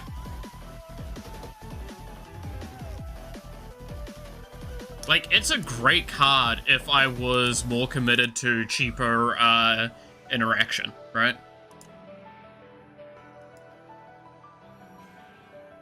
And the only reason I re-added Kutzel, because I actually took him out originally, is because I put in Grand Abolisher as well, right? And it is literally the rationale of, I don't want to die to an Aetherize. I can probably get away with playing into Aetherize. Perfectly fine in most cases, but it just means that, like, if I'm going for a win, I can go through my deck with Cannon pretty easily, because I'm doing mana dorks.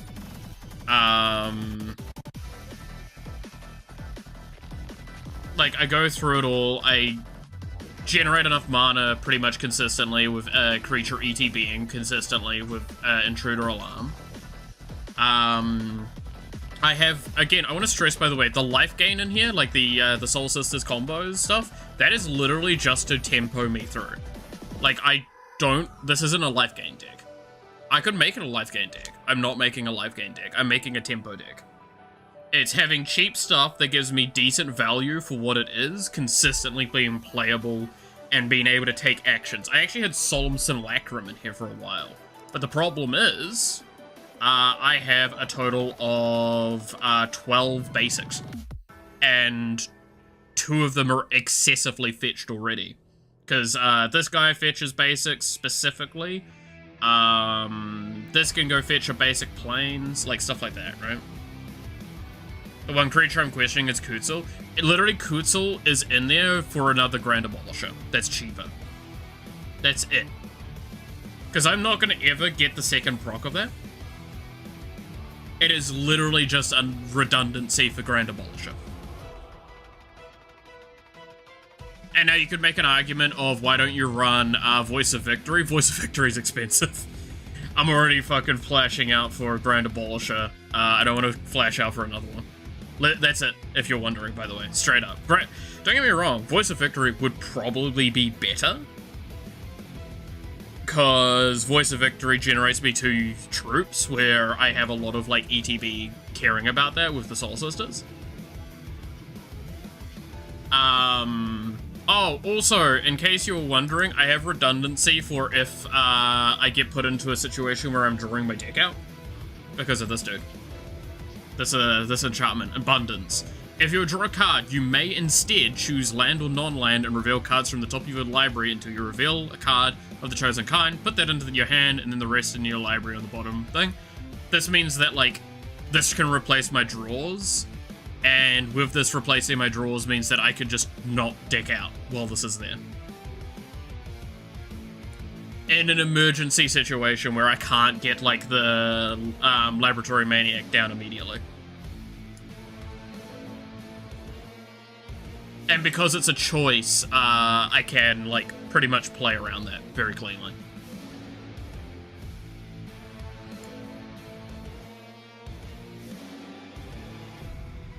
It also is just good, because it means that I can use that alongside Tulane to go, I've not got lands in hand, so I want to get more lands. I've got enough lands in hand, so I can go for creatures. It helps tutoring it out through. Again, there's a lot of, like, soft and hard tutors in this deck. A lot. There's a reason why I agree with it kind of going into what was, at least, bracket 3. That's, like, the main things. But yeah, like, this, again, I agree. This is a card I removed originally, and I put it back in just because I wanted another Grand Abolisher prop. Because there's some situations where I'm not going to be able to do my entire deck, or Grand Abolisher got removed somehow via discard and exile or whatever. So there's an acknowledgement that needs to be made with that.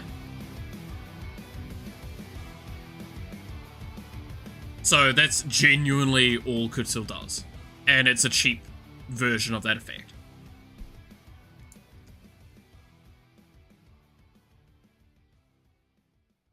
And that's why, like, again, the counterspell ones are funny. I just love the fact that with the counterspell ones, especially with Tulane, I can counterspell someone, send it back to hand.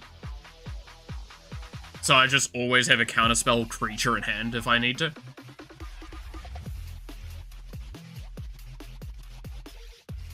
So think of it kind of like, this is my way of having a handful of gotcha cards, but, like, with twists to them that actually make them worthwhile. I don't generate many token counters, though, admittedly. All things considered. I could. There are more than a few ways to do it. In this deck, especially. Also, yeah, no. I'm sure I don't need to explain why this one is.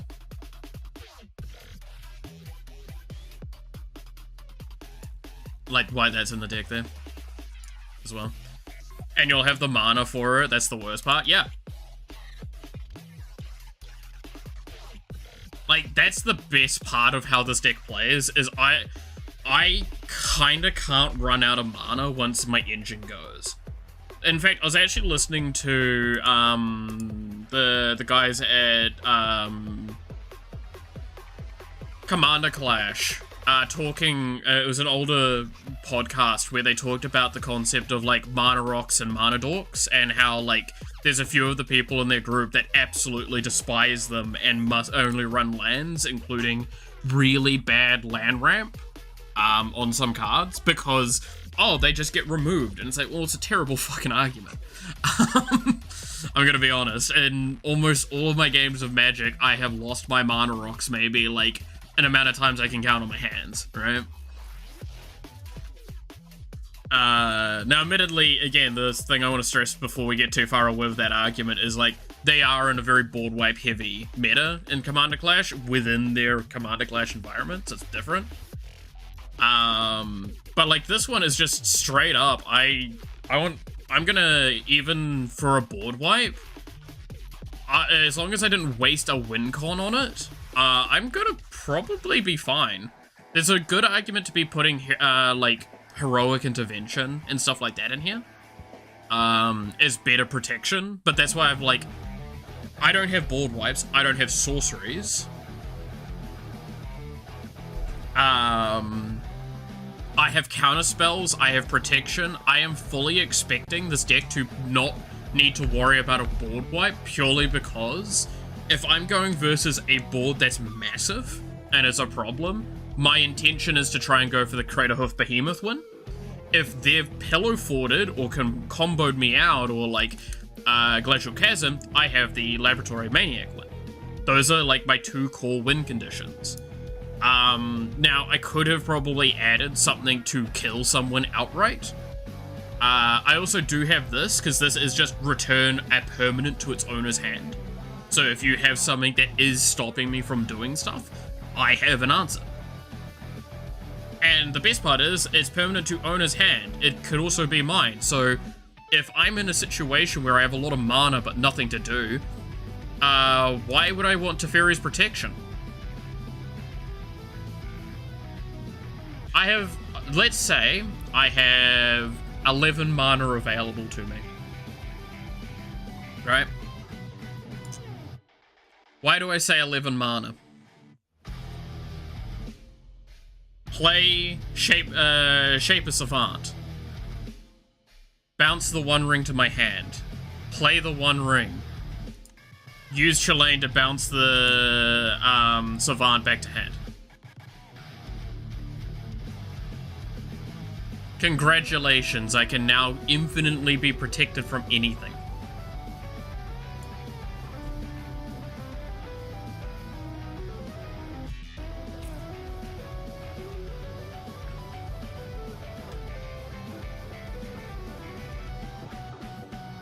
So why would I need, like, again, that's why I say, like, what's Teferi's Protection gonna do for me, other than be redundancy for a one-off emergency button, then having that?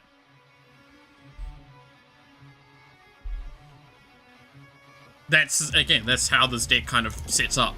I did originally have the one Aether Drift dude, can't remember the name, but they would fetch specifically 4 to 5 mana artifacts from your deck on EGB. I did have that for a little while because, that's true.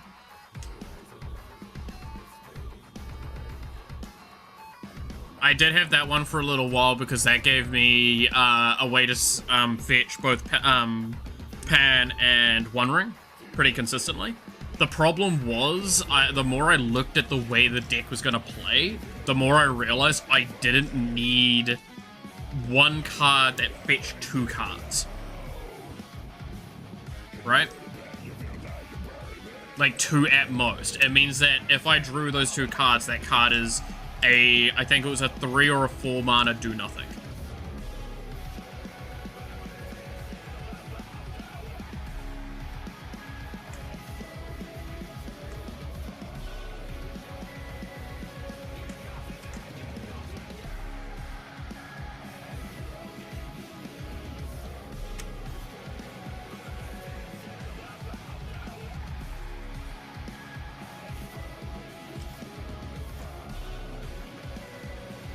So, again, I'm not saying the deck's perfect.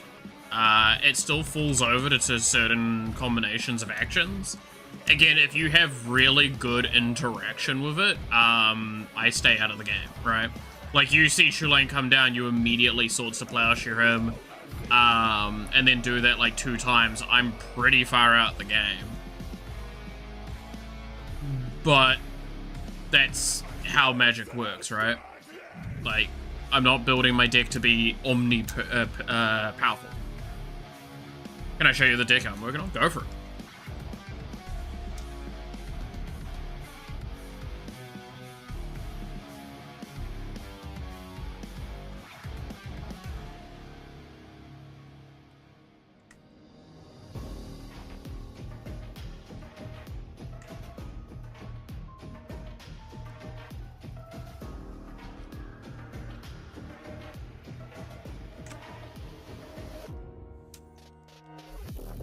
Because, yeah, like, I feel like I've gotten a lot better at understanding, when to do certain things in Magic as well. Like, what's powerful, what's not powerful, what's situationally strong.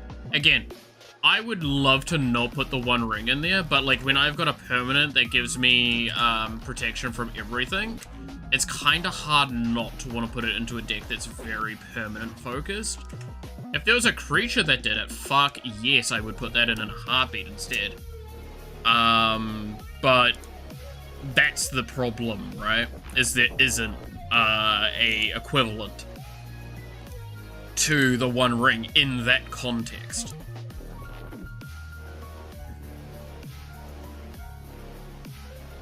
Alright, let's have a look-see at this deck.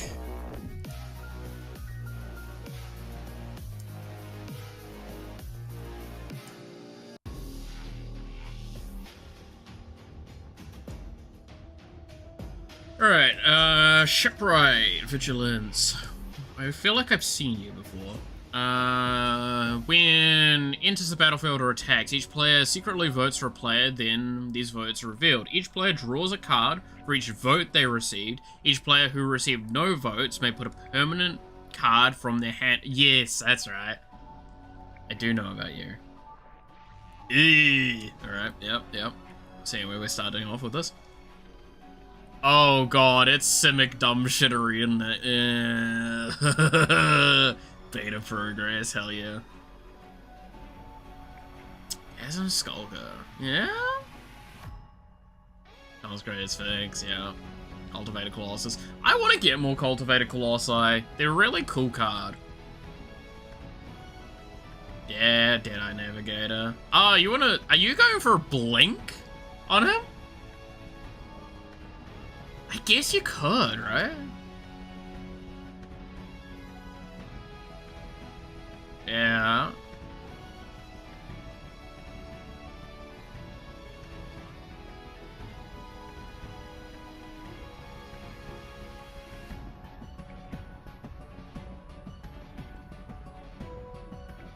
Didn't vote for you and then drew a card. Interesting. Go-Go's not a bad shout there. Hullbreaker. That's the... Yeah. That's the modal. Corella, yeah. Which coma was this one? That's that coma, okay.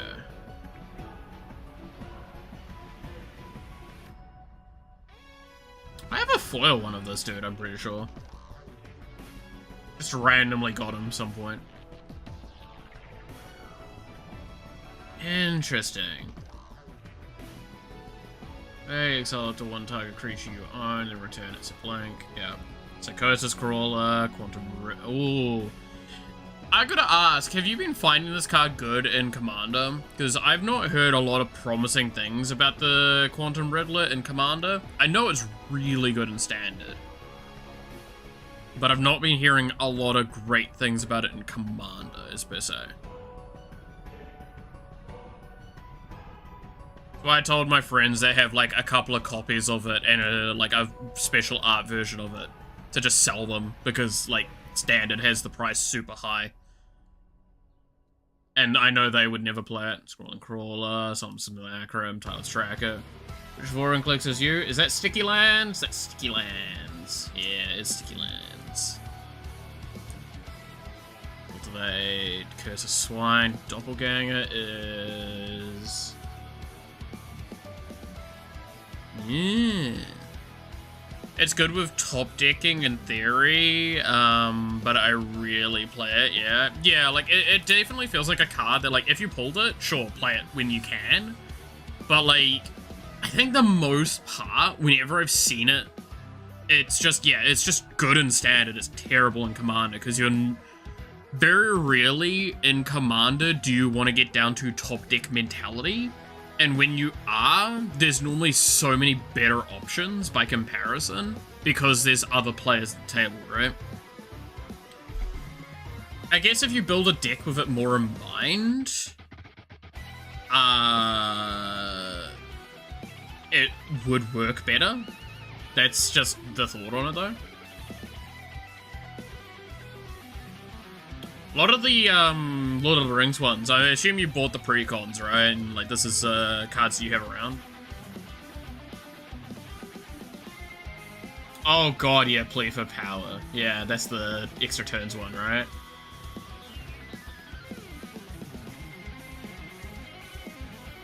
Yeah.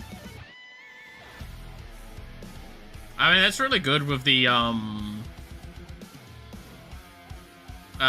council, right? Because then you're gonna probably get the scry. Summer Bloom. Yep. 3 visits, bit of land ramp. I feel like you could probably stand to have more ramp in here, but maybe I'm wrong.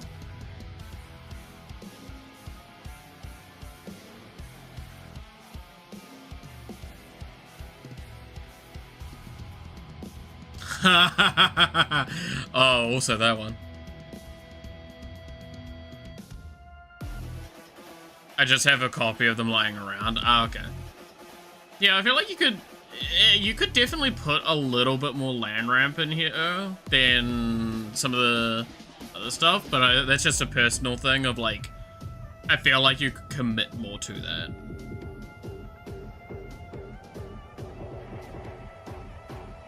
Spider Sense. This card looks interesting. I do think that it's disallow but better, right? And well, situationally better.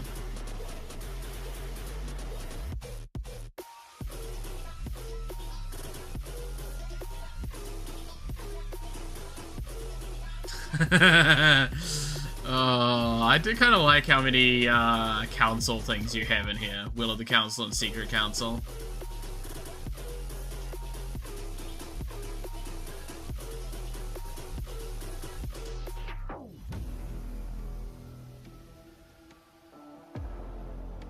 Wanderer's Closet makes a lot of sense. Trailblaze Boot, Sol Ring, Sonic Screwdriver, Sonic Vessel.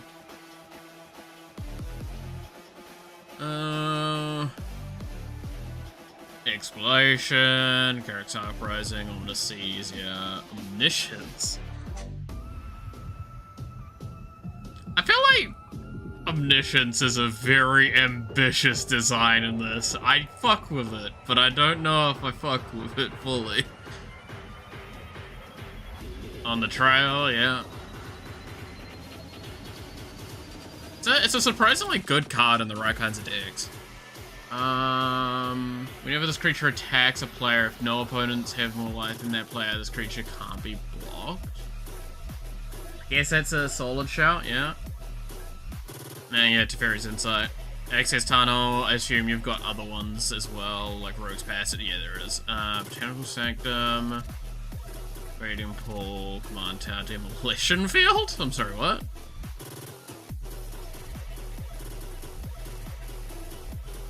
Myriad Landscape? Oof. I'm a strong anti-Myriad Landscape player, personally. Siren can put it on the field for free. I guess, yeah, but like, I think the problem I have is that, okay, so you have Omniscience on the field, what do you do?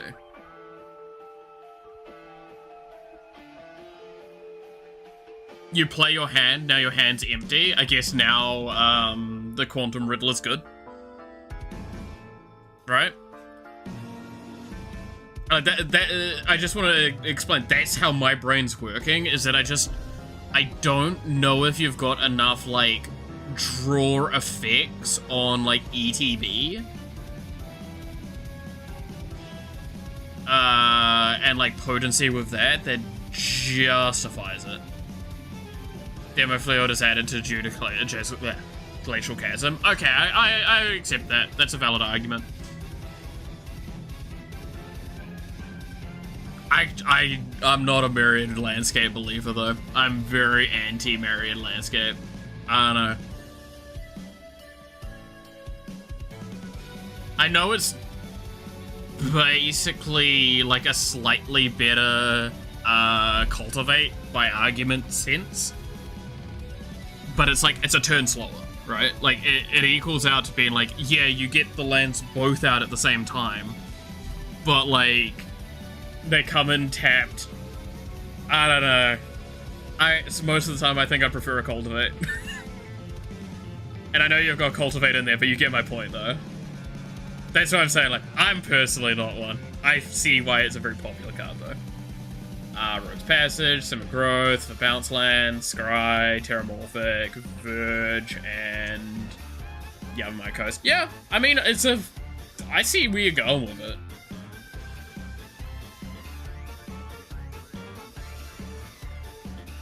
I feel like, yeah, the only things I have a question mark on are the Omniscience and, like, maybe more land ramp. I feel like you could put I'm surprised you don't have Tatyava in here.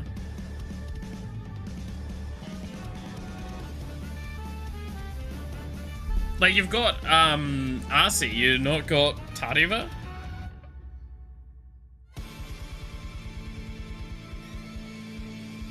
So I feel like that would be a really solid shout as well.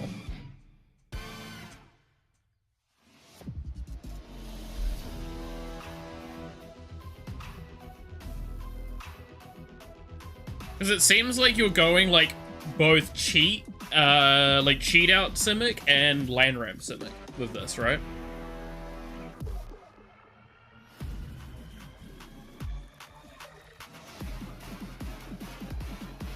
I mean, like, this is definitely a deck that would fuck hard with Burgeoning. But, like, I understand that Burgeoning's also, like, a nearly $100 card. It's like, what is it, 40 US or something?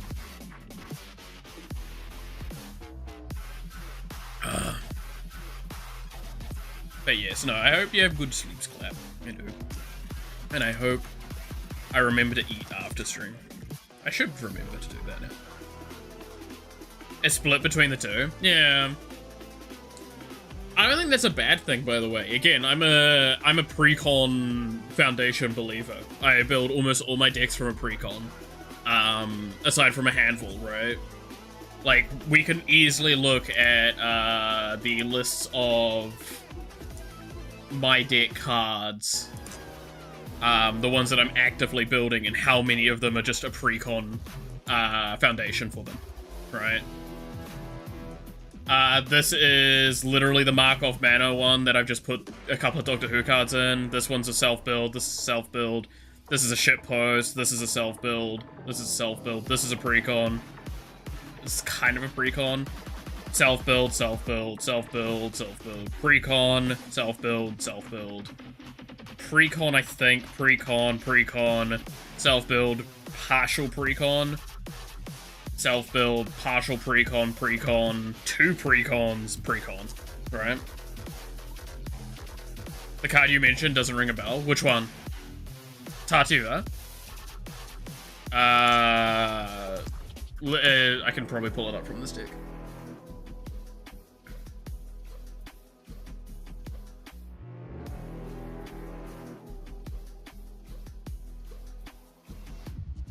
Surely it's in here. No, it's not. I'm actually surprised at myself with that one.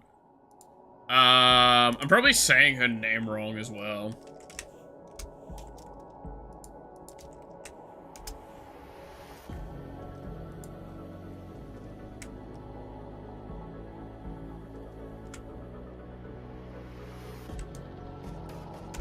Tatyava. There you go.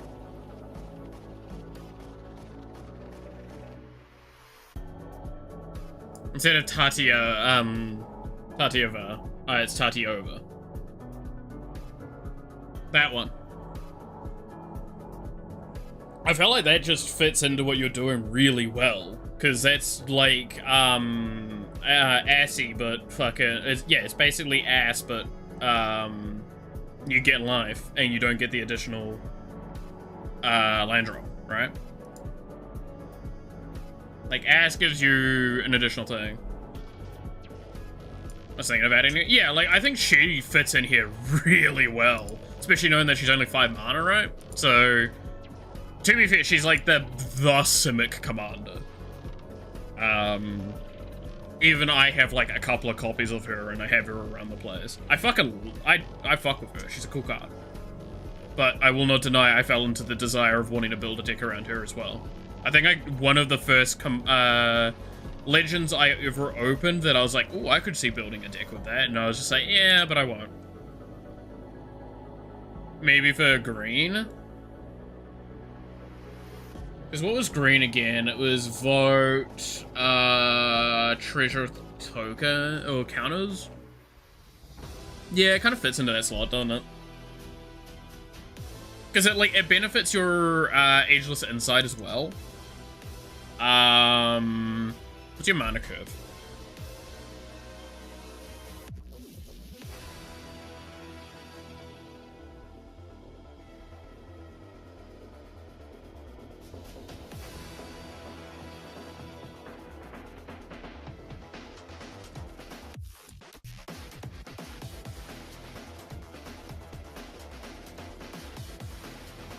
So it's what, like a 3.7 mana curve?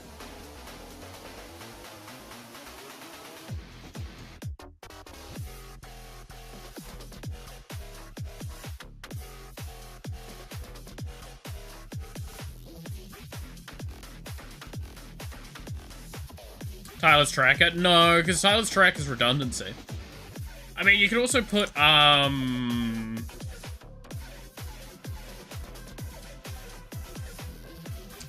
I guess you don't have very much in the way of the stuff. No, what's the other tracker that I'm thinking of as well?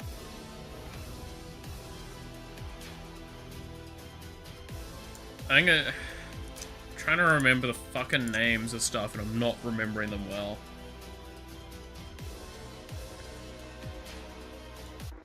It's surely got to be in the bird deck. Tyler's Provisioner. That one. That's probably a solid shout as well, right? Yeah, Provisioner. That's what I was thinking of. Yeah. Tyler's Provisioner would be probably something to add as well. Because again, it's just... you're wanting to, from the looks of it, abuse landfall. That's why I say, like, I feel like the Omniscience doesn't do enough. It's a great card if you cheat it out when you've got a full hand and, like, a Cultivator Colossus. Or something. Like, with Tadiova, it'll probably, or Tadiova, sorry, it'll probably be better.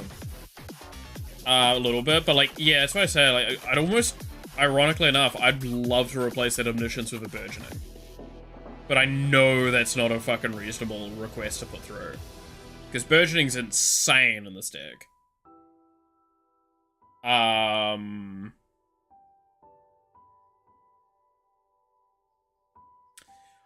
Is it wrong of me to ask also, why is the Narset in here too much?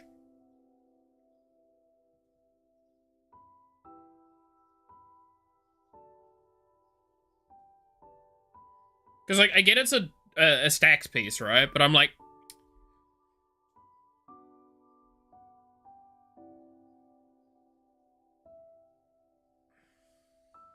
And playtesting is good? Oh, I'm sure. Again, it's an aspect of, like, it's a hell of a power card. I'm just fearful that, like, there's times where you're going to run out of resources with it. For the voting. Oh, yeah, so they can't... They can't really benefit from it as much.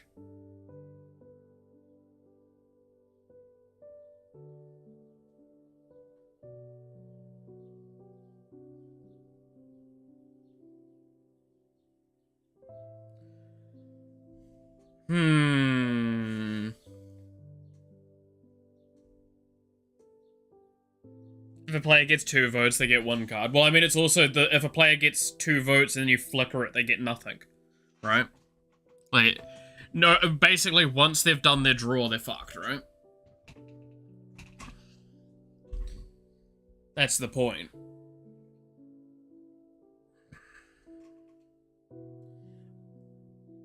So it means that if you're, like, hard flickering... Sudan, becomes less valuable. Yeah. I don't think I disagree with that.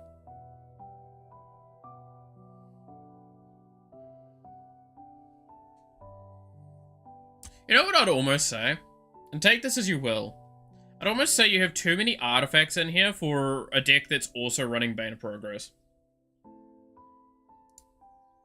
Would it be possible to potentially take out, like, Thought Vessel for another ramp piece? Like a Kadama's Reach, even?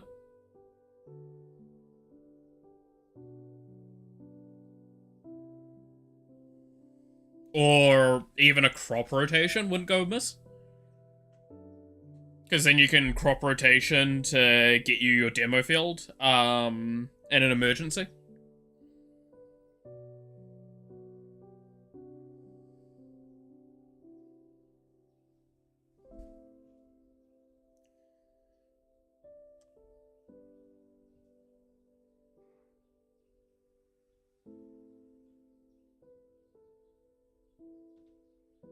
That's why I say, like, the burgeoning's not a bad shout either.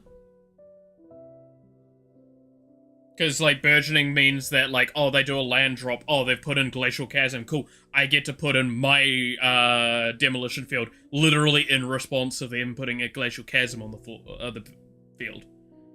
Or other ones. And then you could probably run, like, a little bit more lands and more, like, draw off landfall effects. But that's, like, leaning too far into the landfall aspect of the deck, certainly, and that's also an argument there. But no, like, this is, because this goes to the argument that I was talking about earlier with the Commander Clash guys, is like, oh, mana rocks are bad in all decks. It's like, no, mana rocks accelerate your mana, right? That is the best way to look at them, is they're, like, potentially long-standing ritual effects. If you look at them that way, and you see them as that kind of value, is the cheapest for burgeoning. I know, right? It's also really pretty. I really want to get one. I have one or two decks I would love to put burgeoning in, but I just don't. I fucking love burgeoning. It's a good card. But that's why I'm saying, like, I do not blame you for not wanting to put burgeoning into this deck. It is fucking expensive. But I do think you could, like, stand to put a little bit of ramp in here. Like, a little bit of, this and that sort of ramp. I wonder, the other Kadama's not the Koma's probably not good for you either. The moment I was about to say something towards that.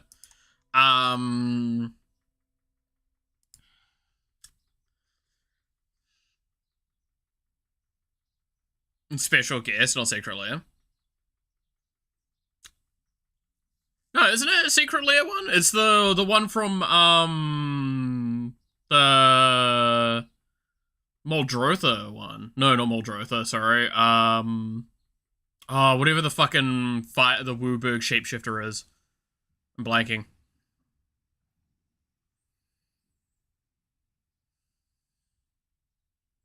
No, sorry, it's the Shrines one that I'm thinking of. I think it's from the Shrines, Secret Lair.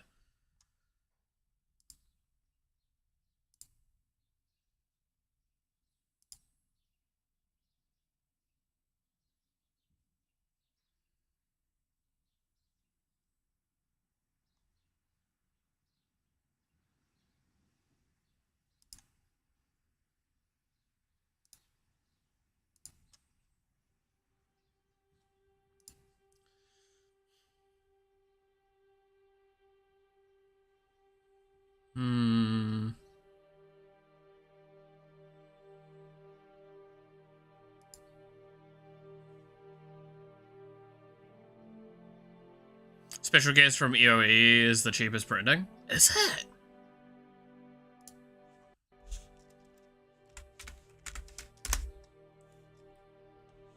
Why am I not remembering that one? Maybe it's probably too recent for me to remember, because I'm like, my brain's still on the other one.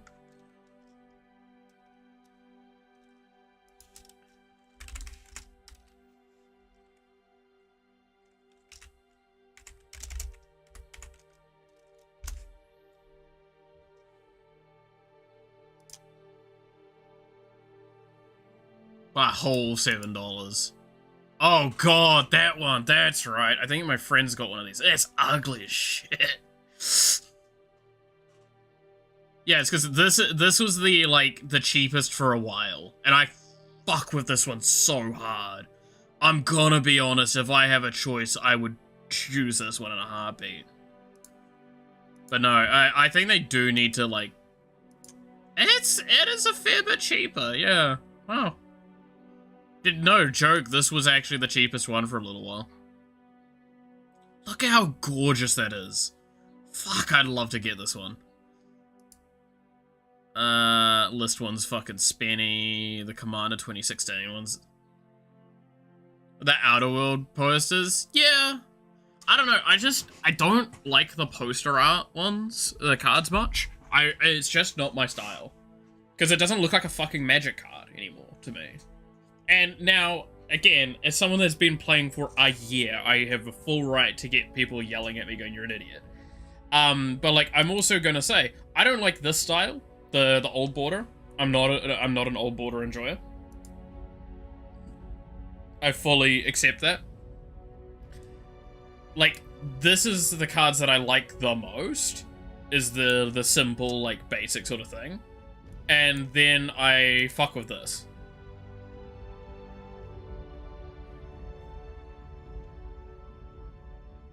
Right?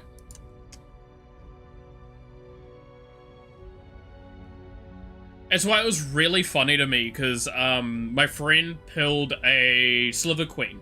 Because he actually has a Slivers deck that is really expensive. And we keep taking the piss out of it, because he always keeps adding, like, the most expensive variants of cards into that deck as he can. Never plays it, it's just, like, it's the deck that he puts the money into, right? And he got the commander for it, and I got Noxie going, like, immediately, oh, you jealous? And I'm like, no, actually. Congratulations, I'm glad you got the card that you wanted to get. I think it looks fucking ugly.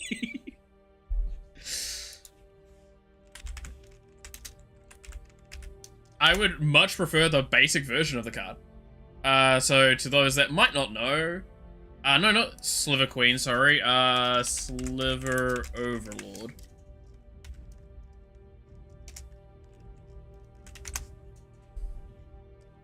This one. So this is what he actually has, and this is what it looks like. Now, again, I accept, this is probably one of the better looking ones of these, but I still fucking hate this.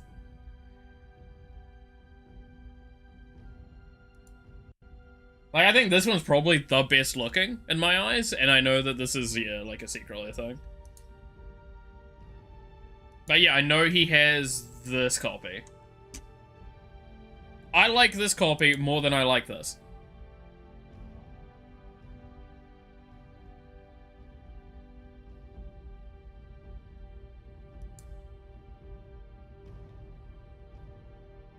Were you about to type Sliver Overlord? Maybe, but we're not gonna say that was true or not. But I like the idea of the deck. I think the Displacer Kitten's also, like, not necessary. Because I don't think you've got enough spell rotation to abuse it. I might be wrong on that sentiment. Again, this could play a lot differently than I'm saying.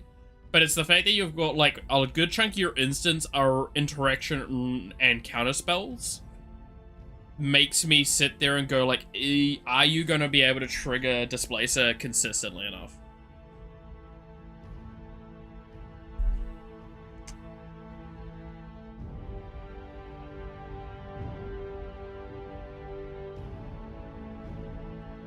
Like, I'm not saying it's a bad card in the deck. I mean, Deadeye's fucking amazing, right? And it's the same sort of idea.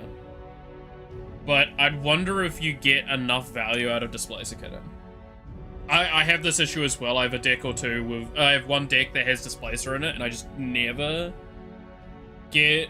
never get a huge amount of value out of it, even though I've got even more sorceries and instants than this.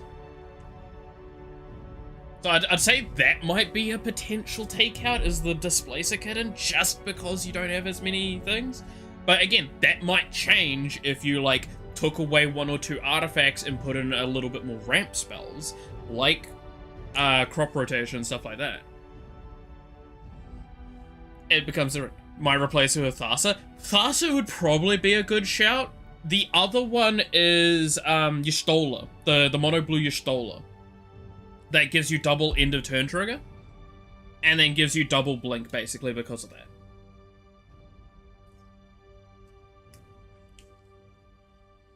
That might be a solid shout as well.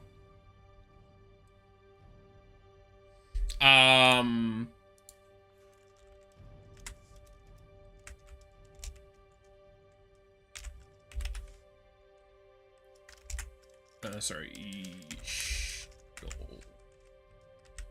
This one. This one might not be a bad shout in there. If you're thinking of playing especially with that Thassa. At the beginning of your end step, exile target creature you control, then return to the battlefield under your owner's control.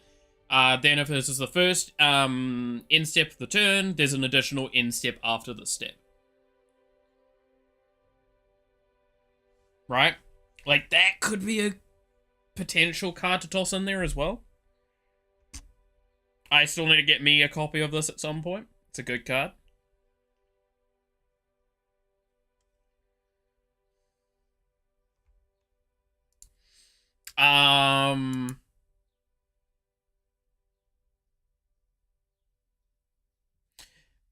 Doesn't change the displacer triggers. Well, it's yes, okay, that is correct. But it means that there's potential play around like flashback mechanics, ways to bring them back, Eternal Witness arguments, I think stuff like that. Right? Which again, Eternal Witness is an argument also to look at. Like, it's return target card from your graveyard, I believe. I don't think it's a permanent lock. I think.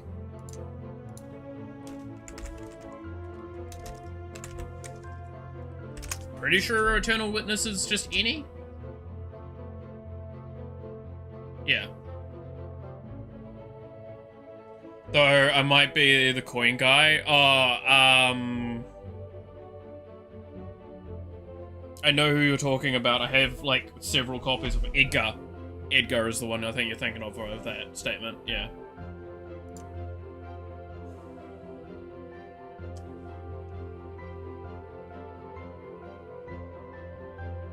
Do you trigger Garuks often enough, or is that just so you have a, yeah, you kind of do. I was gonna say, like, is that just, trample bonus?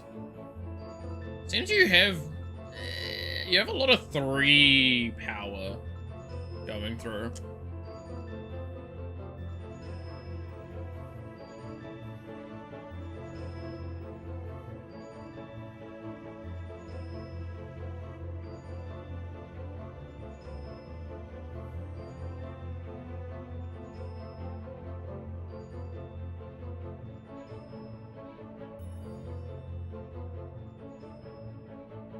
In a saga card, you pass the test.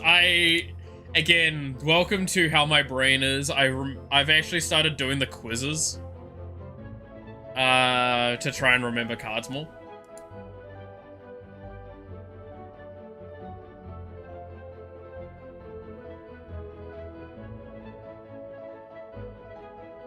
Like, I don't know if you generate enough, like, wide value and, like, tall value to make Garuk's Uprising valuable enough.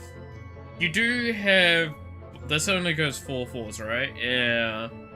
You don't have Anthems? I mean, it draws you a card fairly consistently in this deck. And there's ways to get it, like, somewhat consistent. But...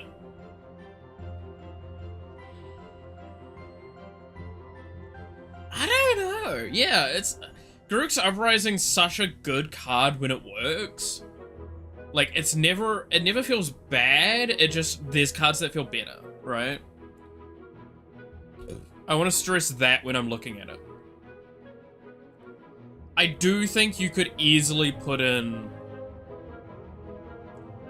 some, like, it's the question of what do you want to do with the deck, right?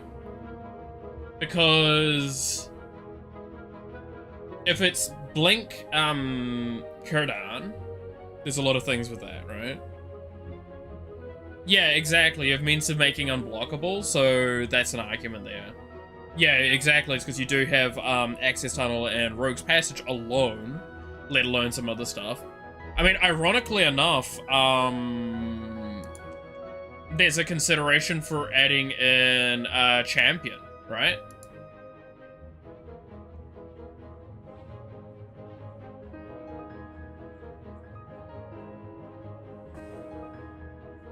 Because, like, that wouldn't go amiss with your Blink strategy.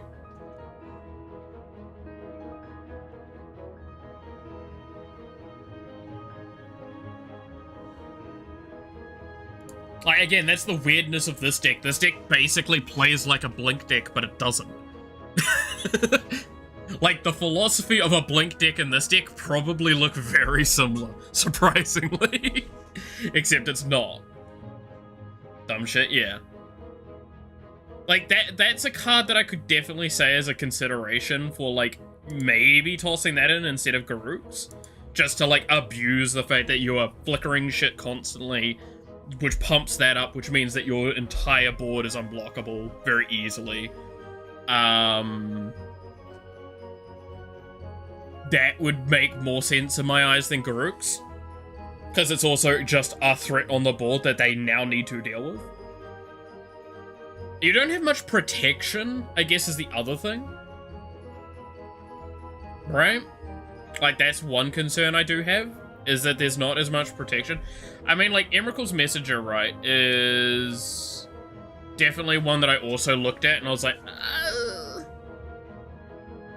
because it's when you draw your second, you get a thing. Like, there's so many cards I could think of that would go there first in my eyes. It's not a bad card at all. There's a lot of really good two-turn card synergy.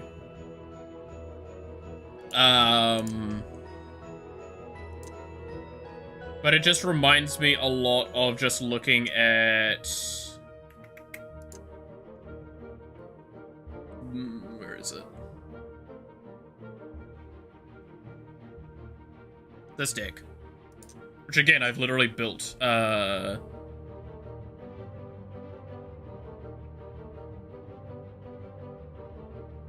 thing around it.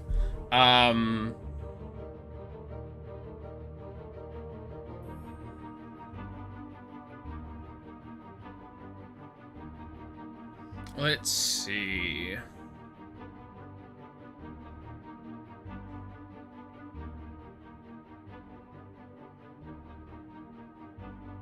Because you only have Simic to work with.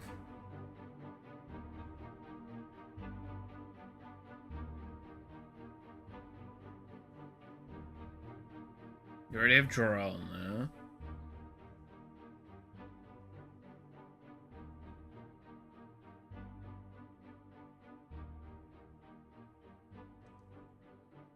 You head on the trail. You don't have access to white.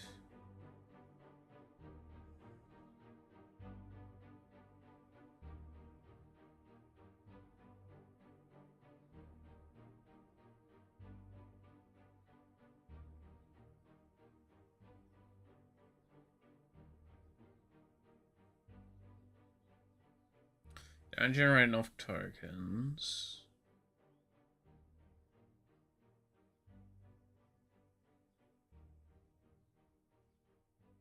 Have that on. It's not actually as much as I would have thought in here.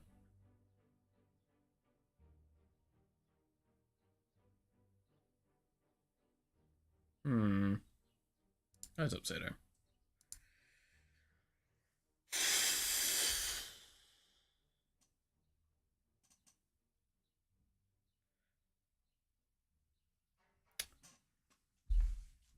I don't know what you would replace, though, with it. Loot. There you go. Ironically enough, actually, Loot would be a good card in this deck, I feel. It would fit. Because it's what? Additional land drop per turn. And then when you're at 6 mana, I believe it is, look at the top set of your cards and put something in that's equal to your land count or all that.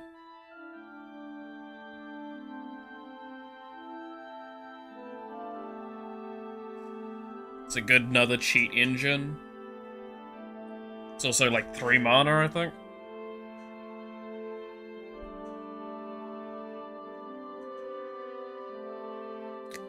It's almost getting to the point where I'd almost argue more lands. Like 1 or 2 more lands.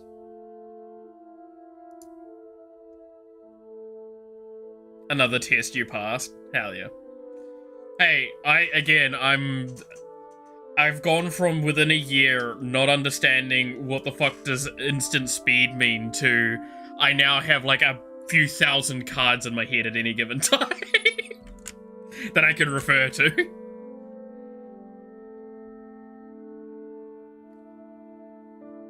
That's the final final test. Oh no. I do need to actually finish up soon, so yeah, let's what's this final test? I want to see how far I get.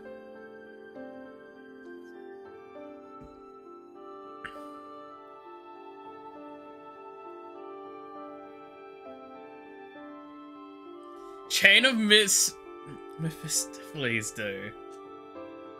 Oh, I don't fucking remember. Oh no. I actually do not know. That card is not coming to mind. I can't even tell you the colors for that card. I'd assume like white. Right? That's my first thought. I'm gonna look this up. See if I've ever come across it.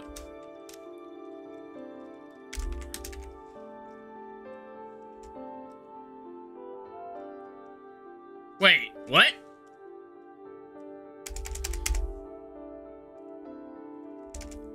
It's not coming up as a card.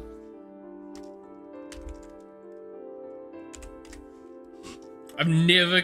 Chains. Okay, that's why. Chains of Mephistopheles. It's a black one. Oh god, okay, so it was the other idea that I had in my head.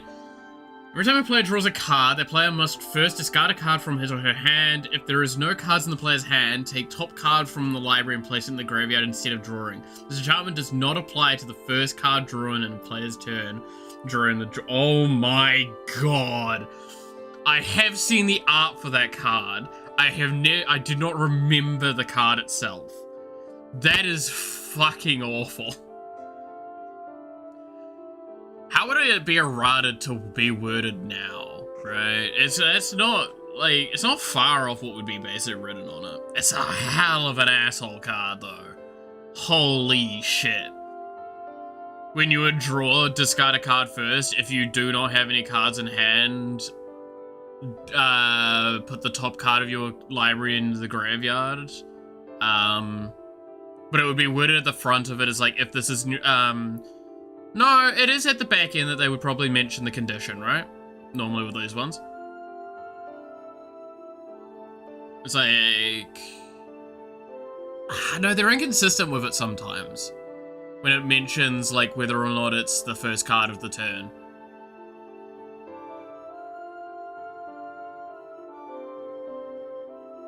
That's actually foul, though. That's a hell of an effect.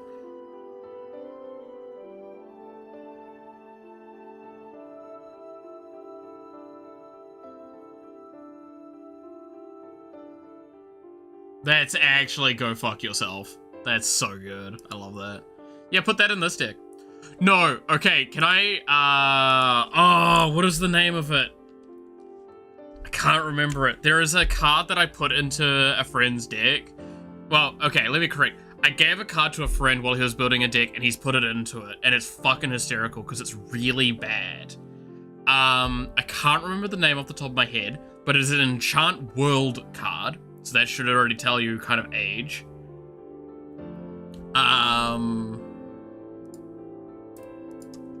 Oh, yes, that's right. This is the famous card that has the flowchart. That's right.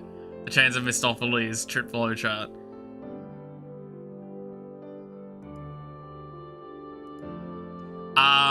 But no, it's Enchant World. Each player plays with their hand on the battlefield. Like, you have to show the thing. I'm trying to remember the name of it. But, like, I found it's 1 green mana. Enchant World, each player plays with their cards revealed on the table. I think is, like, the actual wording of it. and I saw it, I showed it to him, and he's building a Necrobloom deck, by the way, with this. And he's like, I'm putting that in. Which, by the way, building a Necrobloom deck was fun, like, helping him with that. I gave him a couple of good cards in there. I'm surprised he actually owns 6, and I don't think he put it in there. Which I was a little surprised at. I genuinely was a little surprised at that one. He did find a Get Rotted monster, which I'm like, uh-oh. I don't know if I want to play against that deck anymore. Man's gonna have all of his, graveyard, like, all of his fucking deck in his graveyard on the cleanup step. Revelation? Is that it? Yep, that is it. All players play with their cards, the cards in hand face up on the table. Yeah. I gave that to him, and he's put it in the Necrobloom deck, and I'm like, yes! It's so good! It's so bad, but it's so good.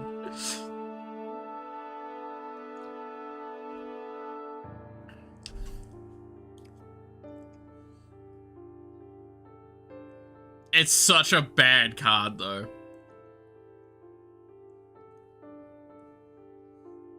It's so dumb.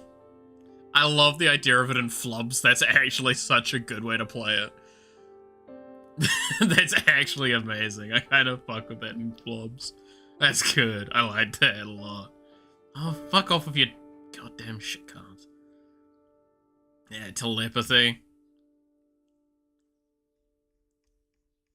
Oh boy. I was thinking of adding telepathy. That's... You're gonna get beaten up. Don't do that. Don't put in telepathy. Telepathy's a very dangerous card to be adding to your decks. You're just gonna anger people, and it's not gonna be rational. I'm not gonna say that they're entitled to that anger. It's dumb as shit that they're being angry. Fucking wait a minute. Why is this 5 mana for draw 3? Jesus. What does the economy come to? I feel like you could put a rampant growth there and it would be better. I'm gonna be honest. I get the land cycling, I do, but I feel like this one might be one you could potentially replace with something else. I love it though, I do. I guess that works with omniscience. Yeah, it's the island cycling, I know, is what you got it there for. That's why I say, like, you could probably replace that with Rampant and it not be... Or even just Nature's Law. Something like that. I have, like, a little bit more multi-typed lands. You actually don't have very many. You only have Breeding Pool in there, right? That's multi-typed? Yeah.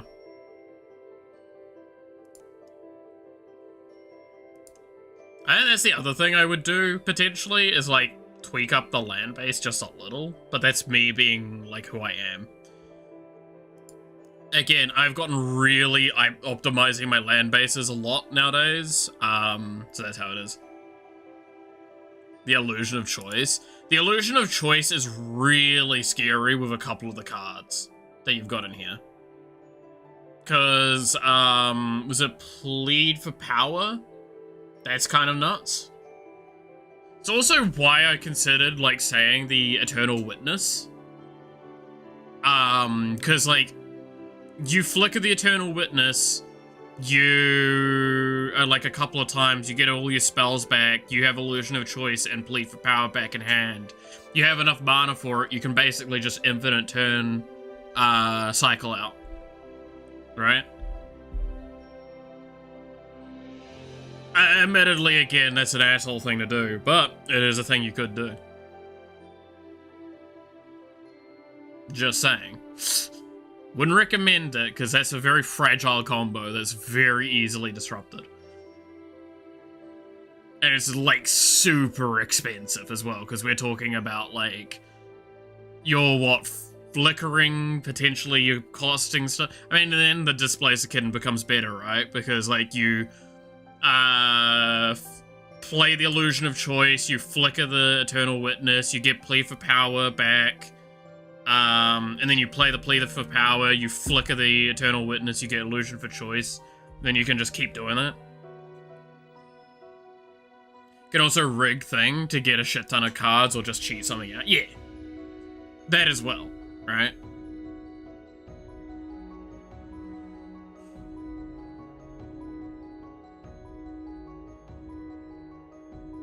I think that's probably why I like the Displacer Kitten's one that I'm like so kind of mixed feelings of getting rid of, because it's like there are ways it's good, but there's I think other cards that could be better in that position unless you're going for like weird wacky infinite. I think that's the thing Displacer Kitten always seems like to me, is it's not a good tempo flicker, it's a really good combo flicker, if that makes sense. Like, I'm going for a combo effect where I'm flickering like 3 things and winning the game from it. Whereas in this deck, it feels like it's more for tempo flickering, where you have like 1 or 2 flickers every once in a while from it.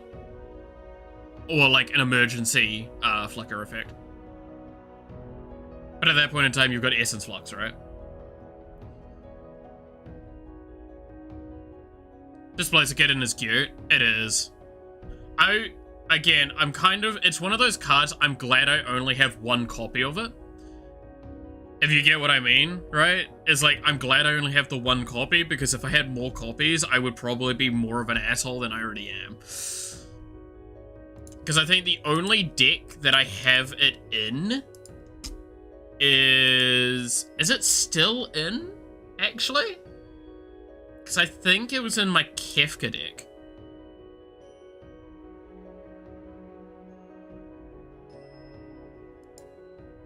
It is not in the Kefka deck anymore. It was in here for a while.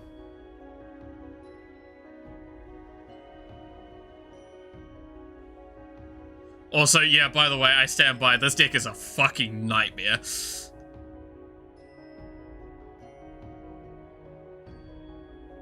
This is actual, like, full asshole energy deck. Because it's just villains. It's just a bunch of fucking assholes.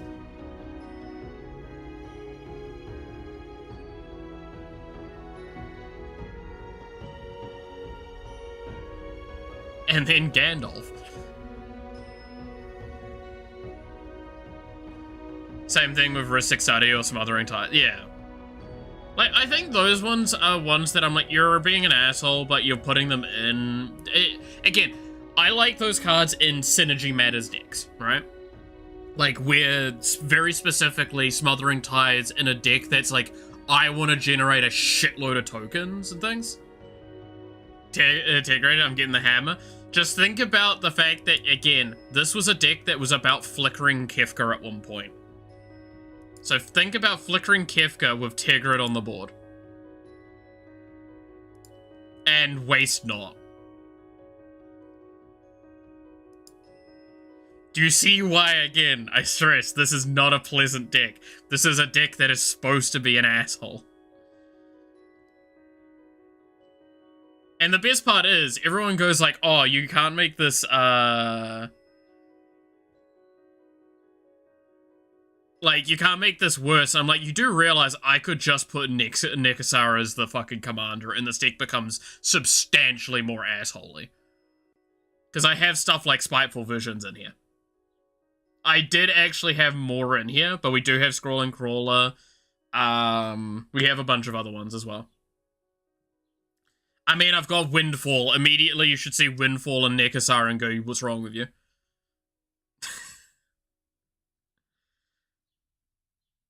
Like, I'm gonna be honest, Garland's probably one of the weakest cards in this deck.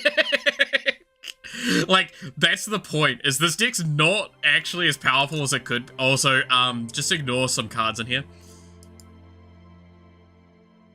Just ignore, there's some cards in here.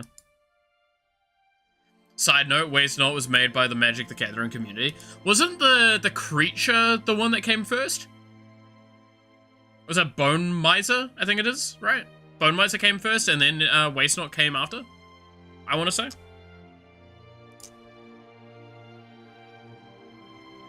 I would put Deadpool in this deck, by the way, if I could. I would 100% put him in there.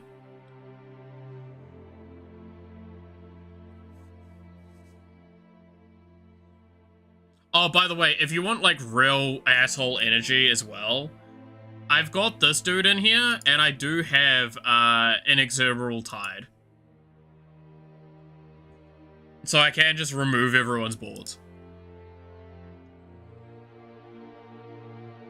Also, just ignore the fact that there's even a Nicol Bolas in here. This deck gets me killed very quickly.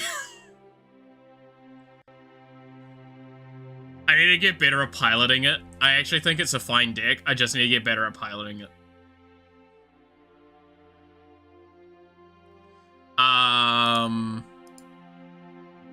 But yeah, no, it's a fun one.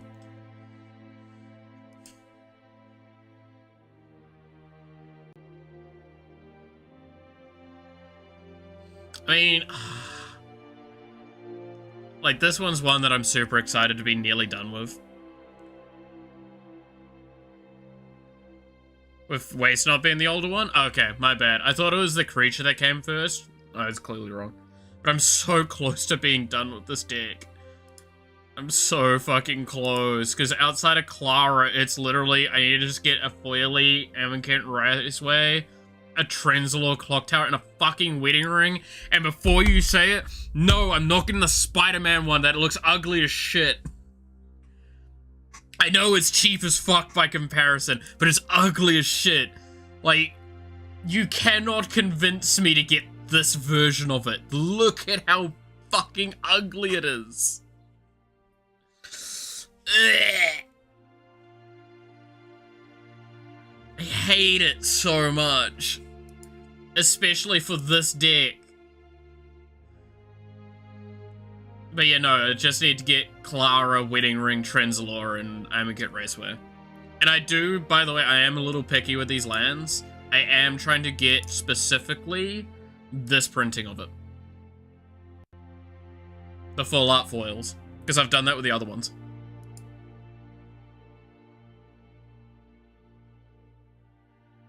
Like, this would cost me like 30 bucks all up, basically. Because I think this is like 20 bucks.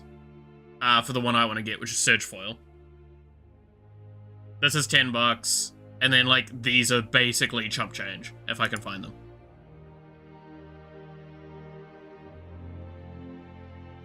And that is it. And then I have this deck built.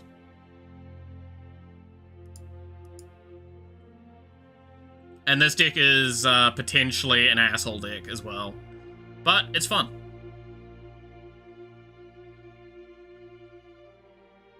Shame, I've got the OG Wedding Ring and the art of the Amonkhet Raceway. Pain.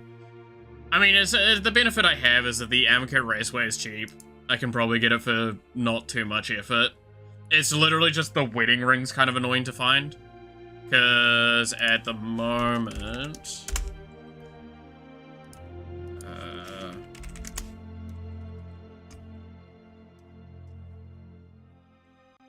like, most of the Wedding Rings are either a Hobby Master or the Spider-Man one, if I recall correctly. I mean, I still need to fucking get myself Jador. That's still the one town I'm missing. For this deck.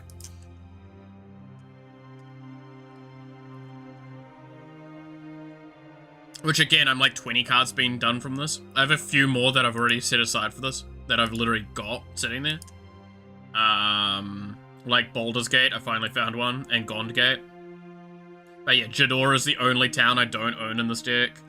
I think I also found a Mana Gate. I have a Sylvan Scrying sitting there. And that's about it. Yes, by the way, yeah, I do see the fact that it's Lumra. I could probably take Lumra out and it not be a problem. Why are you not loading? There you go.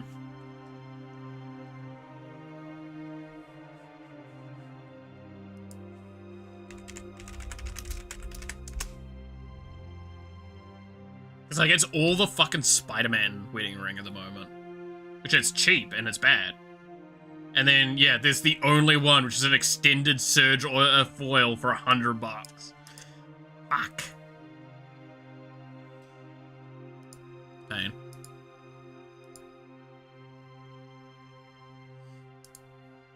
I do still need to get an Omnath and an Oracle Maldiah.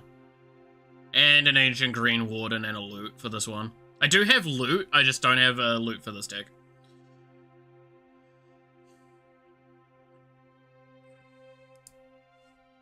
This deck's very close to being done, though. Overall, the cost of complete's not actually too high. If I could just swap out Lumra for something else. It's because I was going so heavy into the enchantment, the elemental landfall synergy that Lumra looks so tempting.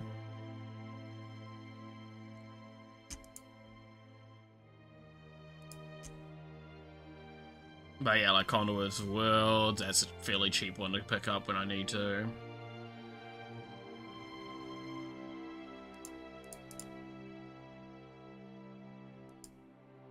I like the idea of this deck, though. It looks very bad, but it's very funny.